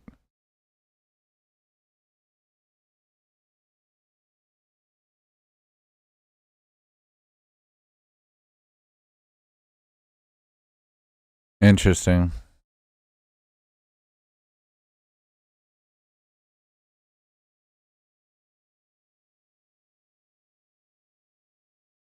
The way people insert themselves into drama to get views. It's Hey guys, I just wanted to pop in and kind of clarify something. I was watching Progressive Patriot's live stream where he played the clip that I had uploaded to my channel of Tony Dodge saying those really disgusting things. And he mentioned, you know, that he doesn't like sound bites or like clips. And, you know, I didn't really think about it until he said that. And I was like, yeah, I don't really either. I know it takes things out of context, you know, so it can make things sound super bad that maybe wouldn't have sounded as bad if you'd heard the full conversation. right. But I guess my thing is that no matter what the situation, a grown man with a true crime channel or any YouTube channel or anything at that should never be saying what he said. And this is where I was going with that earlier, where you got to think of this as your YouTube channel. You know, if you're on YouTube, Twitch, it doesn't matter what. You're representing your brand, right? And whatever you say or do represents your brand and makes you look however you say or do. Why would you bring something like that up onto your channel and make your channel the look of your channel look like that? You know, you don't want that. It's just not. It's not a good way of getting your views or making your channel, your brand, especially in a true crime light. Like, you don't want that view in that channel, your true crime channel. Why would you want your channel to make someone feel like you're a pedophile or into any of that, but yet you're in a true, like, that just looks really bad, and you don't want that. So why would you joke around about it? And that's her point, is like, regardless of the full conversation, yeah, it's not the full conversation, so you don't get the context of it. Totally agree. Don't get the context. But either way, the fact that it was said on YouTube, that represents you, and that's why you get that backlash. And you allowed, by bringing it up, you allowed that sound clip to happen to make you look bad. Right? You know what people do on YouTube. You know it's the internet. You know it's going to happen based on whatever you say can be used against you. So why put yourself in the position where you're going to have that used against you? That's what Tony did. He used shit, and he said shit, regardless of the context, and it was made to be used against him, and look what it's looking like. He didn't use his brain. He's being an idiot. And then he's getting the repercussion of it, right? This is what happens, especially when you got thousands of followers, right? That means you got thousands of people that could twist and turn everything. Sound clips, whatever. No. Does that mean I am agreeing with what he said? Fuck no. I find it very disgusting. However, looking at it, like I said, in a realistic way. Even as a joke, that's not something that you should ever joke around about. That is awful. I have kids. You know, you can't. I would never in a million years joke about something like that. I just wanted to say that, yes, it is out of context, and I totally agree with Progressive Patriot on that. It does take things out of context, but like I said, my thing is just that nobody ever should joke about something like that. That No. is just a terrible, 100%. terrible thing to ever even speak. You know? So I just wanted to pop in and say that to kind of clarify that. And actually, I think I'm going to go.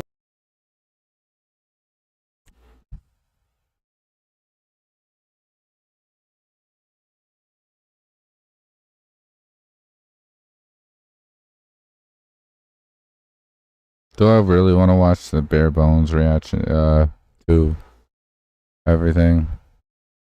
Kind of do. So I don't really like this fuck. What is up, my YouTube? I wonder what he family? says. Welcome back to another Round the Table podcast, number 41. Yesterday evening, I got on Psychobabble's panel. We're gonna review that. We're gonna go over that and talk a little bit about it. But most and foremost, I did some research. Actually, I got a comment on my posting, on my comments. A guy said, hey, Psychobabble actually got his name from the Alan Parsons Project. And I was like, what? Are you serious? And sure enough, look up the Alan Parsons Project. It's Psychobabble Rap is what it is. And that's what it talks about. But listen more closely to the lyrics of that song. The lyrics talk about seeing things and just, it's out there, Psychobabble Rap. So that's where he got his name from. But this is the same guy that says that he wasn't trying to get Ryan Upchurch canceled. Right. The same guy that literally sits on his podcast and calls everybody shit stains. Mm-hmm. If you would even call it a podcast, I don't even know what I'm going to call it at this point. Because Not a podcast. It's really just a bunch of bullshit if you want to know the truth. Bare bones. Best way to explain his it's not a podcast. It's literally people signing up to go on to his panel so he can try to degrade them and bitch at them and raise his voice and try to be. He's a beta male. He's using YouTube to try to make himself feel alpha, so he has control and power. I'm a power thruster. I'm a badass. It's his way to make himself feel bigger. Because in real life, when that camera is off, he's a piss poor of a man and he has no balls. And that's why he comes on YouTube and disrespects everyone on his fucking panel. And that's why he does it. He wants a power thrust. He wants that fucking feeling of being in fucking muscular. Yeah. And that's why he raises his voice. That's why he calls everybody retard, stupid, fucking dipshits and fucking all sorts of shit. I've heard this man say to people on his panel, like, if you're running a panel, why would you can't treat people that way just because they have a different view than you? Like, that's not a panel. That's just you fucking trying to show how big of a dick you got, and clearly it's small, bro. You're a beta. It's exactly what it is. And that's the best way to explain it. But let's see what else he has to say about After I got off of his panel last night, I was actually kind of embarrassed for myself because I put myself in a position that literally is kind of like downgrading myself. Yep. That's See, what just I feel like see. I did, Look, was kind of down. Look, I just fucking said it, right? I said his panel is just for you to sign up for him to degrade you. That's all it is. He tries to degrade you to feel powerful. That's his panel. It's not a podcast. It's literally him trying to be Mr. Macho Man and having that little bit of feel, because in his real life, in his personal life, he has no balls. I downgraded myself by even jumping on there. But we all have that point in our lives where we see stuff, we make videos about stuff, and it grows on us, right? So I just had to make a point last night and jump on his panel and just let it ask me a few questions. And one of the questions I asked was about Ryan Upchurch getting canceled. This guy literally sat here and said that he never, ever said that he wanted him canceled, trying to get him canceled, or even made an assumption about getting him canceled. There's a video. So, anyways, guys, we're gonna go through this video. We're gonna skip through it. We're gonna hit some key This spots. guy I'm gonna talk to you guys is, through oh about my what God. happened, what my thoughts was after. Psychobabble's an idiot. This just proves it. Like, God. Everything I said about this man is just coming to light, and it's just proved. It's so funny.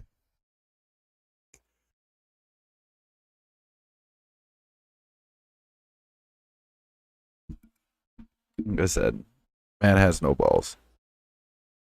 Bare bones reactions, like, I feel sorry for you that you even went on that panel, bro.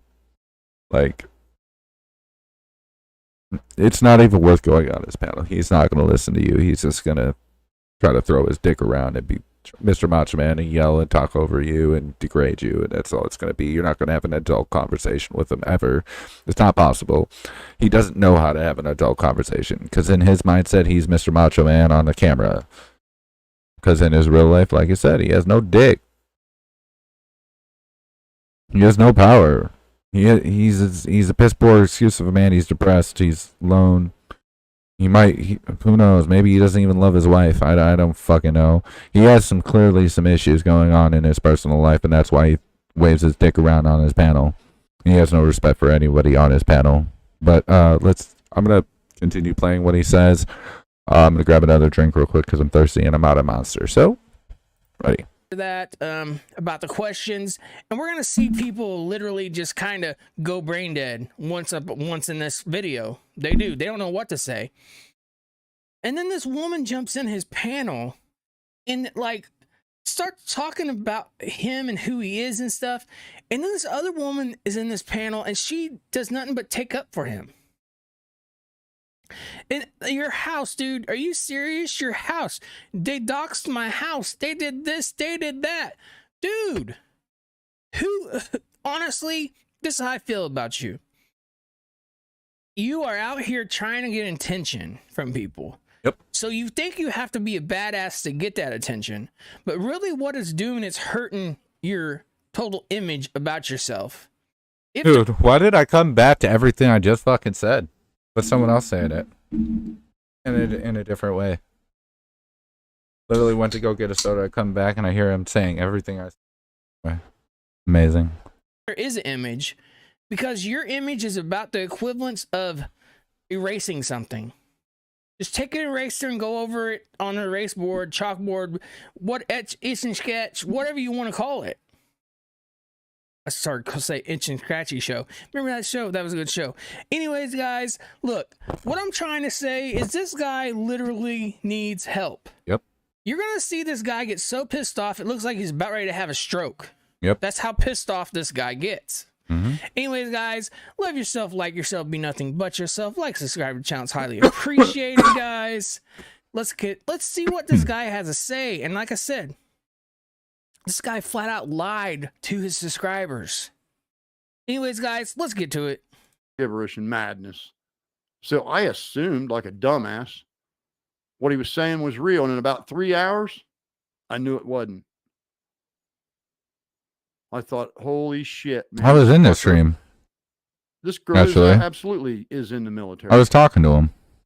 Trying to. And he ignored me in my comments. And they were both given a public apology. So there's that. You all are going to try to cancel. Daniel Hill is one of the low IQ people I'm talking about. He has to wear a diaper because he doesn't know. Mind you, this guy doesn't even know who this Daniel Hill is, okay? Just because he put a comment up there and it wasn't spelled right. Talking about him saying he's going to cancel Ryan Upchurch. And he denies it. This guy wouldn't even play the video last night. Whenever he said, well, I'm going to play the video, I said, go ahead. Go ahead. He wouldn't even play the video. So now he attacks people about calling them low IQ idiots. Now he's going to tell a story about this dude. And he don't even know this guy. Yep. Anyways, guys, let's continue to see what he has to say. When to take a shit. His brain doesn't have the capacity to tell his body, hey, it's time to go to the bathroom. And he just shits himself. So he's got to wear a diaper all day. And Daniel Hall would like you all to know that y'all gonna try to cancel Ryan Upchurch all you want. He done nothing but he helped that little girl family. He ain't done nothing to this little girl's family but slander him. What have you done, bro? Hold on. See, Bare Bones, you forgot to comment on this. Okay. What has he done for this family? Oh, that's right. He claims on a comment that him, Zanime, and Inkmel both gangbanged her and thought it was funny.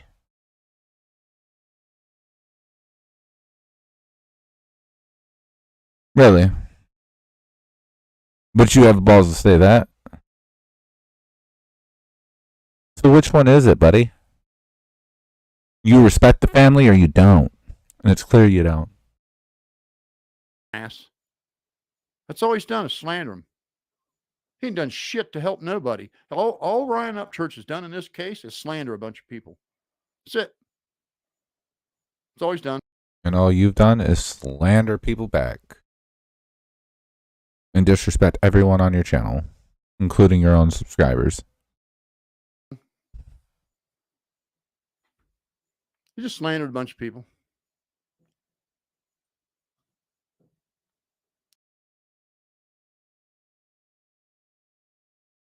Heather P is right. You understand that you can't dot someone who's already in the news. You understand that you can't dox someone who's already in the news. That little girl's all over the internet. Well, here's Heather. She's got to wear a diaper too. All because of fucking typos. Literally, that's all it is. Okay, so here's the deal. He's basing it off of grammar, right? Off the comment. Okay, first off, they live in an age where most people aren't fully grammar. We're not writing a book. It's a comment. It's to keep it short and sweet, because you also only have a certain amount of characters you can use also. So, instead of trying to write a whole book, you gotta put it in a different way, whatever. But because it doesn't fully have full grammar, punctuation, and everything, this is how you get treated. Her brain capacity is that of about a 3-year-old. And she says you can't dox a child because they were in the news. You can't dox a child. He doxed a girl that had nothing to do with this case, you moron. Nothing. Nothing. Just some random girl. Okay. Doxing never happened. Went over this in my other stream. What doxing means. Okay. There was no harm done to her. Did anyone go to Exanime's house and beat the shit out of her? Or anything like that? No. Not at all. So therefore, it wasn't doxing. Doxing is meant for putting someone's information out there in a malicious way. Malicious is to cause harm. He said of you. Was his intent to cause harm? No. Did he say he wished harm on her? No.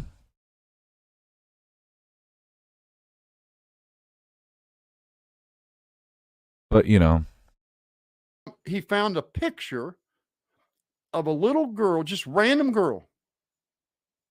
Just because she sort of, kind of, maybe, sort of, maybe, kind of, maybe, sort of looked like Kylie. What happened is he found a picture of a girl, and then the girl actually reached back to him, to somebody, and said that that was their Instagram or their Facebook. It wasn't Kylie's Facebook. So before people goes and starts talking about doxing people or slandering people or whatever else you want to say or talk about. Get your facts straight, dude. Plain and simple. Look, all this has been made clear on videos. And as far as that goes, you're the dude that gave your address out. And I made this clear last night on the podcast, on your podcast, or whatever you want to call it, that you gave your address out. Well, you gave your renter's address out, I guess. And then you continue to say that you totally went the opposite direction and said you lived a mile or whatever down the road. That you had a tin roof and all this other stuff. Come find me. That was your words of wisdom to us. Well, to everybody. Millions of people. That's it.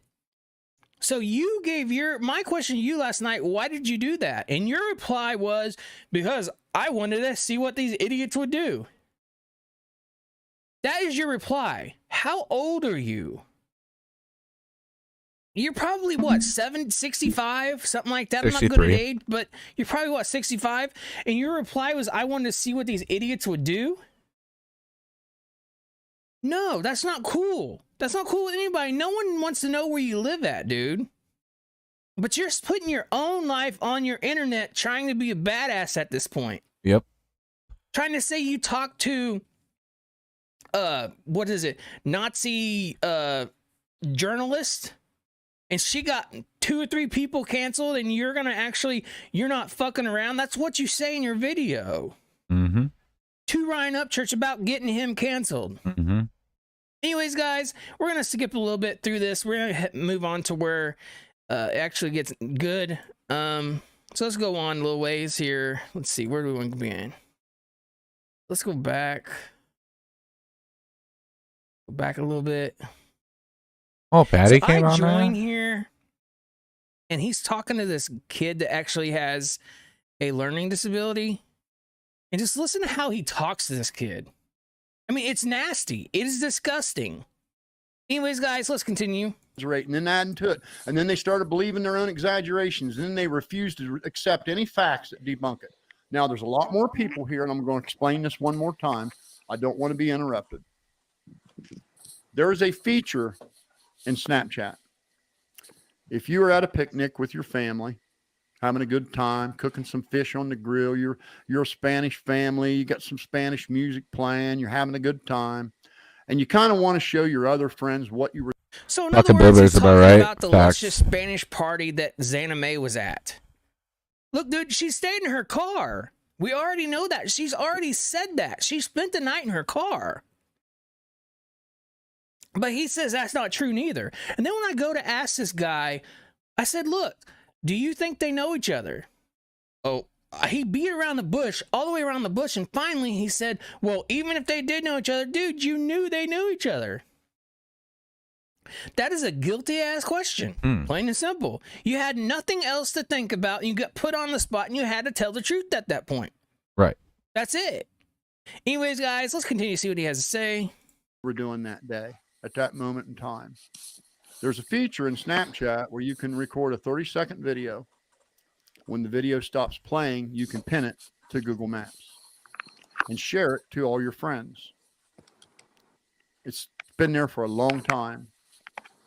Those Spanish folks that were at that park a week prior to this child going missing were at a very public park where everybody in that area goes to cookouts. That park is used every day by people having cookouts, going camping, family reunions, graduations. That is a very popular area with hundreds of people in it every single day. There's not a day that goes by that there's less than 100 people in that park. And you guys have subscribed to the stupidness, the absolute fucking stupidness that because she went there, she had something to do with it. When she lives right in the area and she simply wanted to make a damn video like everybody else, she looked on Google Maps, saw the Spanish people's video pin and clicked it and played it on her live. Yep. That's as innocent as it was. Did you just hear that guy's theory? Guys, this guy is equivalent of a sloth. Plain and simple. You know how a sloth moves around? But I want to get to his the good thoughts are part. smart. Like, I know this video is If long, this guy was a sloth, but I want to get to you'd the be good dangerous part. as fuck. Plain and simple. That's what this guy reminds me of. So, in other words, this guy is not very smart at all because he's not a sloth. Okay? I know that theory was kind of backwards, but I'm going to roll with it. I'm just going to continue. I really don't care. Anyways, this guy is the type of person that will tell you what you want to your face and then stab you in the back whenever it's on his behalf, whenever it equivalents him, whenever it helps him, whenever it betters him, his stuff, his channel, his YouTube platform. That's what this guy's doing. He says Ryan Upchurch used his music, and a lot of people does. Why is that? Ryan Upchurch never advertised his music whenever this whole Kylie Rodney thing just started. Right. He's told And, people. I see this People were asking him on panels to play a song on his guitar or sing for them, and every time Ryan said, "No, this is about Kylie. I want to talk about Kylie. Like, this is what the focus on. It's not about me." But message about Kylie Rodney didn't deserve this and people arguing and stuff. Yeah, that's 100% true. When I seen this message last night, I almost jumped off. Because like I said, whenever I got on here, I wanted to ask questions and be off of here. I gotta tell everybody on this podcast, whatever this is, I'm not here to make friends. I'm here to ask you some questions and then leave. That's all I wanted. But this guy tried to beat behind the bush, and so did everybody else on this panel. You're going to hear everybody else on this panel try to take up for this guy, and it's disgusting. Literally. Anyways, guys, let's continue to see what he has to say. And look at how you small brain sons of bitches ran with that. I mean, just fucking retards. Okay, done now? I mean, fucking See? retards. See? Can you hear me out for a second, not interrupt? Can you do that 1 second? Yeah. So you're telling me that you never said that you wanted or insinuated of getting Ryan Upchurch canceled? No, never said it. You're a liar, dude. Your subscribers. I have never said I wanted him canceled. Nope. I have said from the beginning, I'm scared to death he's going to get canceled. And if he gets canceled, it's going to be exactly you what he gets said. to do it. Because every time you go out and slander somebody and they report He's gonna it, get it himself reflects canceled. on him. Every time you attack somebody. Who is this woman? This woman is like his voice or something, I guess. I don't understand why she couldn't let him answer the questions.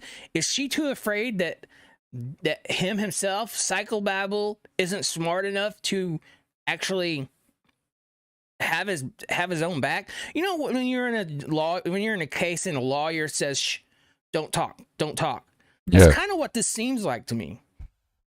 This guy literally doesn't have the brain capacity to speak for himself because he may say the wrong thing. True. That's the reason why everybody looks suspicious. Just saying, because whenever you get on a panel and you start talking all this bull about, yeah, I was here, I was there, and then phone pings and then Truckee and all this other stuff, put all this stuff together, and you could see how it literally looks suspicious. And I don't care who you are, you put everything together and it looks suspicious. Just saying. But anyways, guys, we're going to continue to see what he has to say. Like I said, he totally lies about that question, and the woman won't even let him talk for himself. And then this dude down the right-hand corner is sitting there just smiling whenever he calls everybody basically dumbasses. Basically, this guy's talking about the Creek Squad, or anybody that associates or anybody that supports Ryan Upchurch. But this guy in his podcast last night said that if Ryan Upchurch didn't do what he did, I'd still be a fan, and he's still a fan anyways. This guy contradicted his own words. Mm-hmm. I seen that. I was there. Let's continue to see what he has to say. He played his music. Reflects on him, and they report it. And guess whose videos they're reporting? They're not reporting your videos. You don't have one. They're reporting his. Yeah, but even if he said it, man, like maybe he said it out of anger, but that's not what he means now. Yeah. You get what I'm saying? Like, okay, so this dude is online all the time. You're gonna put every word into his mouth that he says. Like, he doesn't want. Are you gonna put every word in his mouth what he says? Listen to this dude. Dude, it's his brain. He's the one speaking. Hey. He doesn't need voices to be spoken for. You hear what you just said. This dude's online all the time talking about psychobabble. Listen to how you just said that. Are you gonna put words in his mouth? No one put words in his mouth. Nah. He says his own words. He had his own thought process. Therefore, you just held up for something that didn't even stand, dude, because you want to be his buddy so bad. That's it. Anyways, guys, let's continue to see what he has to say. Want the dude canceled. Nobody wants to cancel people that are going through a hard time. That's not what anybody wants, man. That's not Psychobabble is a fan. It's my his favorite entertainer in the fucking world, man. Yeah, I like his music. I'm not a fan at all. I like some of his music. I'm not a near. Yeah, clearly you're not a fan, dumbass bitch. I haven't listened to any. I bet you I just haven't. found out about him. Mm-hmm. And any idea that I drug his mom in? No one cares about you. Film video trying to warn her that your son is skating on thin ice. I don't know how you could take anything other than that away from that video. It was very respectful, very heartfelt, and very honest. I don't tell lies. I don't have to tell lies. I'm not insecure. Insecure people are the ones that lie. Insecure people that have a shit life and they want to convince people. Anyways, guys, at that point, he muted my mic, so I couldn't talk no more. Guys, we're going to go on, and we're going to look at something else here. Let's go to... That's why... Psychobabble. Let's go to where he says that Ryan Upchurch... Patty, so we're gonna, how you doing? We're going to skip towards the end of this. Hey, I just wanted to take a minute on the phone today, and I'll just leave it at that. So we're going to rewind Do here. some research. She's a liberal of grieving parents. Is that the kind of kid you raised?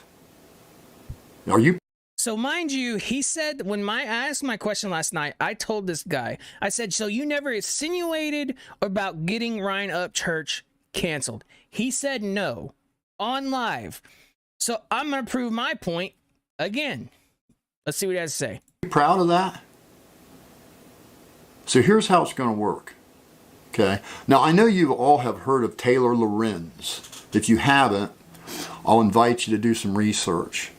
She's a liberal Nazi journalist that loves to get YouTubers canceled. She just got one canceled a week ago that had 10 million subscribers for doing less than what Ryan's doing right now. And she spearheaded the cancellation of Alex Jones. I had a conversation with her on the phone today, and I'll just leave it at that. Boom. Insinuating that canceling Ryan Upchurch right there, buddy. But you know, everyone else is an idiot. Everyone else is a low IQ. Everyone else is dumb. Fucking retards, right? Bro, Psychobabble, just stop. Just get off the internet while you're ahead. You're 63 years old. You need to grow the fuck up. Shut the fuck up and move the fuck on. You contradict everything you say. You disrespect everyone on your fucking panel. You disrespect your fucking subscribers. You have no respect for your fucking self. And you have no respect for Kylie. Just stop while you're ahead. Stop making videos. Go find a new hobby. Go back to your boats. Okay? I see your boats all over. Go back to that. Okay? That's where you belong. You don't belong on YouTube. Get off. Seriously. You're making yourself look stupider by the day.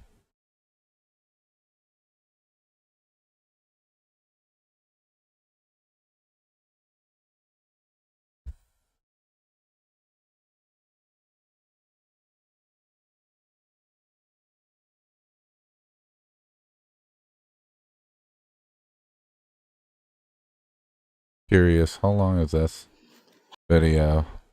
10 Hey, minute. babes. Hello, hello, hello. So, I'm gonna be taking a little break. I don't know. I don't really want to watch that right now. I'll have to do that a different time. Hmm.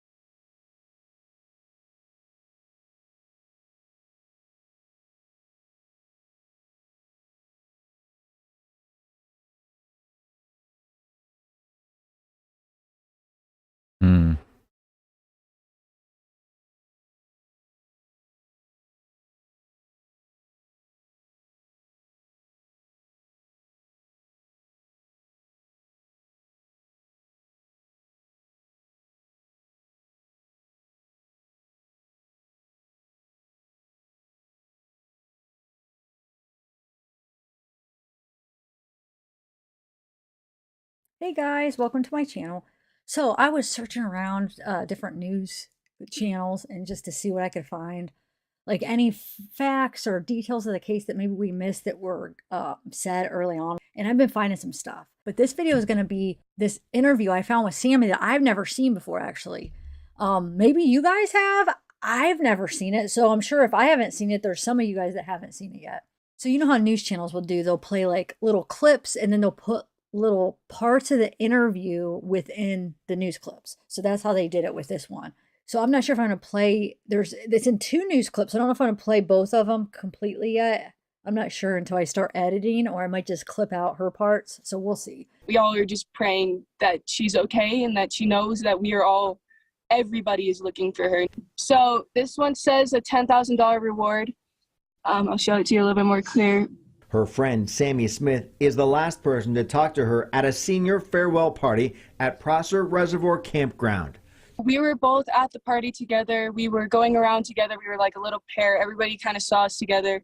We would split off for moments. Photos show Rodney in a graduation dress. She had recently graduated early from Forest Charter School. Rodney's mother released this tearful plea through the Placer County Sheriff's Office. If you know anything about where she might be, if you have any ideas or thoughts, please come forward and share them. I have the last call to her, and I was the last person pretty much who knows what was happening. Smith got a ride home from the party at the end of the night. She says Rodney was planning to spend the night at the campground. I know that she was not in the right mindset or state to drive, and if she were to have driven, she wouldn't have made it far. So my concern is that somebody may have offered to drive her home and then didn't take her home. Last seen celebrating with her fellow seniors. Where is Kylie Rodney now? I hope she knows that we all just love her and we just want her to be safe. That somebody else was involved is my main concern, and I think a lot of the people of Truckee and Tahoe feel the same way, just that there was somebody else involved, because they haven't found a car yet. They've done helicopter searches over Prosser and all of Truckee. Everybody's looking everywhere constantly for her and her car. So I want to play one little piece of that over again. I have the last call to her, and I was the last person pretty much who knows what was happening. Smith got a ride home from the party. I mean, so what do you guys make of that? I mean, she's saying I was pretty much the last one who knows what was happening. And then it cuts out. And then he talks over it. So what I'm going to do is I'm going to slow that part down and see if we could read her lips. It's worth a try because I want to know what she was about to say. It cuts out on the worst part or the best part, the part we would want to hear the most. So I can't find any other clips from this channel that has any more of this interview in it. To see if I could find the rest of the interview, if there's more to it, because obviously she goes on talking a little bit more. So where is that? All right, I'm going to play that clip again, that small part, and then I'm going to slow down when he starts talking over it, and I'll mute that part where you can't hear her talking anyway, and I'll slow it down and see if we could read her lips. I have the last call to her, and I was the last person pretty much like who knows what was happening. So I can make out where it looks like she's saying when I left, and then I can't make out the rest. But I'll work on it later.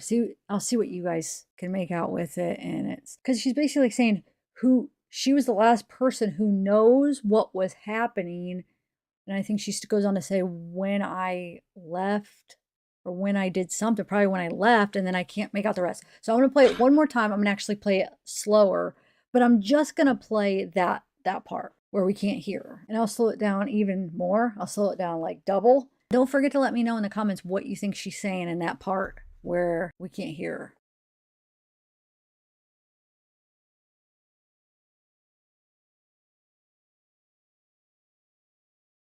I'm begging you to be kind. I'm begging you to be kind, be kind, be kind. I know that everyone's got mountains that they're climbing on.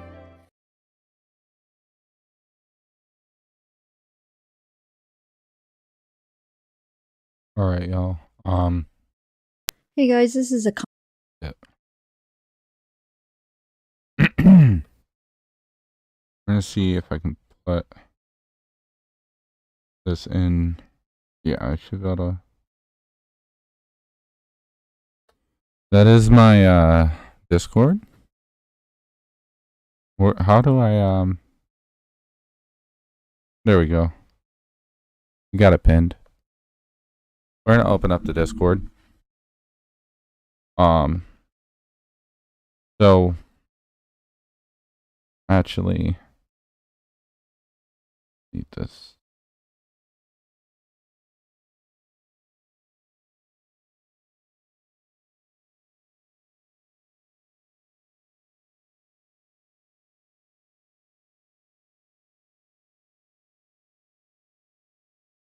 I do need to do some work on my Discord. But I'll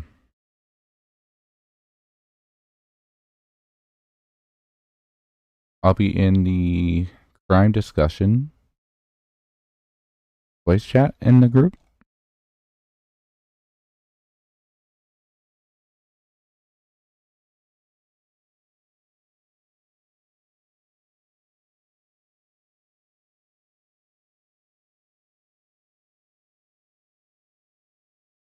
So if you feel like coming in to have a discussion, you can come into the crime discussion channel, voice channel. We can talk and have the discussion about whatever with this Kylie case. Again,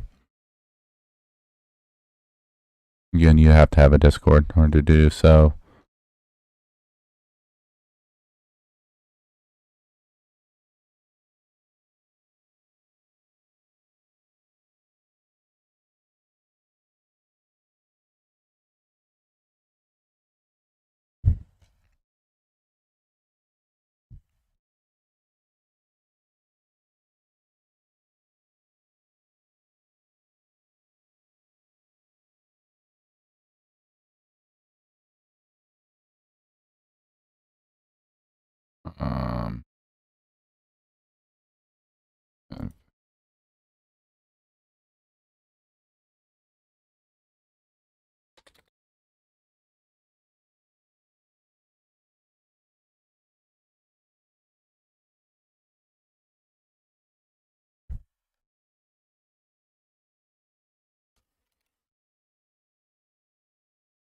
All right. So that should work, I believe, for the Discord. We'll go into it, accept the invite. You'll go into Dank Crew, which is my Discord group. Once you're in Dank Crew, pretty easy. Through the channels that there's a lot. There's different ones. There's ones for just basic chat, and then there's voice channels. You just go into voice channels, you'll see crime discussion. I'll be in there, and you set up your microphone or your phone or whatever. Do it. Your face will not be shown on stream. It'll be just your voice. But yeah, if I really wanted to, I could put y'all on stream. But it's harder to run videos at the same time with that. So,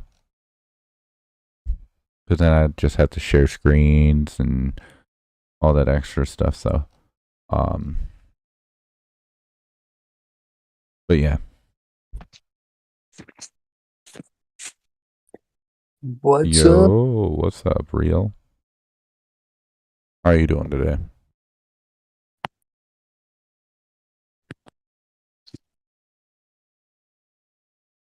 I think Am I coming? I think you're cutting in and out a little bit. Let me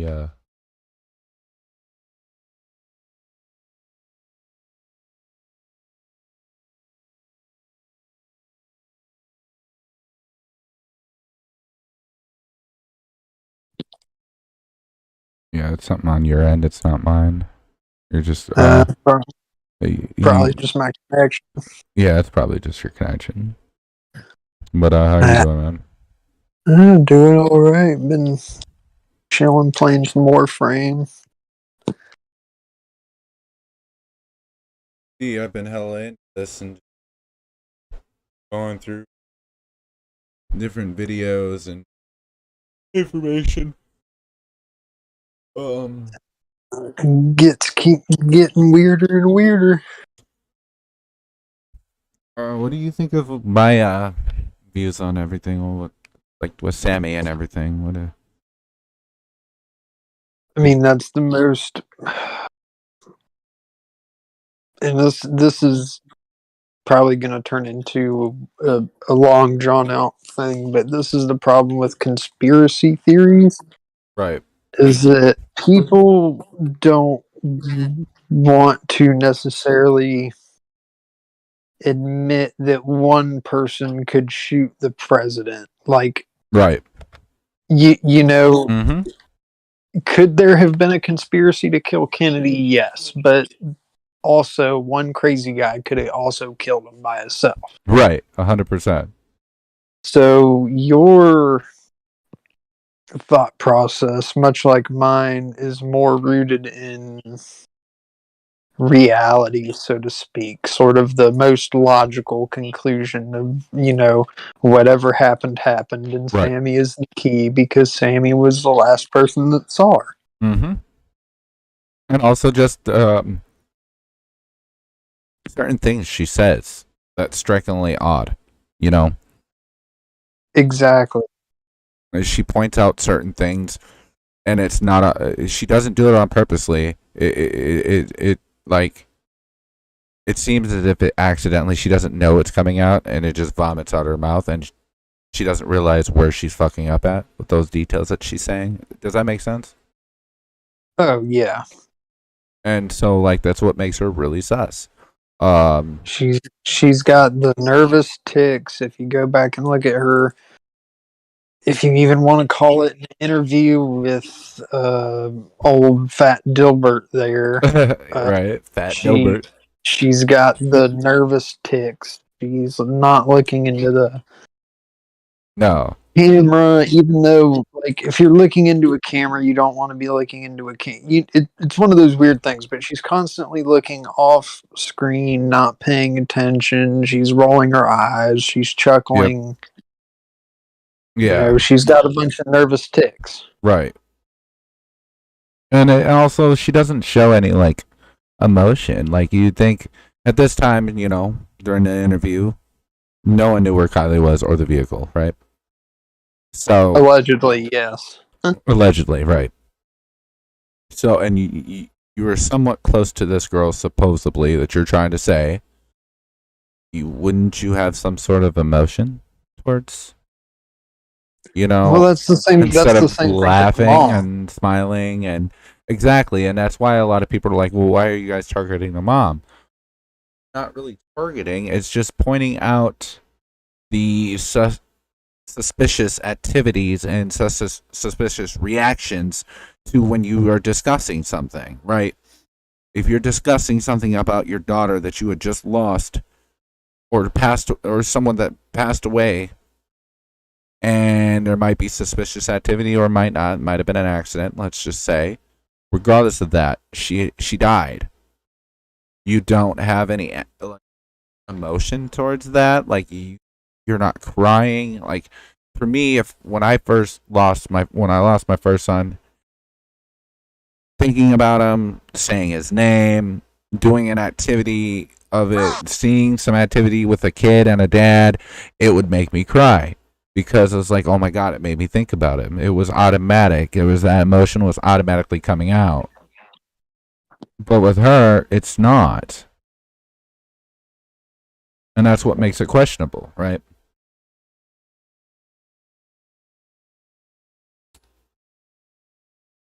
And that's why, and this is why I tell people on my YouTube, I'm not here to gain clout. I'm not here to, do any of that. I'm looking at everything realistically. Like I said earlier, I want to have a talk with Tony, Fat Dilbert, and have a realistic conversation.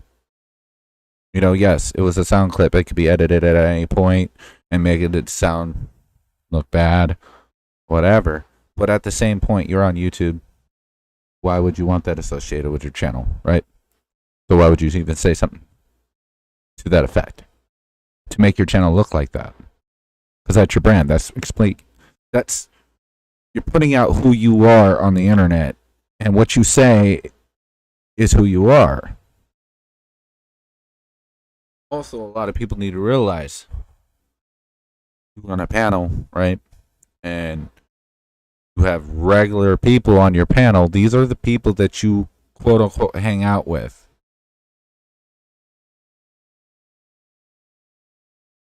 Tomahawk says, is everyone aware the grandpa was the head of a powerful Lake Tahoe water agency? I actually did not know that. I mean, I already think that the grandpa was acting a little bit sus. Just because he asked in the AWP video, he had asked certain things about the car, like he already knew those certain details, and there was no way for you to know those details. The only person that knew was Nick at that point. Yeah, that seemed off to me.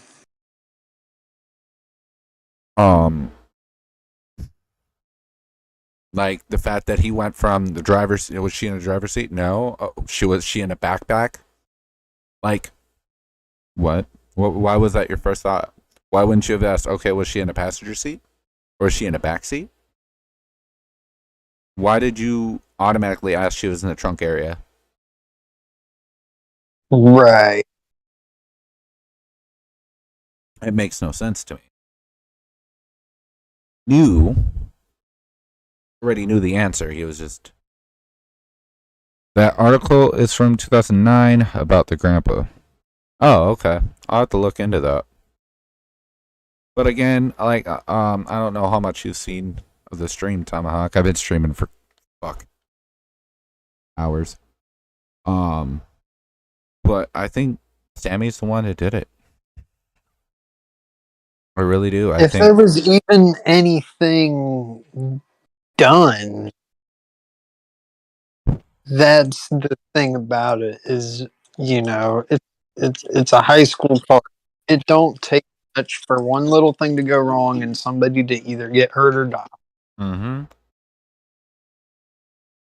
It could have been something super innocuous, and they just freaked out and tried to cover it up, as horrible as that is. But you got a whole group of inebriated children out in the middle of nowhere, freaking out, not knowing what to do.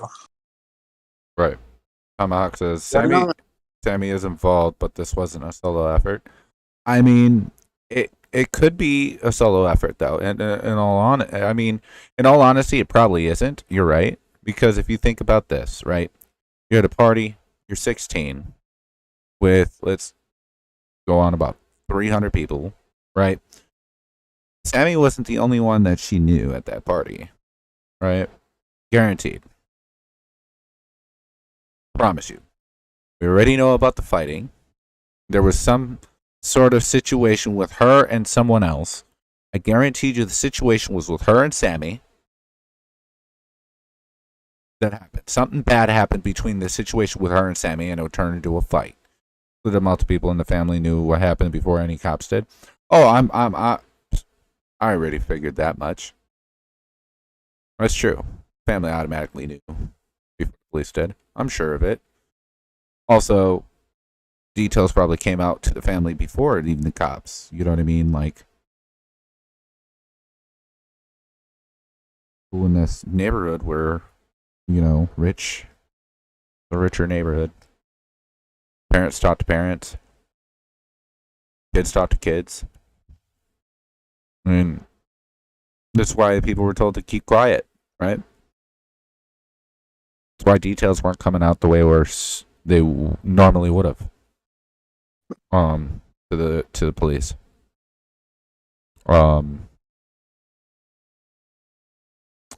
I honestly could see this as being Sammy got Kylie to yeah. Sorry about that, roommate. But I could see Sammy got Kylie too fucked up. Either could have spiked her drink, or just better shit. You know, drugs, alcohol, got her too fucked up. I could see a situation where Kylie OD'd. They freaked out, put her in the back of the vehicle, pushed the vehicle in the water, trying to cover up the fact that they knew what happened and made it look like a crazy accident. Kylie was too fucked up and drove into the water. But really, no, Kylie OD'd. And they pushed her. I could totally see this being that kind of situation where it's a manslaughter. It's not there was no hardcore intent and premeditated murder of Kylie. I don't think this was premeditated. I think this was a situation where it was a party, a bunch of kids. Kylie was young. She was homeschooled. She barely lived her life because she was sheltered so much. So peer pressure was easily obtained to her, right? You're a 16-year-old girl that doesn't live life because you're sheltered. So everyone at this party is offering you beer, fucking liquor, weed, fucking whatever other substances there are out there, right? Because we don't know all the substances that were there. It could have been cocaine. It could have been fucking acid, Molly, all the way down to fentanyl. I mean, who knows? I mean, I remember when I was 16 in the high school's parties that I went to, there was acid, there was shrooms, there were weed, there was drinks, there was a little bit of everything. You know, and honestly, did some of the kids that were outcasts come to the parties? Yeah. And what did they do? Some of them motherfuckers partied harder than the motherfuckers that were popular. Why? Because they lived a sheltered life, so they went really hard in the paint. Did they OD? Luckily not. But like it's a logical situation, right? So Sammy was the one, and she already admits it. She was the last one to see her. She quote unquote says, "Oh, every drink Kylie had, we shared from." How is that possible? It's not. You're at a party with 300 fucking people, and you're pretty much saying you babied Kylie and she was right by your side every second. You contradicted that already because you said she was social with other people. So how can you say every drink that she had, you sipped out of? Maybe you're covering up the fact that you spiked her drink. There's another speculation, right? She could have made a drink for Kylie, made a drink for herself, put something into Kylie's drink, which got Kylie super fucked up. And it was supposed to be, you know, obviously this is a high school senior party. Let's just say it was a prank. A prank gone bad. Right? Sammy was pranking Kylie, trying to make fun of her. She got too fucked up because of what Sammy put in Kylie's drink. She OD'd, and they panicked and they put her in the water. Highly possible, right? I'm not saying that's for sure what happened. I don't know. But looking at the details and logically, without being like out of the box, or conspiracy theory or any of that, just logically looking at the details of the situation, what I see, and this is probably why the family don't want the toxology report coming out. They already said they're not coming out with the toxology report. It will not be out. No one else is going to know but the family and the police. That's it.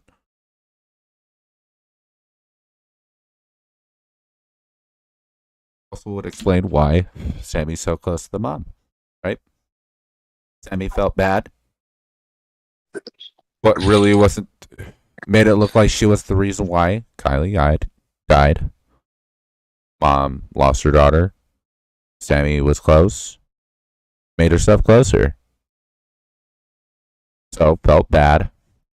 Mom's Christian, felt bad for her, and now is protecting her because she doesn't want to see her future get ruined by this. And there you go, right?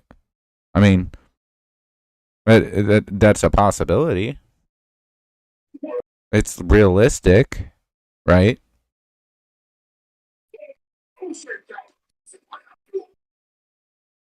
I mean, now all these other YouTubers being sus. I'm weird. Yes. 100%. There's no way around it. They're fucking weird. Okay? 100%. Do I think they had anything to do with Kylie? No. I don't think they had anything to do with Kylie. I think that they just are weird, and they made themselves look suspects on YouTube. The way they did things, the way they talked, and the way they represented themselves. How they carried themselves. And the timing. Let's say Kylie never happened, right? Say Kylie never got in the water, or not, that whole situation didn't happen. And just the weirdos on fucking YouTube were talking about pedophilia, fucking whatever. Out of proportion. Would people have suspect anything of it? Or would it be looked at as, oh, you're just fucking around? Now, am I saying that it's okay to fuck around about? No. Not on the internet. That's like I said, when you're doing a YouTube channel or a Twitch channel or anything like that, you're supposed to be an entertainer. You're supposed to, especially if you're doing a true crime channel like he is doing. Like he's doing a current events true crime / true crime channel. That's what he does. And he has an open discussion about whatever the topic may be. Why would you put yourself in a position where you say you're a pedophilia or you're into whatever? It makes no sense to. How do we feel about the tow truck driver? Well,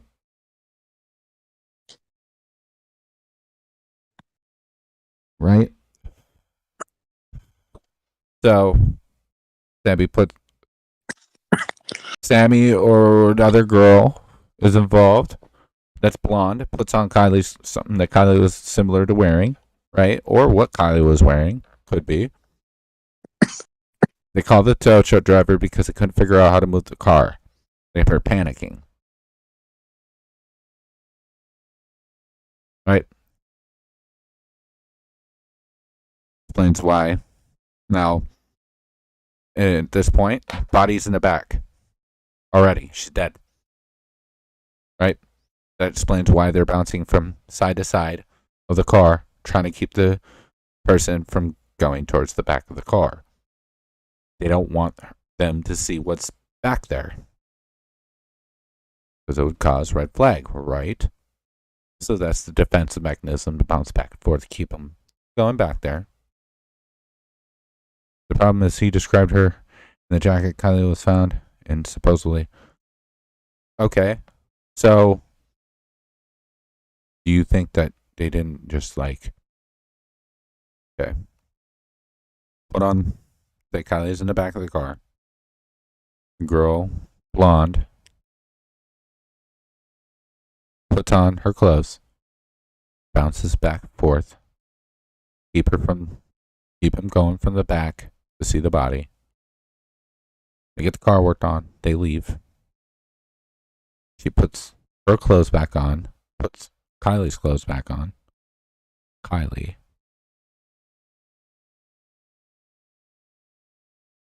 I think that leaves a lot of DNA. We don't know it. We haven't had the DNA tested. None of the details have came out. That's why we don't know.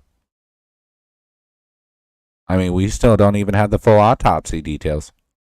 Toxology report's not coming out. The parents already said that they're not going to leak that information. So we'll never know exactly what was in Kylie and if she had water in her lungs, because they're not going to let that out.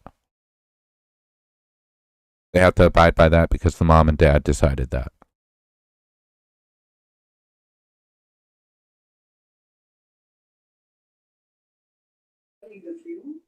And yes, I mean, it would leave a lot of DNA, but again, you got to think these are kids.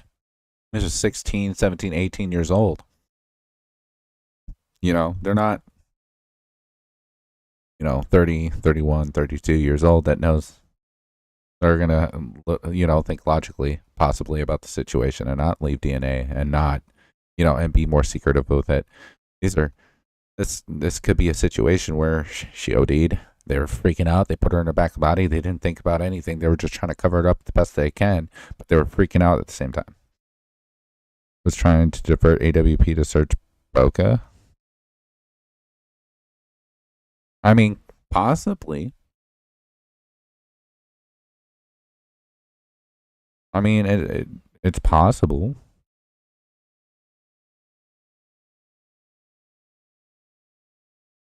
But what if that's what if that's the last, location that he could remember?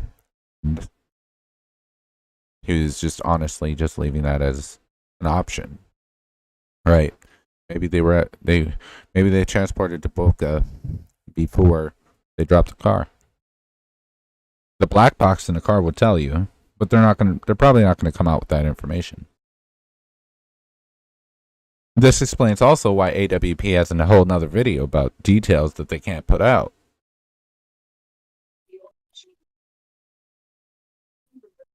If he was being honest, it'd be on video and there would have to be arrest.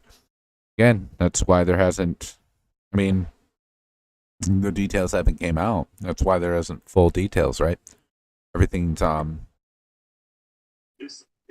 that's been out is pretty much speculation. Majority of it, right? Because there's only very minute actual facts that have came out about this case.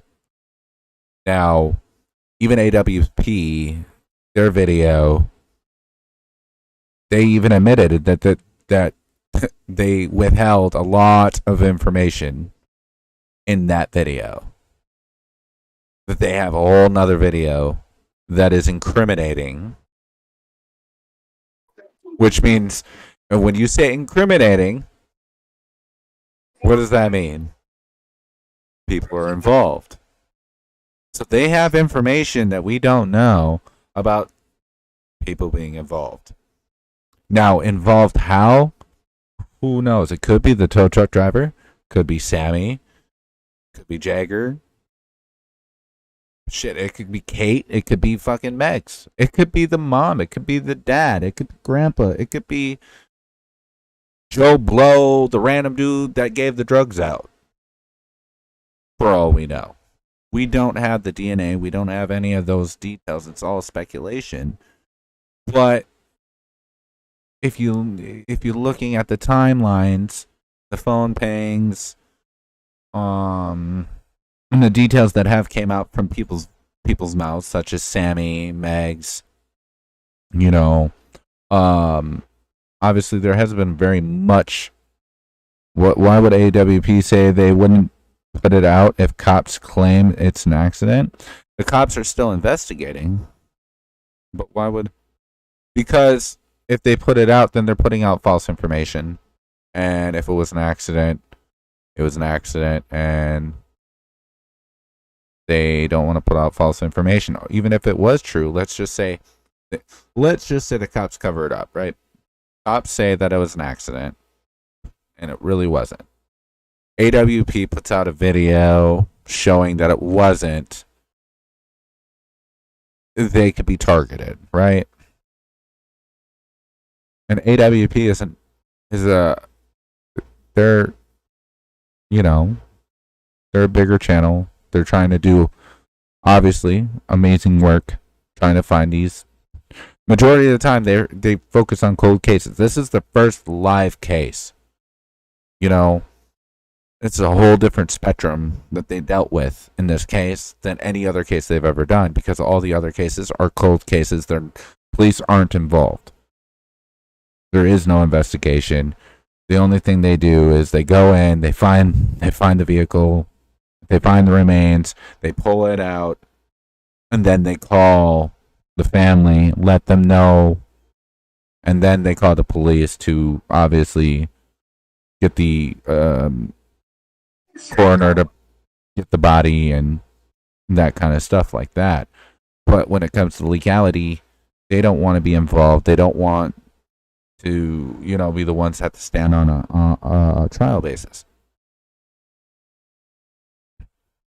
They want to go to their next job and keep helping families, and that's their focus. They only want to focus on just finding the vehicle, finding the person, and going to the next. And so when it comes to that, obviously you don't want to put yourself in a situation where you possibly get attacked by anyone. Also, did you see the multiple other dive teams claim most people found in their car underwater are found in the back? I seen that video, but see, the reason that they say that is because the air pocket, right? But you have to understand there's a difference between dropping the car and what kind of slope the car went in. Car windows up or down, halfway, quarter way, how many windows. There's a whole bunch of factors that play into that. So to reenact that, you would have to get the exact car, go to that exact place. Well, you'd need two of them, actually, right? So you take two CRVs. One, you drive into the water with the window down and the rear window halfway down. You drive into the water. The other one, you push. And you find out what the car does. And that tells you how the car reacts. Now, finding how the car reacts will explain how the body was in the back. Some people, obviously, if there's an air pocket going towards the back and you can't get the fuck out and you're freaking out, you're probably going to go towards the back to get a breath of air.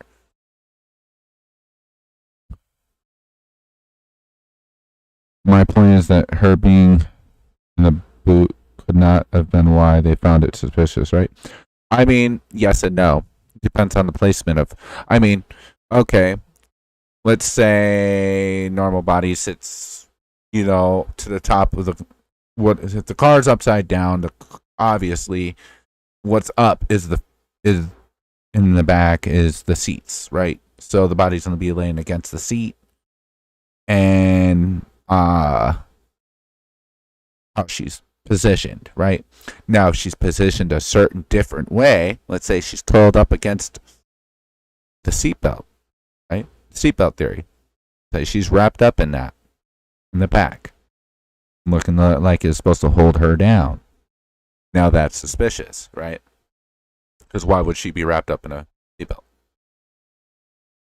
In the back. Now, if she was just floating there laying in the back, okay, well, that looks like, air pocket, or she was pushed back there with the water. But there's no current in there. So the pushing wouldn't be realistic. It'd have to be only reason that she'd be even back there would be the air pocket. But again, why? There's 2 windows. She's tiny. She could have went out in the passenger or the back driver. She was floating with her back against the top and her arms and feet hanging down. Floating with her back against the top and her arms, feet hanging down. And it was upside. Okay, so the top. So I'm assuming that's the seats and the bottom floor of the cargo because, the car's upside down. If she's floating. If she was just laying on the ground, that'd be the roof, right? Since she's floating, it would be against the seats and the bottom of the car. Because a CRV doesn't have that big of a cargo area. You know what I mean? If you're laying, especially if your feet's going towards the front of the vehicle, your feet are hanging from the seat, that rear seat. Your body's going to be like this, probably leveled out a little bit because you're floating against the seat. The seat's going to hold you down where you're floating, right? So with that, and you said, let's say they're hanging down. I mean, obviously, when you're dead, you don't have any movement to keep your hands up, right? So obviously, you're dropped. It really would depend on where that seatbelt was. If there was anything holding her. If she was just floating back there, it could have been just an air pocket. But again, why an air pocket when you have 2 windows to get out and you're tiny? She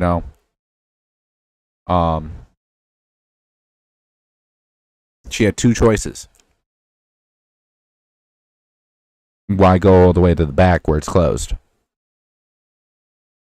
And they said, reason being is the stomach's build up with gas while the arms and legs are more dense. Bones or muscles are, so they sink. True. Yeah.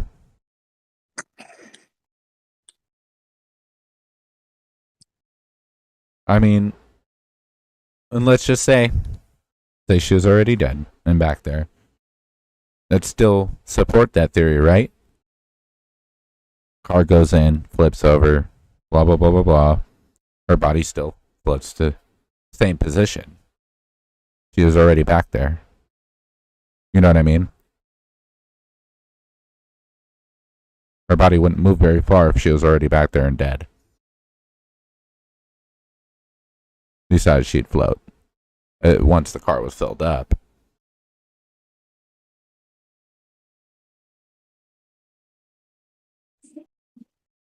If that makes sense.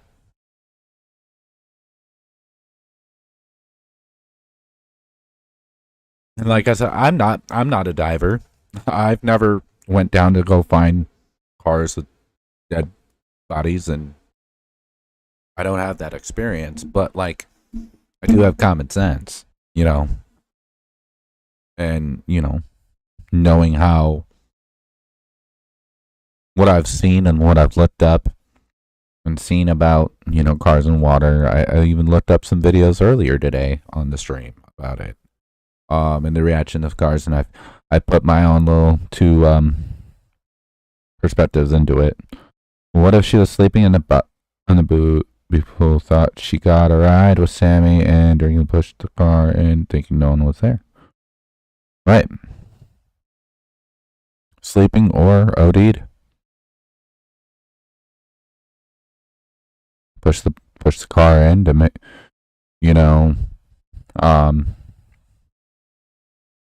but at the same time, the theory that the people that seen a bunch of cars rapidly leaving.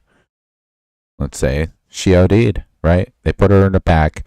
Explains why people freaked out and left really fast. The party stopped abruptly.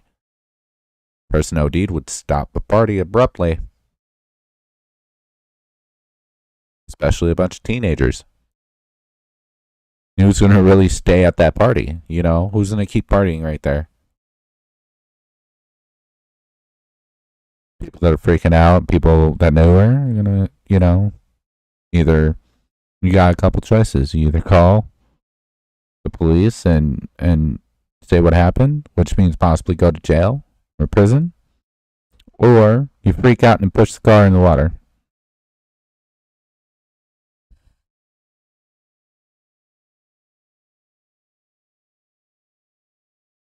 I mean, it's realistic, right? Tomahawk, if you want, there's the I have pinned on my Discord. We are in the Discord channel talking about this. If you'd like to join, you can feel free. We are in voice channel in there. Why not leave her there though? And could have just been a washer. Accident is pushing the water in the water. Well, I mean, when you freak out, you're not thinking logical, right? Especially if you're young. You know, these people aren't experienced with what to do with an OD body and try to hide it. They're freaking out, you know? So they're like, oh shit, there's water. Let's put her in the water. And leave. And hope that they don't find her. Sammy freaked out, texted her mom, I'm on the way home, pushed the car in the water, left. Why she left state, and now she has a criminal lawyer. Still close to the mom, too.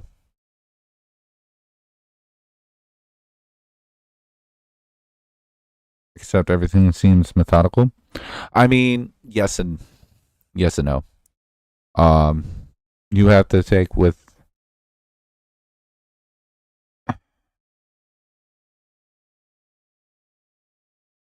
you got to take with the little information we have, and then, you know, each person has their views, so they're going to push their view into their video with that detail, right?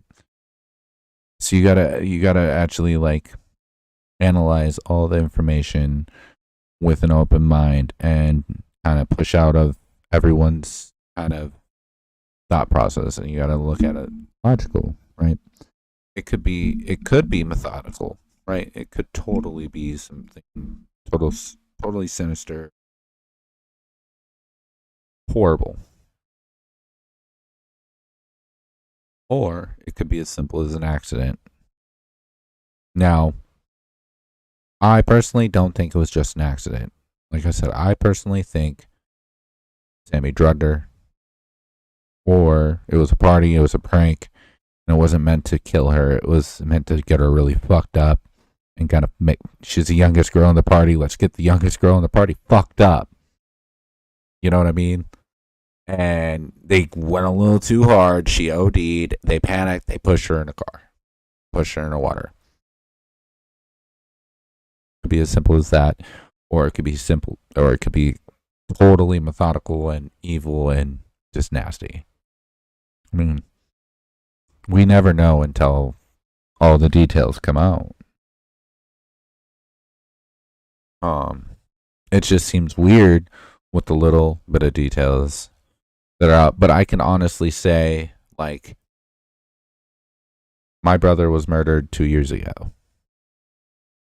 The trial, how all the details came out in the news. You can look this up. In St. Cloud, Minnesota, there's a whole news clip on it.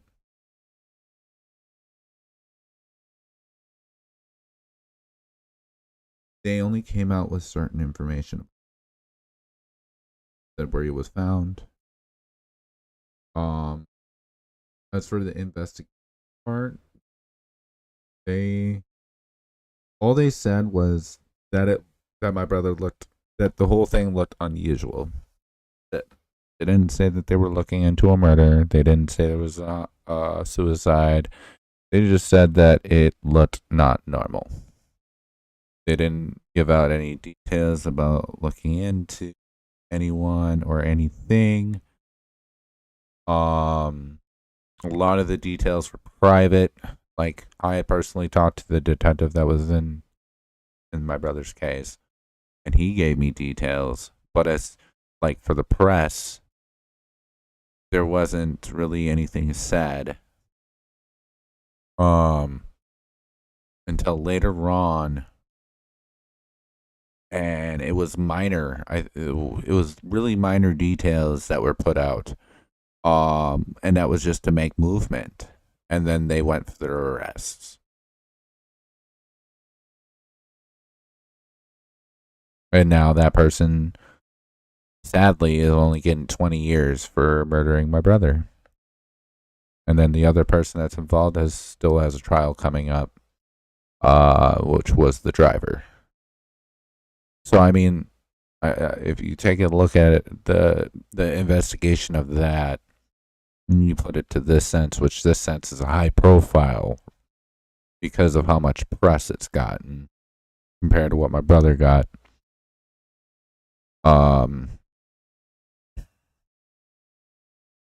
Obviously, you're going to be a little bit more difficult to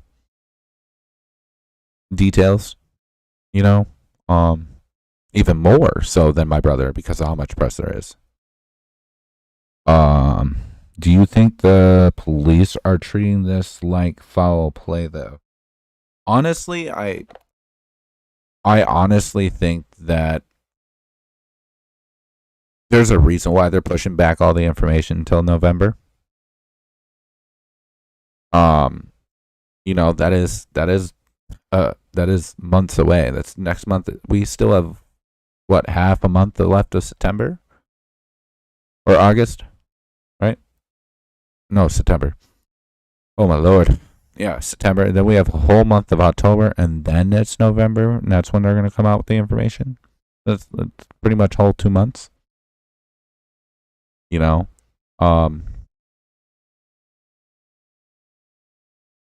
honestly, if it was just simple as an accident, let's just say that all the details lined up that it was an accident. She got drunk, took a wrong turn, and drove into the water. I don't think they would be holding out information until November. There'd be no reason for it. Right? Why? What's the point? Why hold it that long? We already have the autopsy, right? So why wouldn't we just say, all right, well, we have the autopsy. It shows that, you know, this was a total accident. She drove in the water. There was water in her lungs. This, that, the third. Right? They're holding information until November because they think there's something suspect, too. It's automatic. That's common sense. I at least for me, I think that's why they're holding information until November. It's because they think that there's foul play. I mean, if this was totally, like I said, if this total accident and that's what they thought, they wouldn't. Why wait until November? Sorry for your loss. It's all good. Thank you. Got it. 24 years old. Young guy.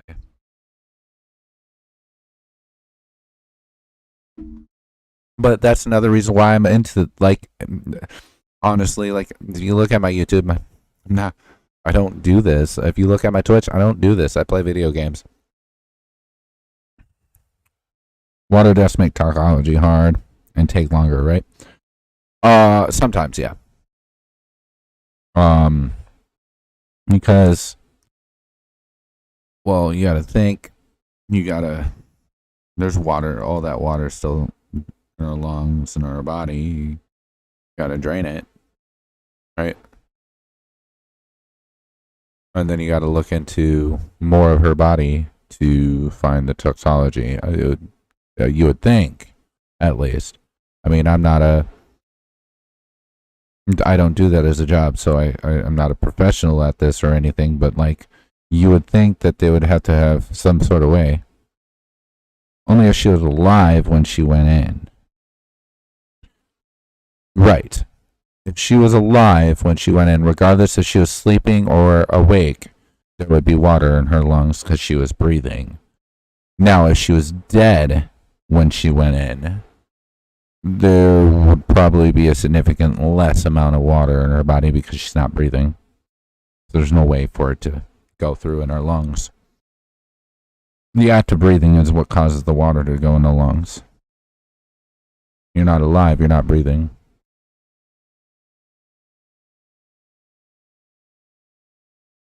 The logical again, I'm not a professional, but the logical way of thinking about it,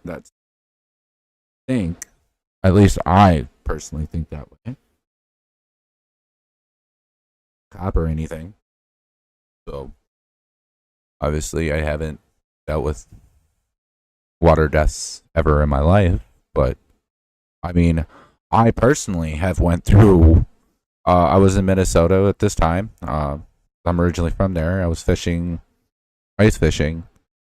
We went to get back in the truck to leave. The truck fell in the water, and we had to get out. Crazy ass experience, but I made it through.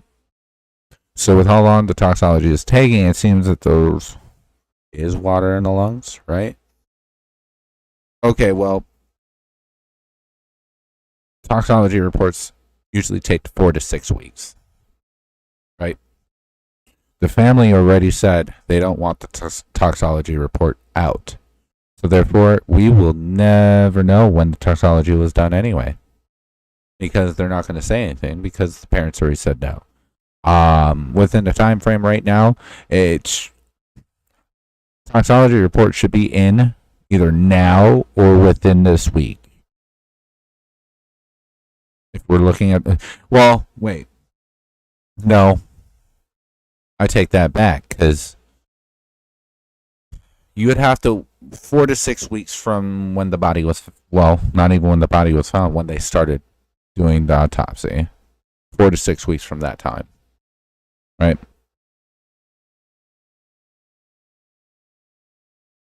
Because you can't, obviously they didn't start right away.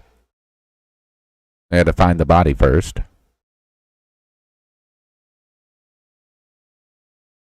So that's why November 1st. Possibly.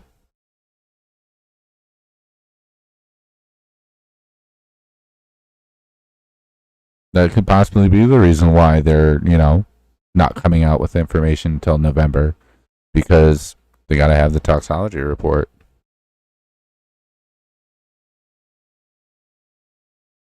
But again, for us, we are probably not going to get any details when it comes to the toxology report. Based on what the parents had requested. The only details we'll probably get is someone goes to jail or if it was an accident. Do you think the cops are trying to cover this up at all? That part, I'm not sure. I honestly think that the way they didn't find the car, and then the way they rolled the car and dumped all the evidence out, or possible evidence out, and just left it there is questionable. I think that's suspicious automatically. Like, it doesn't make any sense to when you're investigating. Why would you do that? You're already corrupting the whole evidence right there, just leaving it there. You didn't even look into it. And it could be it could be a way to cover it up, or like you said, it could just inexperienced. I feel it could be highly because they were inexperienced, but at the same time, with videos that I've seen, they are pretty dirty. I've seen a video where cops are beating the shit out of a dude.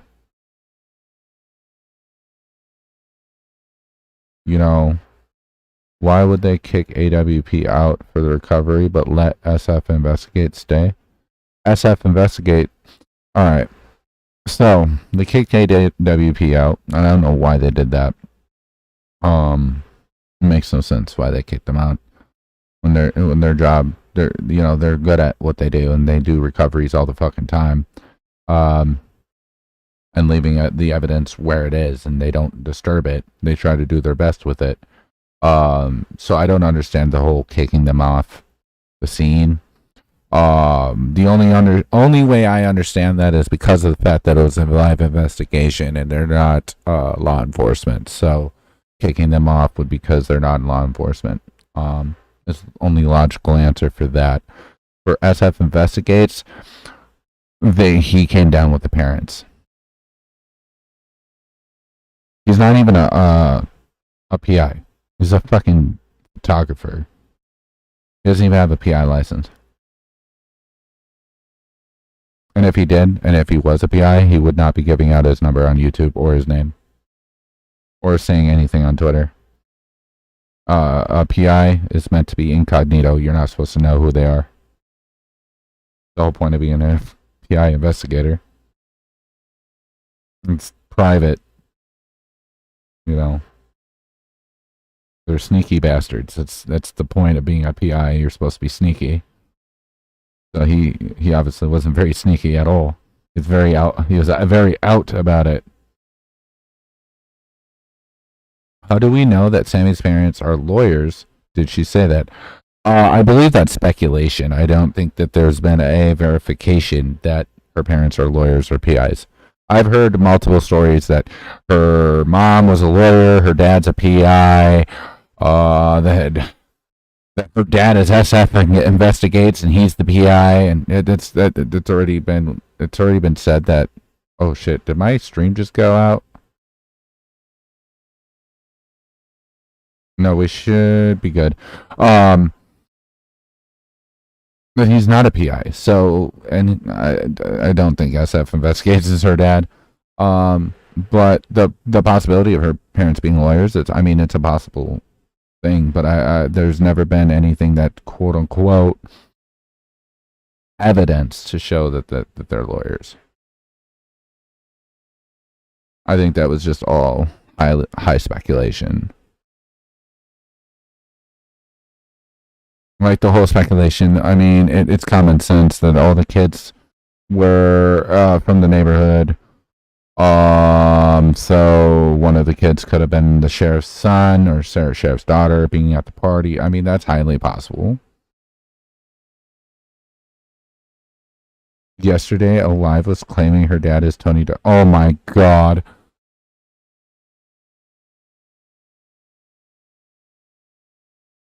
The stupidity on YouTube sometimes. I swear. I feel people are just saying wild crap in this case. They are. 100%. A lot. We're in the days of YouTube and the internet, so people can just say whatever the fuck they want and be wild and just be weird. And, it's a high profile case, so it's highly talked about, so it's trending. So why not put a fucking video and tag the name so we can get some popularity, get some views, and we're gonna fuck around and just say stupid shit. Why not? And it's. I don't agree with it. I think that that's highly disrespectful. When I ever my title's discussions about Kylie Rodney, but I don't have her tagged. I don't. Oh wait, do I have her? I might have her tagged actually right now, but my discussions are strictly about Kylie Rodney, and what the fuck does Tony and Xana and Itmel have to do with this case? But half the vids are about that. No tag.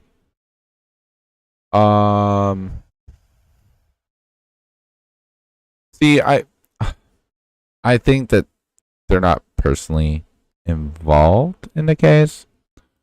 I think that they're they use this case to gain popularity, gain some views, and the way they did it, they came off really fucking weird. Zanime put herself and inserted herself into in the kayaking video, and certain things that she says just makes her sound really fucking suspect and really fucking weird.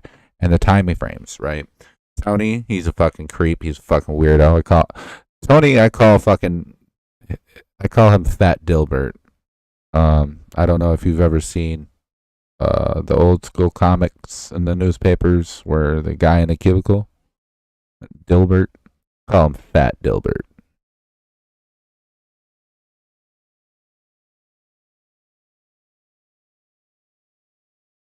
Yeah, 100%. I mean, even in the newspaper, I mean, there was never such thing as bad press, right?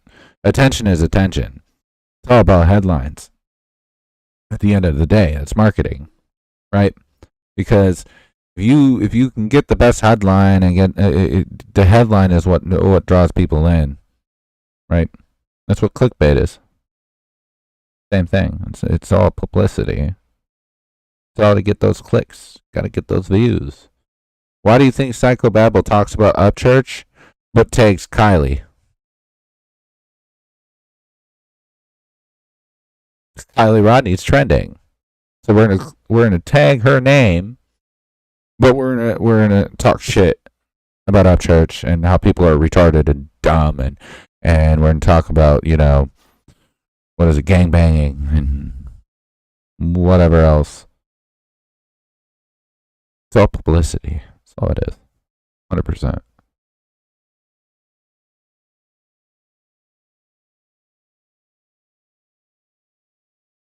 And it's sad.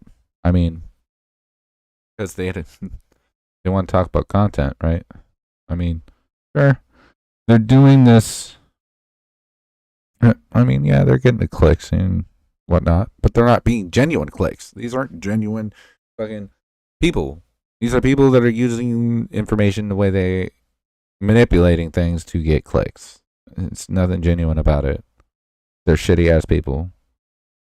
They're exploiting the death of a fucking 16-year-old girl to get fucking popular on a social media site. That's all they are.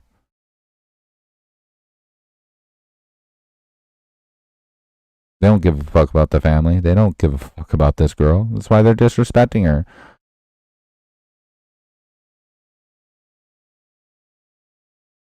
And it's sad. But that's how they get involved, and that's how they, you know, they look sus, and then people call them out and be like, "Oh, you look sus now in this case because you're doing this and this and this, and it lines up with this and this. Like, you're fucking weird," and that's how they're inserted into the case.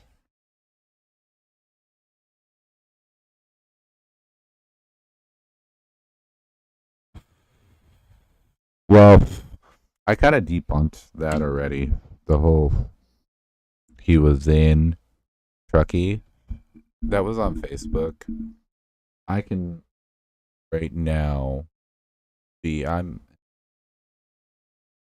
Ohio, and I can tag my Truckee, California,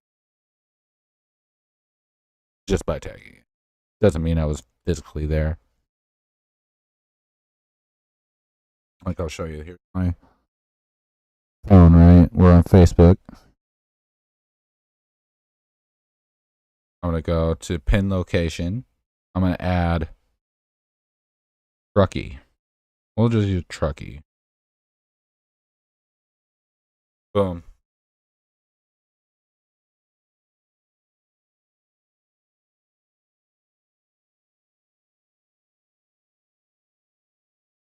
I don't know if you can read it, but it just says that I'm in Truckee, California.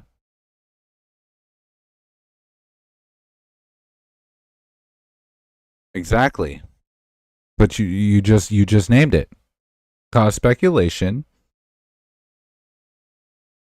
Cause attention. More views, more clicks. Everyone likes drama.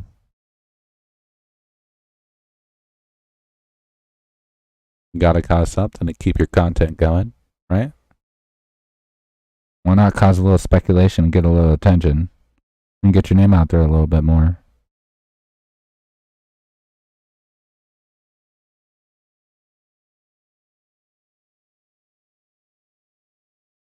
Does that make sense?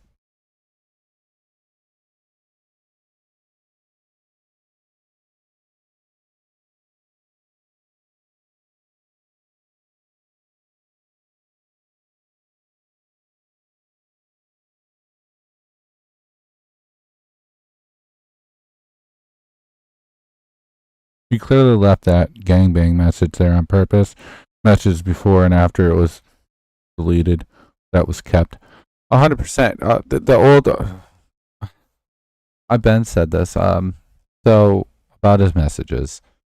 The top message from the guy or girl sing whatever. Those are old. That he showed when the Zanime and Upchurch first started battle thing. Upchurch called Zanime out. That original stream, he was showing that he had weird Instagram messages because Upchurch had that weird phone call with one weird dude, and the sing messages were in there. So he deleted that VOD because of the conversation there. But I wonder if the message of gangbang was hidden at that point. Because he did show his DMs in that stream. And then the new stream from the other day that Upchurch called him out on, that they showed, obviously there's his DMs. Upchurch might have good intentions on this case, but he's focused on the wrong stuff too. 100%. Upchurch has a great heart, right? He's not out to hurt anyone or anything like that. He's very passionate. I feel like at first he was really onto this case with Kylie. And then all the bullshit on YouTube kind of fueled some sort of anger in him. And now he's conflicted between Kylie's case and then all these weirdos. Right. And so his mindset is trying to call out all these weirdos, but at the same time focus on the case. And it's just going mixed places, right? He's ADHD. He's like me. I have ADHD, so I go everywhere. When I talk about things, watch my stream, it shows. My conversations go everywhere all the time.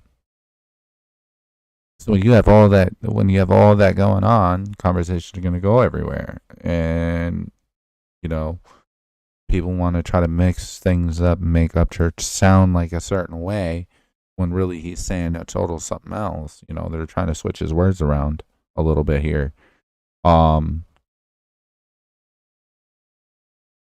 He has an intent to show the fake shit, the negative fake shit on YouTube. That's what he's calling these people out for. And then he's also inserted them in this case, trying to figure out what really happened. But right now, all this YouTube shit is kind of pushing him to call out people, and that's been the focus. And it's been, taking this focus off on the main points of the case, I feel like. I mean, but is Upchurch wrong? No. These people are creeps, 100%. They're weirdos. I think a lot of people are focused on Sammy, and I think they're not realizing that it was Kate who was her best friend. I mean, Kate was one of her best friends, and so is Mags. My focus is on Sammy, like I said earlier. I don't think Kate really had anything to do with it. Kate also looks most like her. But we don't have any verification that Kate was ever at the party. We don't have any verification that she wasn't at the party either. You know what I mean? And that's part of the speculation problem. It comes, right? You know, we can speculate that Kate was there and part of it also. And I mean, she very well could have. Maybe Kate was friends with Sammy also. We don't know this. Maybe Kate and Sammy are friends.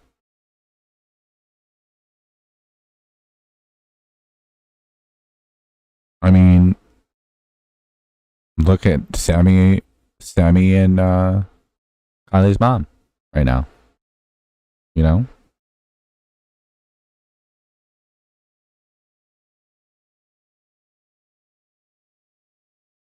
I feel that, you know, there's a big possibility there. There's a lot of things that are really weird when it comes to that.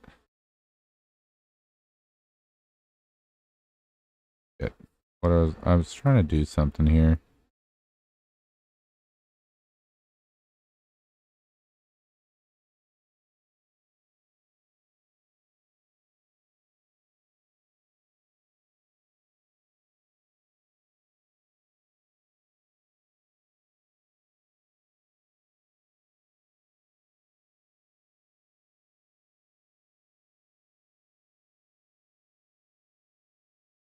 Oops. God, no, I don't want that. I want this. Yeah, there we go. Boom.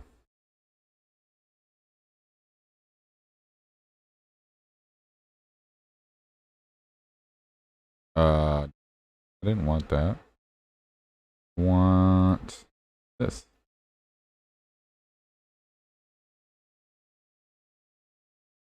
Did I? What?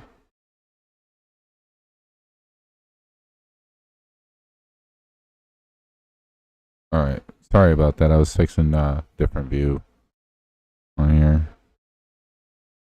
Another weird thing, Kate and Sammy and Lindsay all have talked about church and their youth group, yet her memorial wasn't held at a church. Yeah, I found that weird too. That they all are Christians and go to church, but her memorial wasn't held at a church. But then again, my best friend that killed himself, his family are Catholics. What they did was they had the funeral service at the church, and the priest, you know, did a sermon, whatever, and all that, and then we did the memorial outside. We let off balloons. We had a dinner, and there was like photos of my best friend, and we talked about my best friend and his memories and stuff like that. And it was more of a family setting than religious at that point. So I mean,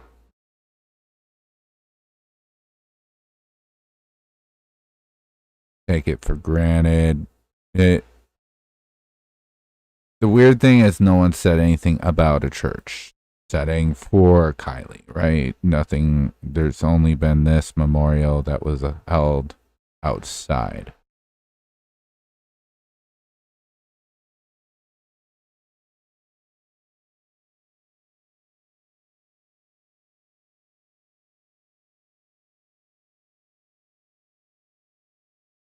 Did you see at the memorial where they called Sammy Kylie? Yeah, I thought that was weird too. I seen that.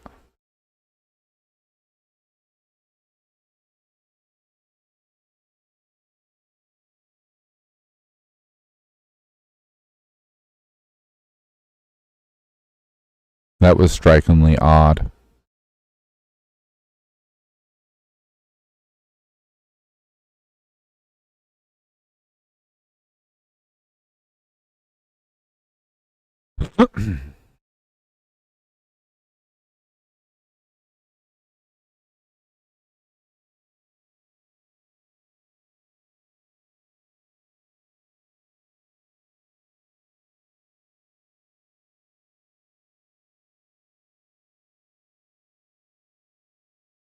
I do kind of want to see this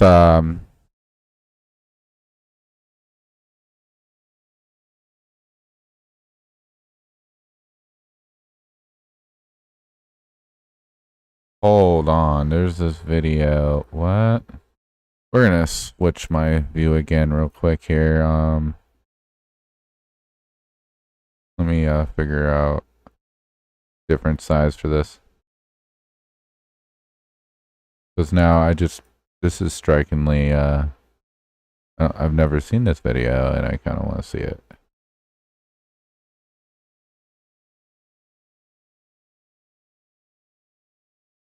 $44 ago. Hello everyone, welcome back to my channel. On September 14, 2022, Doug from Adventures with Purpose did an interview with Fox News Digital regarding the Kylie Rodney case. Doug stated the case doesn't add up and it reeks of foul play. He explained it was so shocking because he couldn't believe they came in after all of that time and found it. He said it was also a sad moment, a very emotional moment for all of them involved. No one wants to tell a parent, "We found your daughter and she's not coming home." He explained the reason law enforcement missed her in their own search because of their lack of expertise and communication. He also stated that no matter where we saw the case, it creates drama, controversy, and embarrassment. As for foul play, he said, "You're not going to crawl into the back and climb under a seat." Now, in that same article, there was some criticism over Adventures with Purpose procedures and how they handle their business from Tammy Waters of Sonar Search and Recovery, who is a nonprofit that has found 104 missing people underwater since 2005. Her and her husband assist law enforcement, and she stated about Adventures with Purpose that to her, they are monetizing and commercializing missing people, that they are not police, they're not investigators. That call is for law enforcement to make. If you have the proper experience, you wouldn't go blabbing like this. She slammed Doug for announcing the recovery of Kylie on Facebook and said that was very not right. She stated she hears them saying they're the world's best, and she thinks to herself, you guys have only been doing this a few years. Her work seems to contradict Adventures with Purpose because she stated 90% of vehicles found with people in it, they are normally found in the back. If it's an SUV, they're in the hatch. She added as the vehicle sinks, they climb to the back to stay up out of the water. They have to chase the air as the engine is the heaviest part of the car and nosedives first. Doug highly respects Waters and stated they are the godfathers of what they do. Compared to them, no one has that kind of experience, but their operation is different. They came up in a time without social media, and they get their cases directly from law enforcement.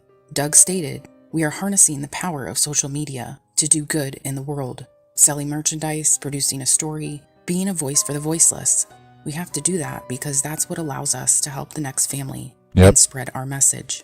And I completely agree with him. They are doing God's work, and I can't comprehend how anyone would feel it's necessary to downgrade them like that. Right. I mean, it's really effing sad. We live in a world where some people can't just be happy for others' work, especially when it's the exact same line of work. They solved 24 cold cases in 2 years. That's 24 families who can finally get closure. They aren't funded by the government and rely on the public to solve cold and now missing persons cases. That's 12 cases per year compared to her average of 6 per year from 17 years and 104 cases solved. I guess law enforcement didn't call them for the 24 people Adventures with Purpose found. Law enforcement didn't find Kylie or her vehicle. Adventures with Purpose did. And I think that gives them the right to announce their amazing discovery. And whether you think otherwise or not, I feel it's very petty. They deserve all the recognition and glory. Also, with regards to her saying 90% of the vehicles found with people in it, they're normally found in the back, doesn't even make sense in Kylie's case, considering in Nick's dive footage, one of the windows was rolled down. Therefore, if she was originally in the driver's seat or even in the passenger seat, she would have had zero reason to fight for air and travel to the back when she could have easily swam out the window to dry land. Up to dry land. So clearly, Kylie had to have been in the back when the vehicle went into the water. It's truly a shame some people go out of their way to discredit others. And it almost seems like some type of disdain, jealousy, envy, resentment, bitterness. And personally, I don't think Adventures with Purpose deserves any of that. Both teams and organizations do great work, and they should be happy for each other. They should support each other, and they should have respect for each other. period. She's in the back of the vehicle. Ooh, time on. She's not in the driver's seat. I agree with all that. It looks suspicious. The mom. Vehicle's upside down. One window is halfway down. One window is all the way down. Let me know what you think below. Don't forget to subscribe and hit the notification bell. Have a blessed day. Wait, what do they mean? Climb under the seat? I'm not 100% sure what they meant by that, but I heard that. Why would... Well...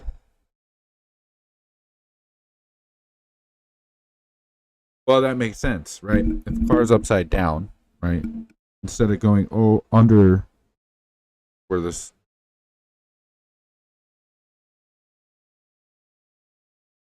where the seats are going down, instead of going like this, go under the seat where the air pocket is.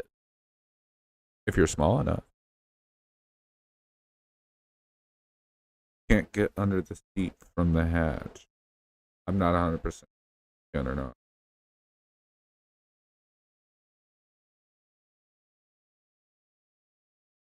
I mean, and if you can't, it shows foul play, right?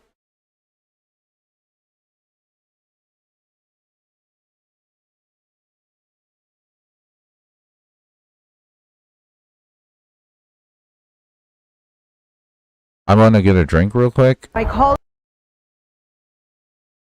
The back of the seats go down to the floorboard. Oh, okay. So yeah, there wouldn't be any access to that from. You'd have to go over the seat tops. I'm not 100% sure what they meant by that, actually. I'm gonna go grab a drink real quick and I'll be right back. Talks about toxology and I'm curious what they said. 1 second.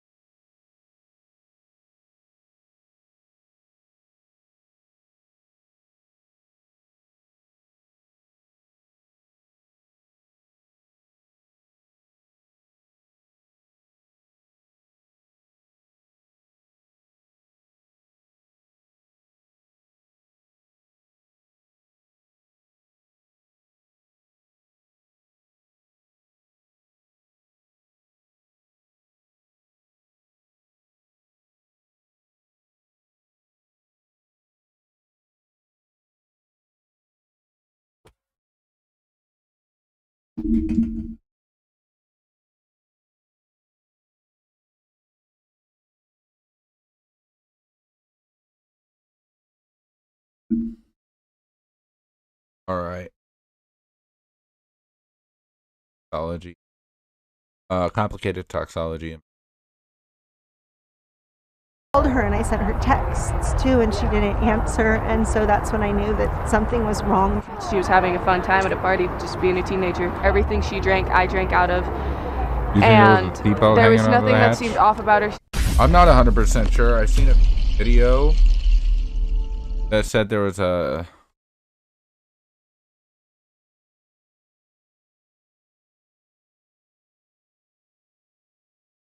clip for something comes out the door, but I'm not 100% sure what it was. I mean, it could have been the seatbelt, which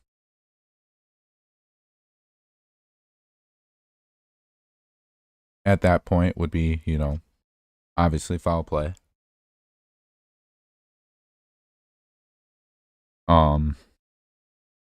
What if it was just that they said it was a clip for like holding something down that's in the door. But I've never had a CRV, so I'm not 100% sure. You're talking about that toe strap that would be directly in the middle? Yeah, the toe strap, yep.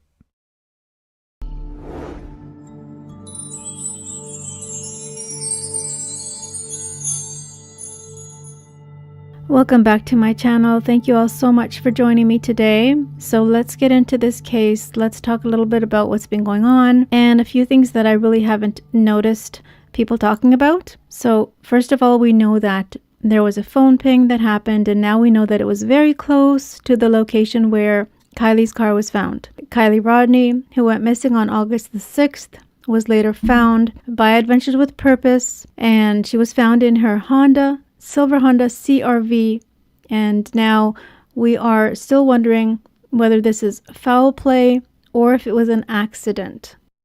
We were going to leave together because later in the party I had asked her if she could give me a ride home, and then I realized that she was too intoxicated to give me a ride home, so I decided to try and find a different ride. We were both really drunk. We have stories about the beginning of the night and the middle of the night, but we don't really have, there are no stories about her leaving, when she left, or who she left with. There's no stories of her car leaving. It has become quite mysterious. That's the other weird thing, right? That her and Kylie are both really drunk and didn't feel comfortable going with having Kylie drive her. So if you're, why didn't you? Oh, you both get a ride. Like a normal friend would, right? You'd want to make sure your friend's safe, so you'd make sure that both of you took that ride home. Instead of leaving your friend to fend for herself, which is under the influence. Sammy does really talk like she's been coached. Oh yeah, she does. 100%.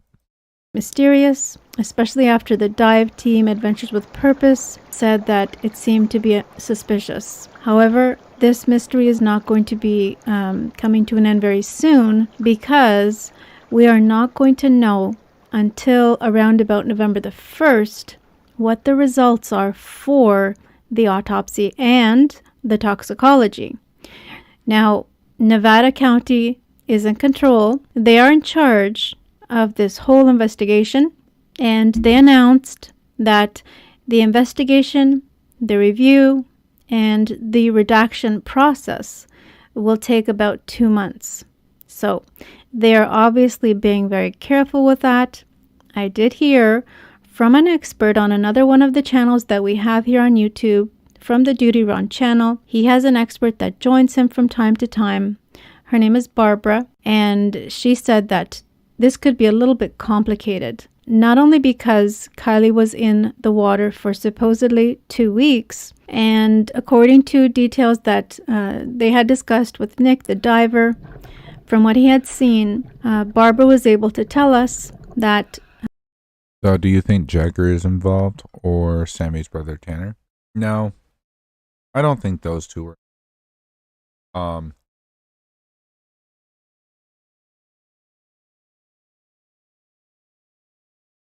Honestly, from what it seems like, I think Jagger is a young kid that was with Kylie. They broke up. For whatever reason that they broke up. Broken up at the time. Bro.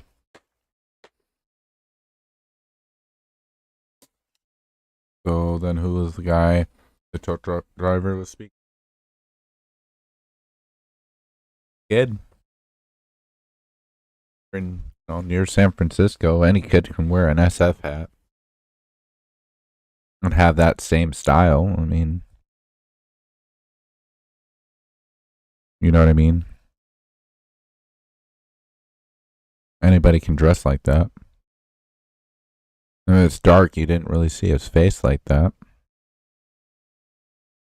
And I mean, Jagger was already reportedly with his family that was a considerable distance away. Sammy's brother Tanner, I mean, he could have, but at the same time, I feel like he how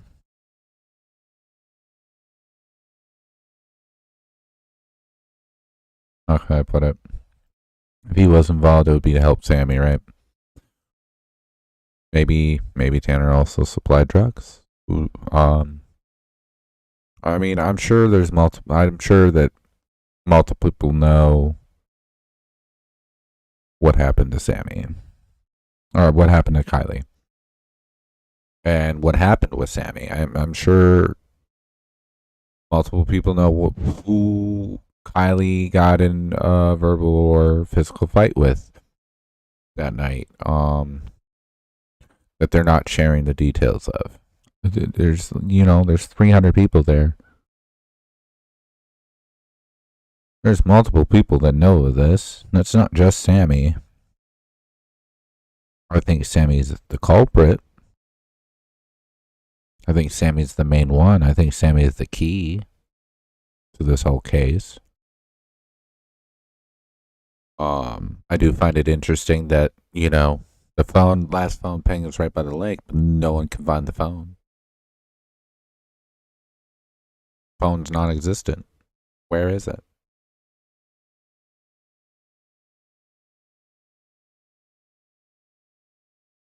I guess my point is, if you believe that was Sammy, the guy would have to be close with it.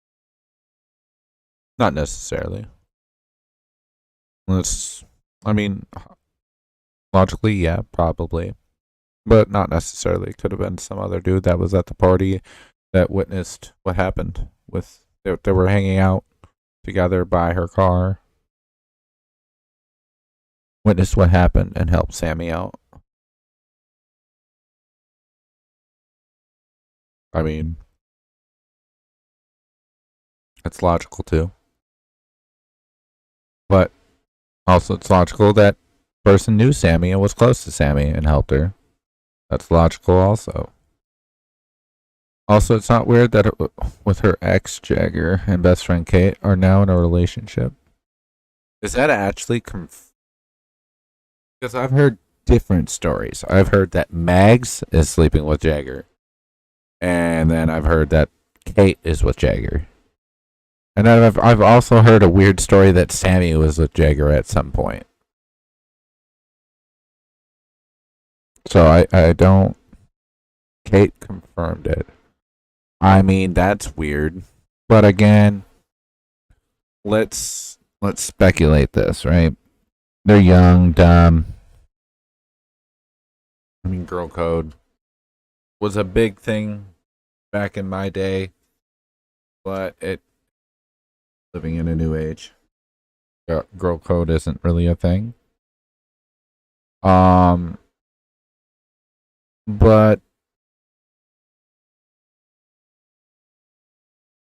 they weren't. Kylie and Jagger weren't together at the point. They broke up. So, I mean, it's really their choice to, be together. But she was complaining about Jagger.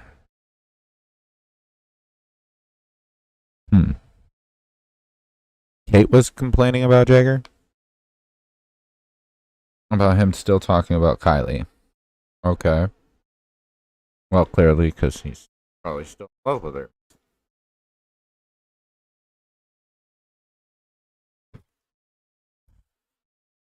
And I mean, Kylie is a big topic, obviously, because she's missing. Dead. Saying that he keeps calling her his angel, yet sleeping with her. Yeah, I mean, girls would complain about that if they're dating. I mean, I don't think that gives her a reason to kill her. I think that's a reason that now would, because, that's his focus. I don't think that Kate killed her. I think that that's an after effect. That Jagger was calling Kylie his angel. He had that saying written down on his arm. I remember in one of his videos after she had been found.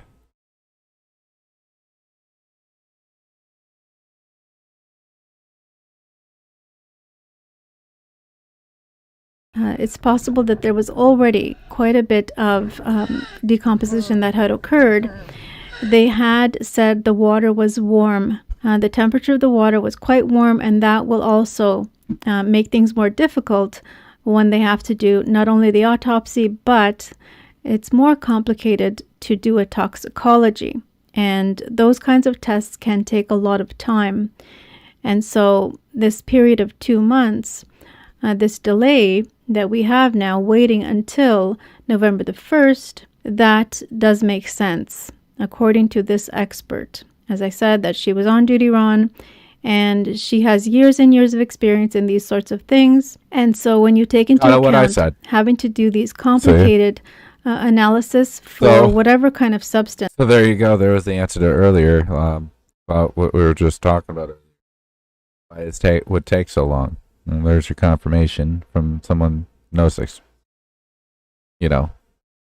professional in the area.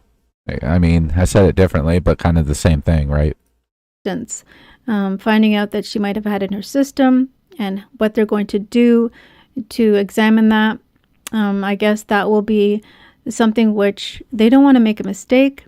And like she said, because that water was warm, then the decomposition, as horrible as that sounds, it is horrible to think about, but it will be more difficult.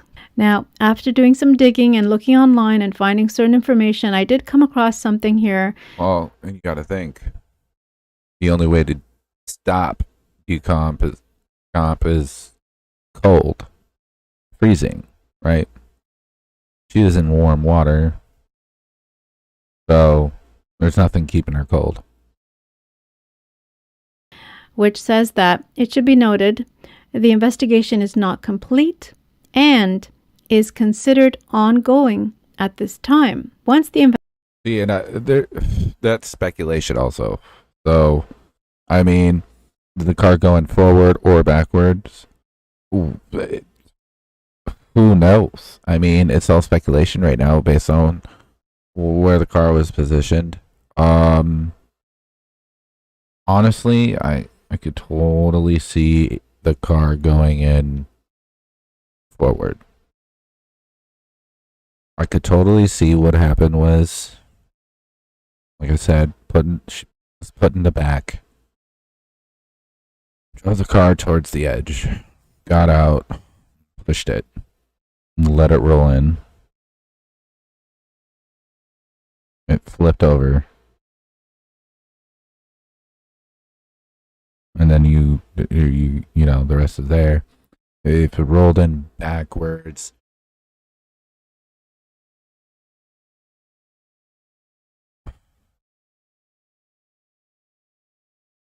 I believe the car was already there when the cops searched for it. I think they were dumb, missed it.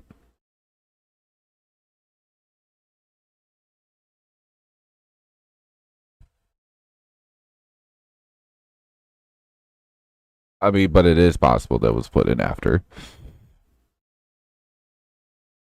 But if there's decomp on the body, definitely before. The cops did miss it if there's decomp, because that means the body was sitting for a while in the water versus sitting. I mean, if she's just sitting normally without the water, it's gonna decomp slower. The warm water is just gonna increase.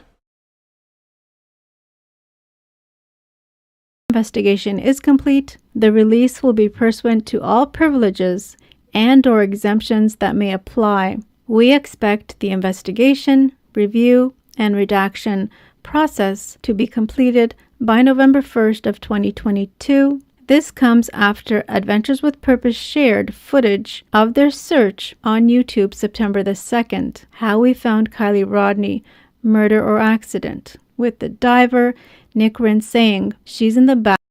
Actually, I brought that up. So if you look up, and I brought this up to somebody, this car was, now, you gotta remember the going down. So you have to do the math of the water levels when the cops are searching versus when AWP searched the water, right? When AWP searched the water, it was what? Sitting in 10 feet?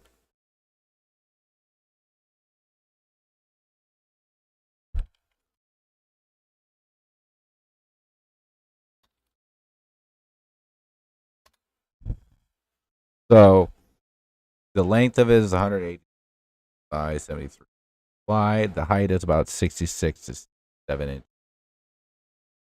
which we'll go 66 inches.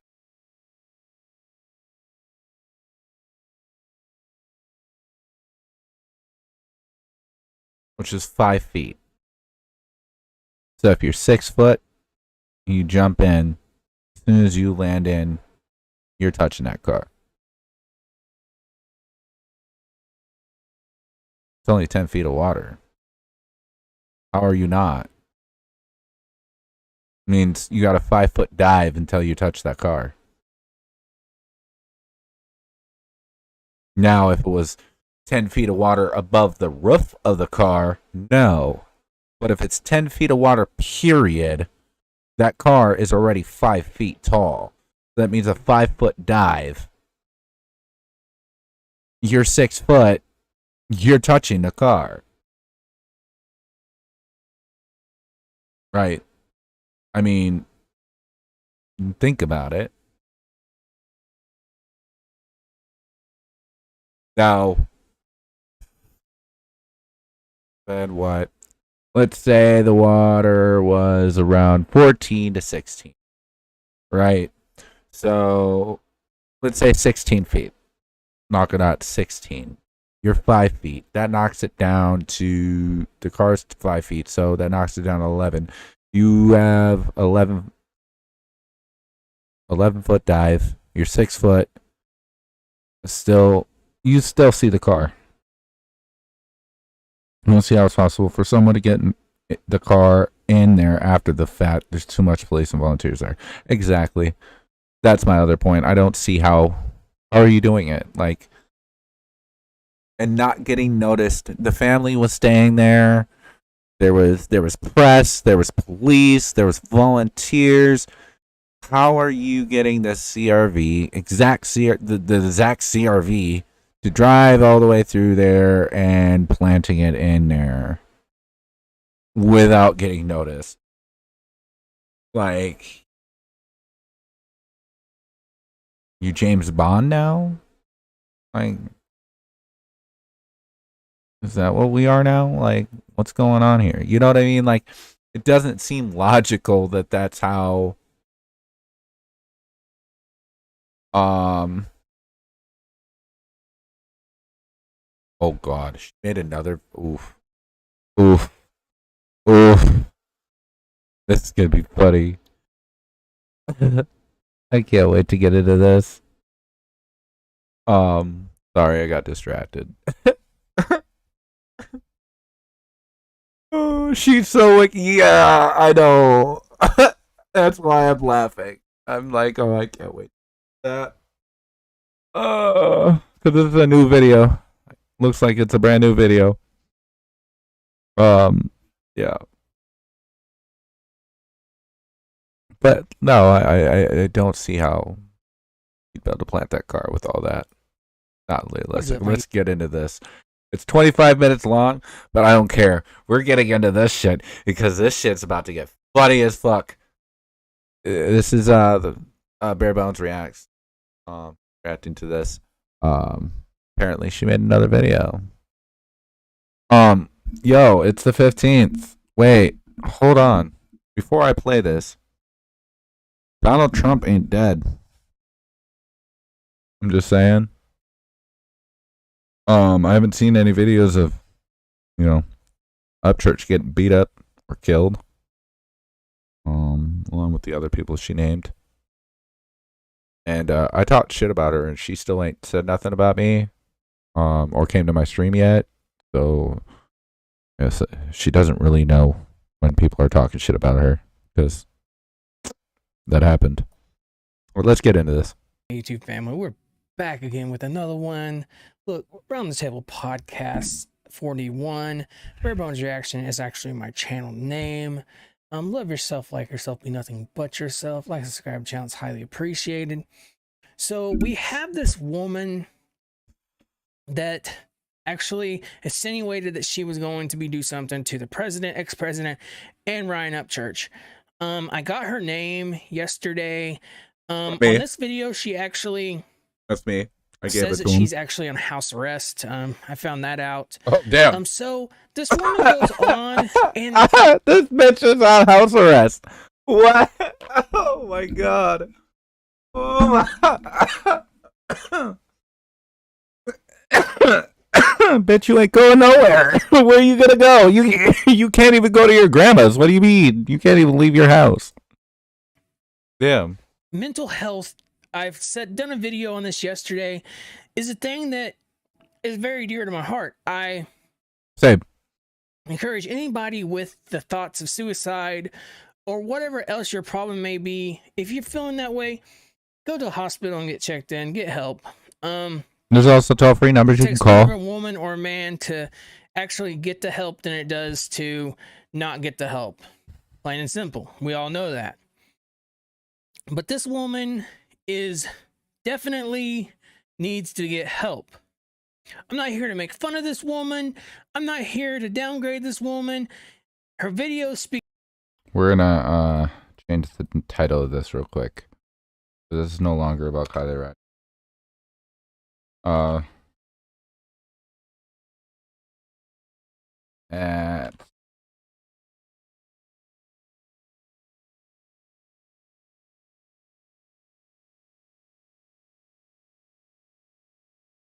What should we call this? Reaction to a reaction of the crazy lady. There we go. We updated it, so you know.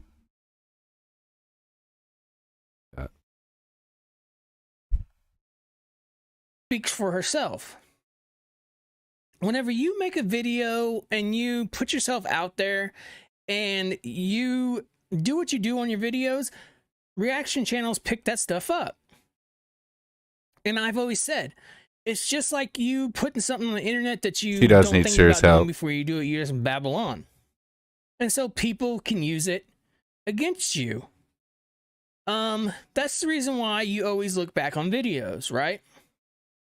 Well, this was just made, I do believe, September. Was it September? Yes, I do believe it was September this video was actually made of 2022. So this is a newer video, guys. And she continues to make the videos. Now, how come YouTube hasn't caught these videos and said, hey, this is fucked up? She's making threats, accusations. This woman needs to go check herself in. I said this yesterday. This is nothing to be playing around with, right? Well, listen to this part. This woman talks about how she would actually do stuff to people in this video. Anyways, guys, let's see what she has to say. I'm actually going to pause through it and give my reaction to it. Afterwards, we'll talk about it a little bit.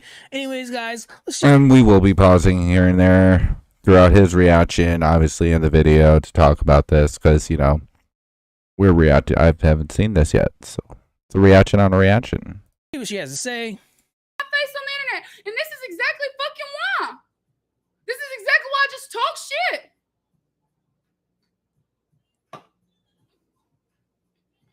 And then these motherfuckers really act like I won't kill them. Like y'all want whatever with your gun, some motherfucking man pull the fuck up over here.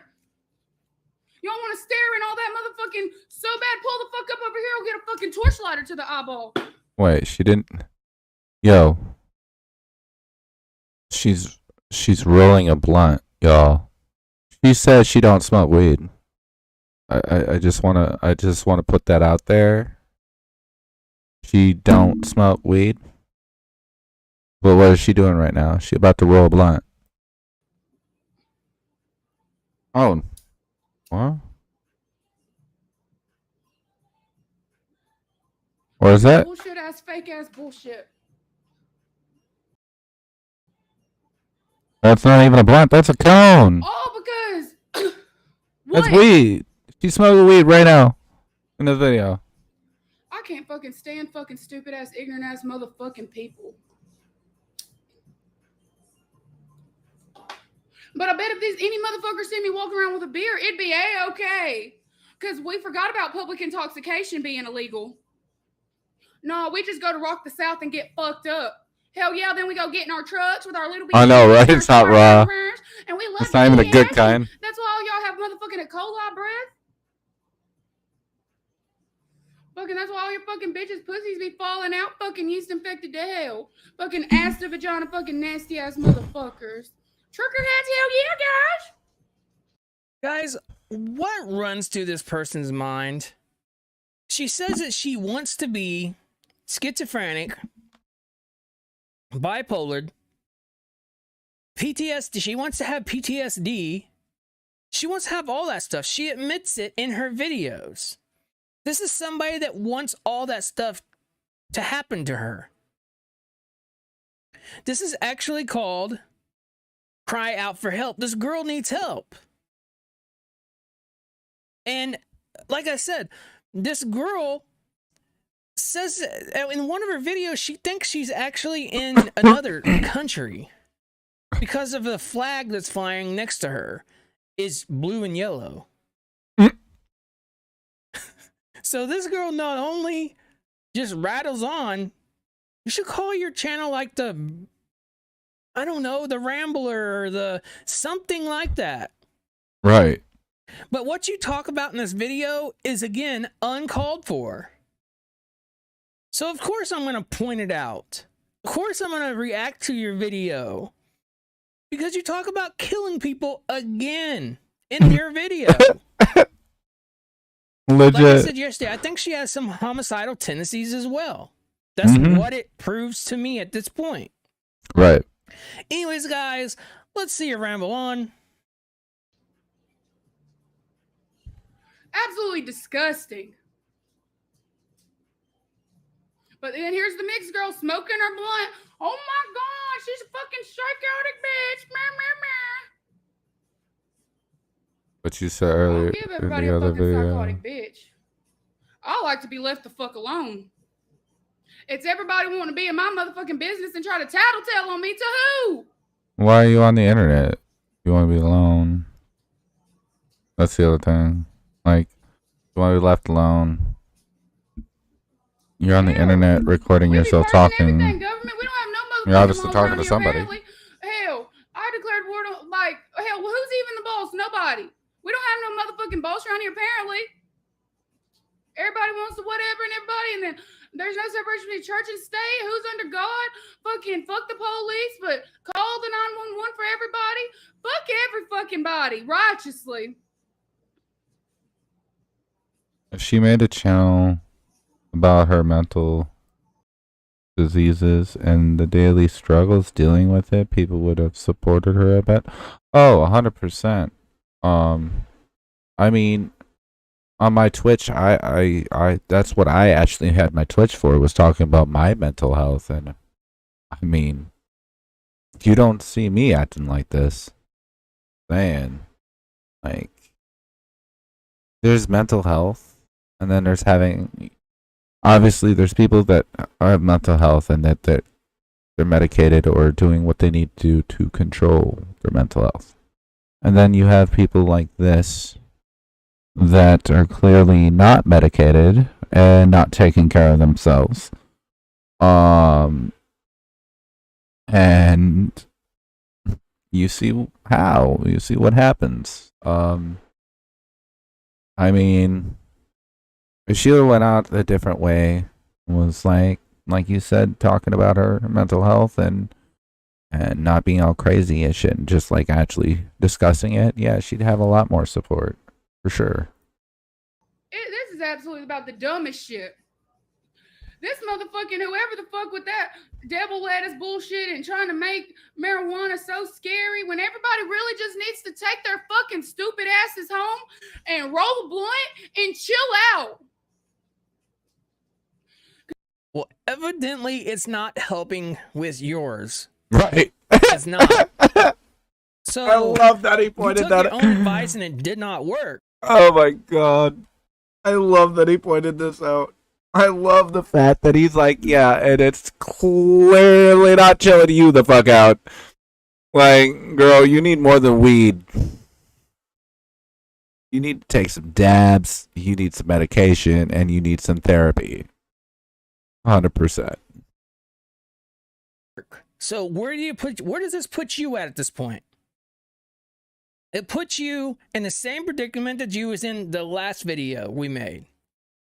So now everything that I have said in my other video has came to this video. And it's all correct. Even my fan base, as I like to call them commenters, is saying that you need help. Every one of them. And there's millions of other people out there who will say the exact same thing. So, again, I'm not here to make fun of this person.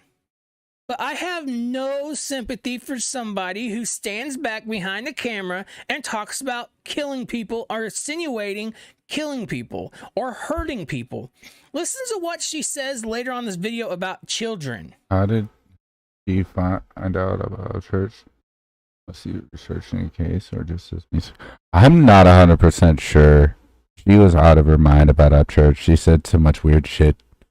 Like, her husband, Ryan, she said. Like, I don't even think she has a husband. And what she says and what she's going to do to this couple, it's not even gotten good yet. This woman's like a ticking time bomb. She's Facts. the type of girl to literally blow up one day, if you know what I mean. Anyways, guys, what I'm saying by that is she's a type that starts off like this until something happens that she insinuates, puts the thought process through, and carries out. That's what I'm saying right here. Yep. Anyways, guys, let's continue to see what she has to say. She's right, They're though. all about the fucking ignorant ass motherfucking people and love to, oh, them black folks, they just meh. But Lord, do they want to be all up in the black motherfucking business, don't they? Hell. Want every fucking thing else about the motherfucking black folks, but Lord, when one starts getting a little well, but I bet if I was gonna offer to fuck that fucking stupid ass dude, he would have done that, huh?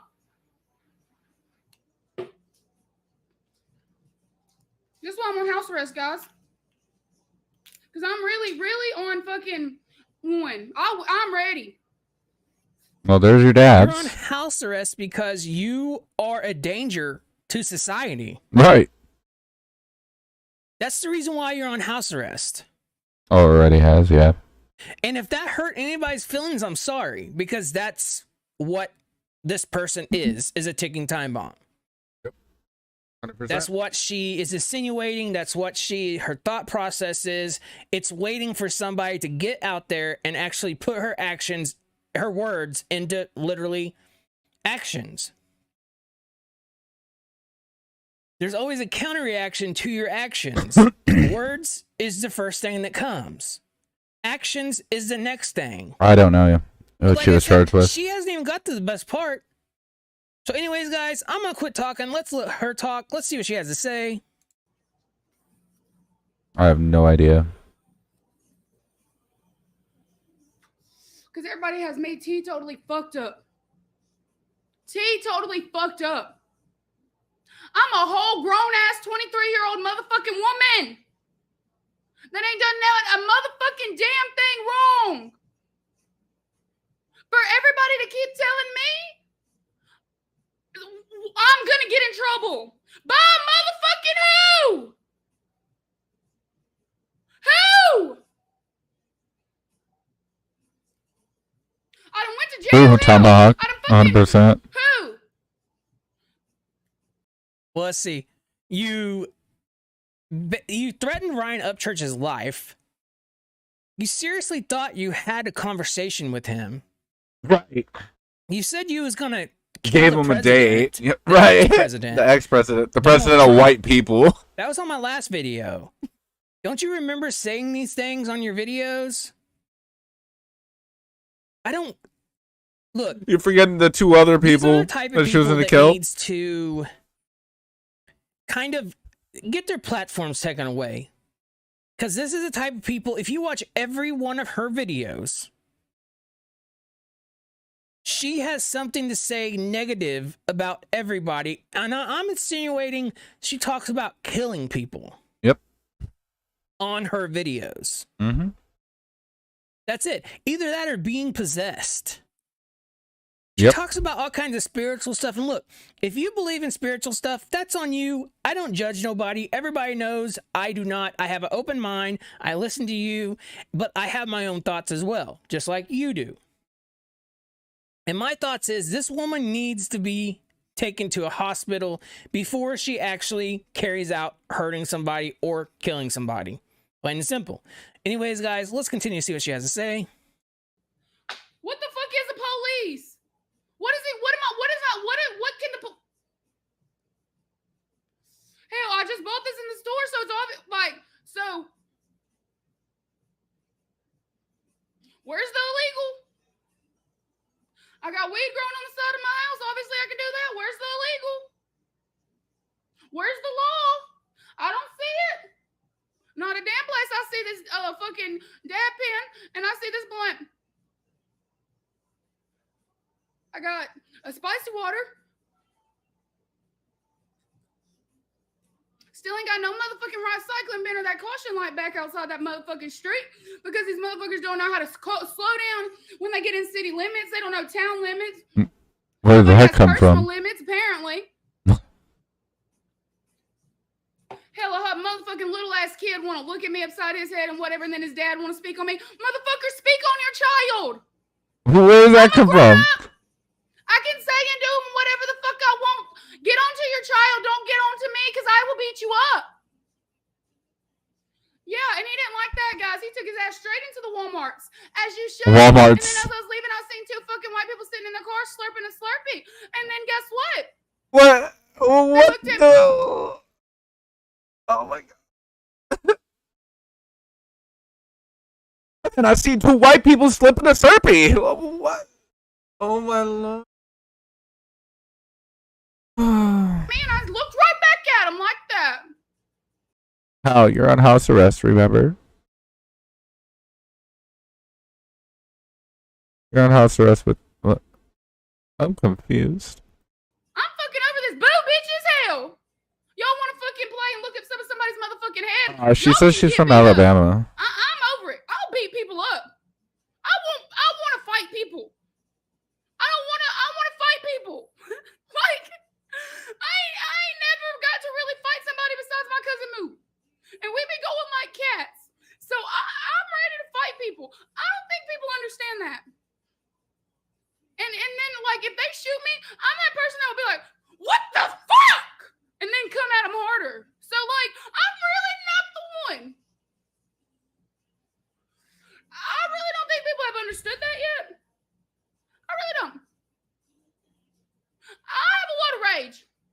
And I don't think people understand. This And girl. I'm trying to be nice. And I don't think people have understood that yet.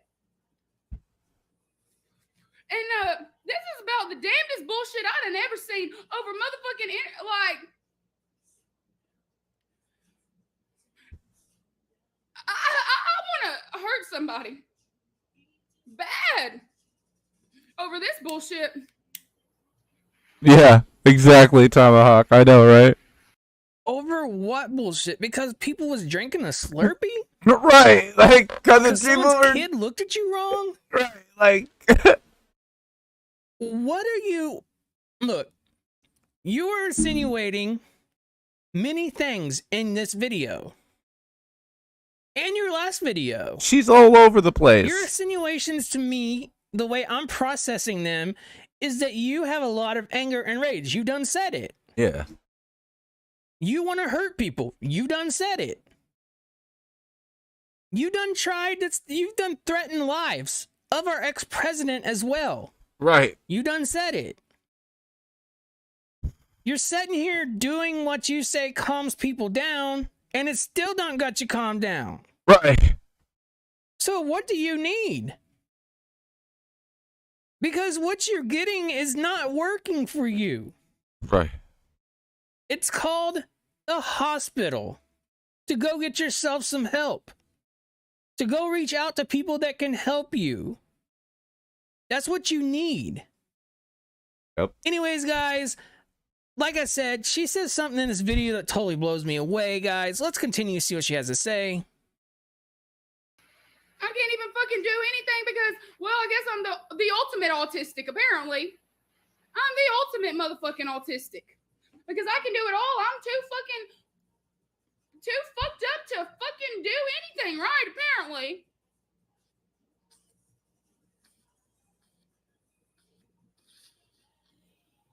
About the damnedest, stupidest thing ever.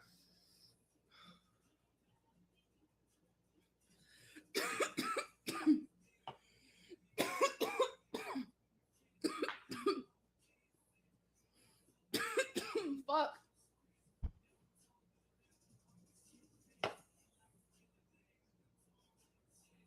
And then this bullshit don't even do nothing but piss me off even more. Like, that's why I'm literally like, this is nothing. Oh. So she getting that Delta 8 shit. You're getting that real shit. I love being able to just go and do and whatever the fuck as I please. So bad. I don't understand.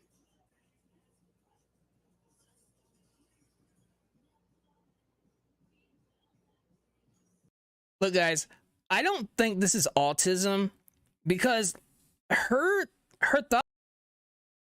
I just want to hear her at this point. Someone's drinking a. This is not getting. It's not autism. Confused Not as to where autism everybody at all. Yeah. I just think everybody's fucking a fucking stupid ass motherfucking idiot righteously. Honestly, I think it boils I have down to that that. card still waiting for to be recreational. That's right. Yeah.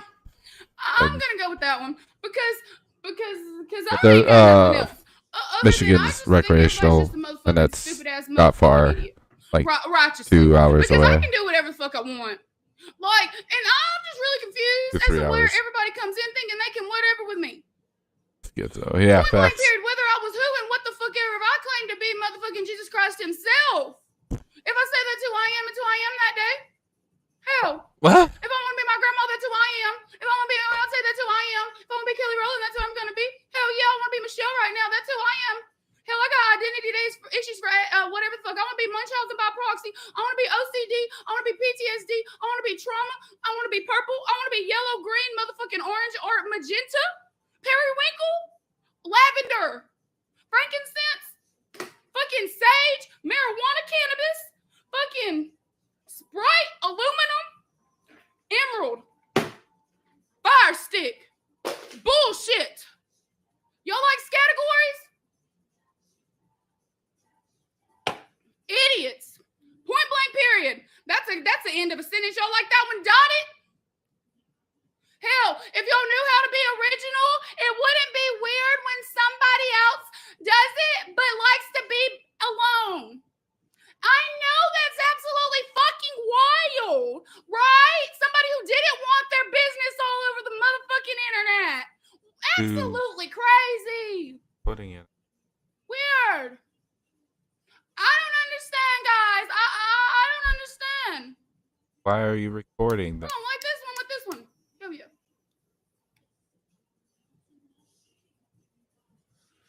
Well, I think we done diagnosed one of them. Personality disorder, for real. More than Damn, that. how many people did she name there? Like 15?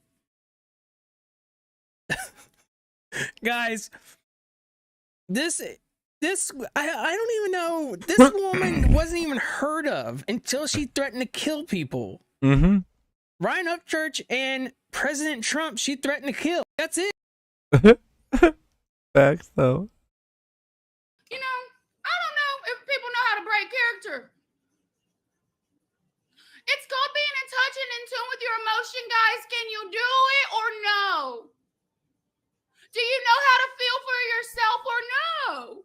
You want to make America great again, or do you like your dad fucking you in the ass while you sleep, Big Daddy? Big Daddy Trump is a known pedophile. Epstein Island fucking idiots.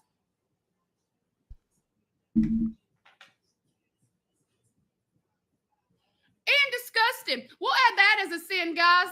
Hell yeah, that was my favorite one from Inside Out. New deadly sin. Fucking disgusting. All of you. Righteously.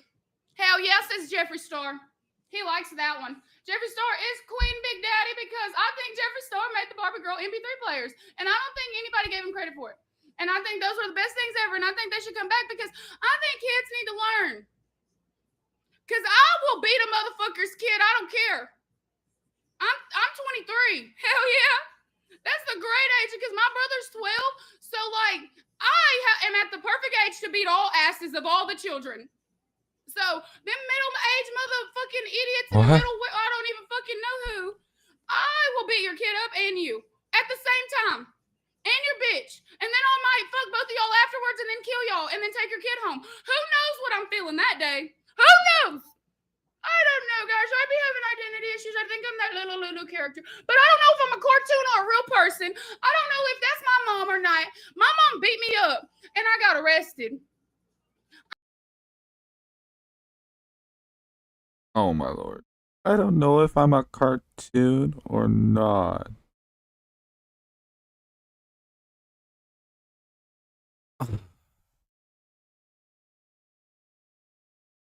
This girl needs help. Like, oh my lord. Anyways, guys, I think we have nothing else to prove at this point. Yeah. We know this woman needs help. It's just she's got to go get her some help. But I have no sympathy once again for somebody who puts himself out there and talks about. Right. 100% bare bones. No sympathy at all for any of that. Yeah, that's that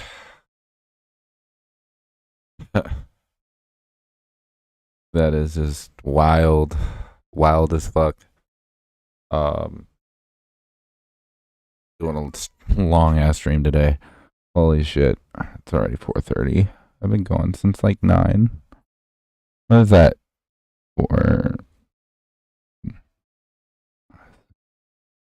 7-hour stream. So I'm gonna end it here, guys. I should be possibly streaming tomorrow. I'm gonna look into some more information and kind of see where we're at. I'm also gonna try to talk to some other YouTubers and see if I can get them to come talk about ideas first. It's kind of the goal here. I appreciate y'all for coming. Again, if you came in late, whatever, hit the like button, subscribe. The next video's coming out. Again, I don't usually do this stuff. I'm usually gaming, but yeah, it's wild times. Till the next one, stay up. I love y'all. Love yourself. Take care.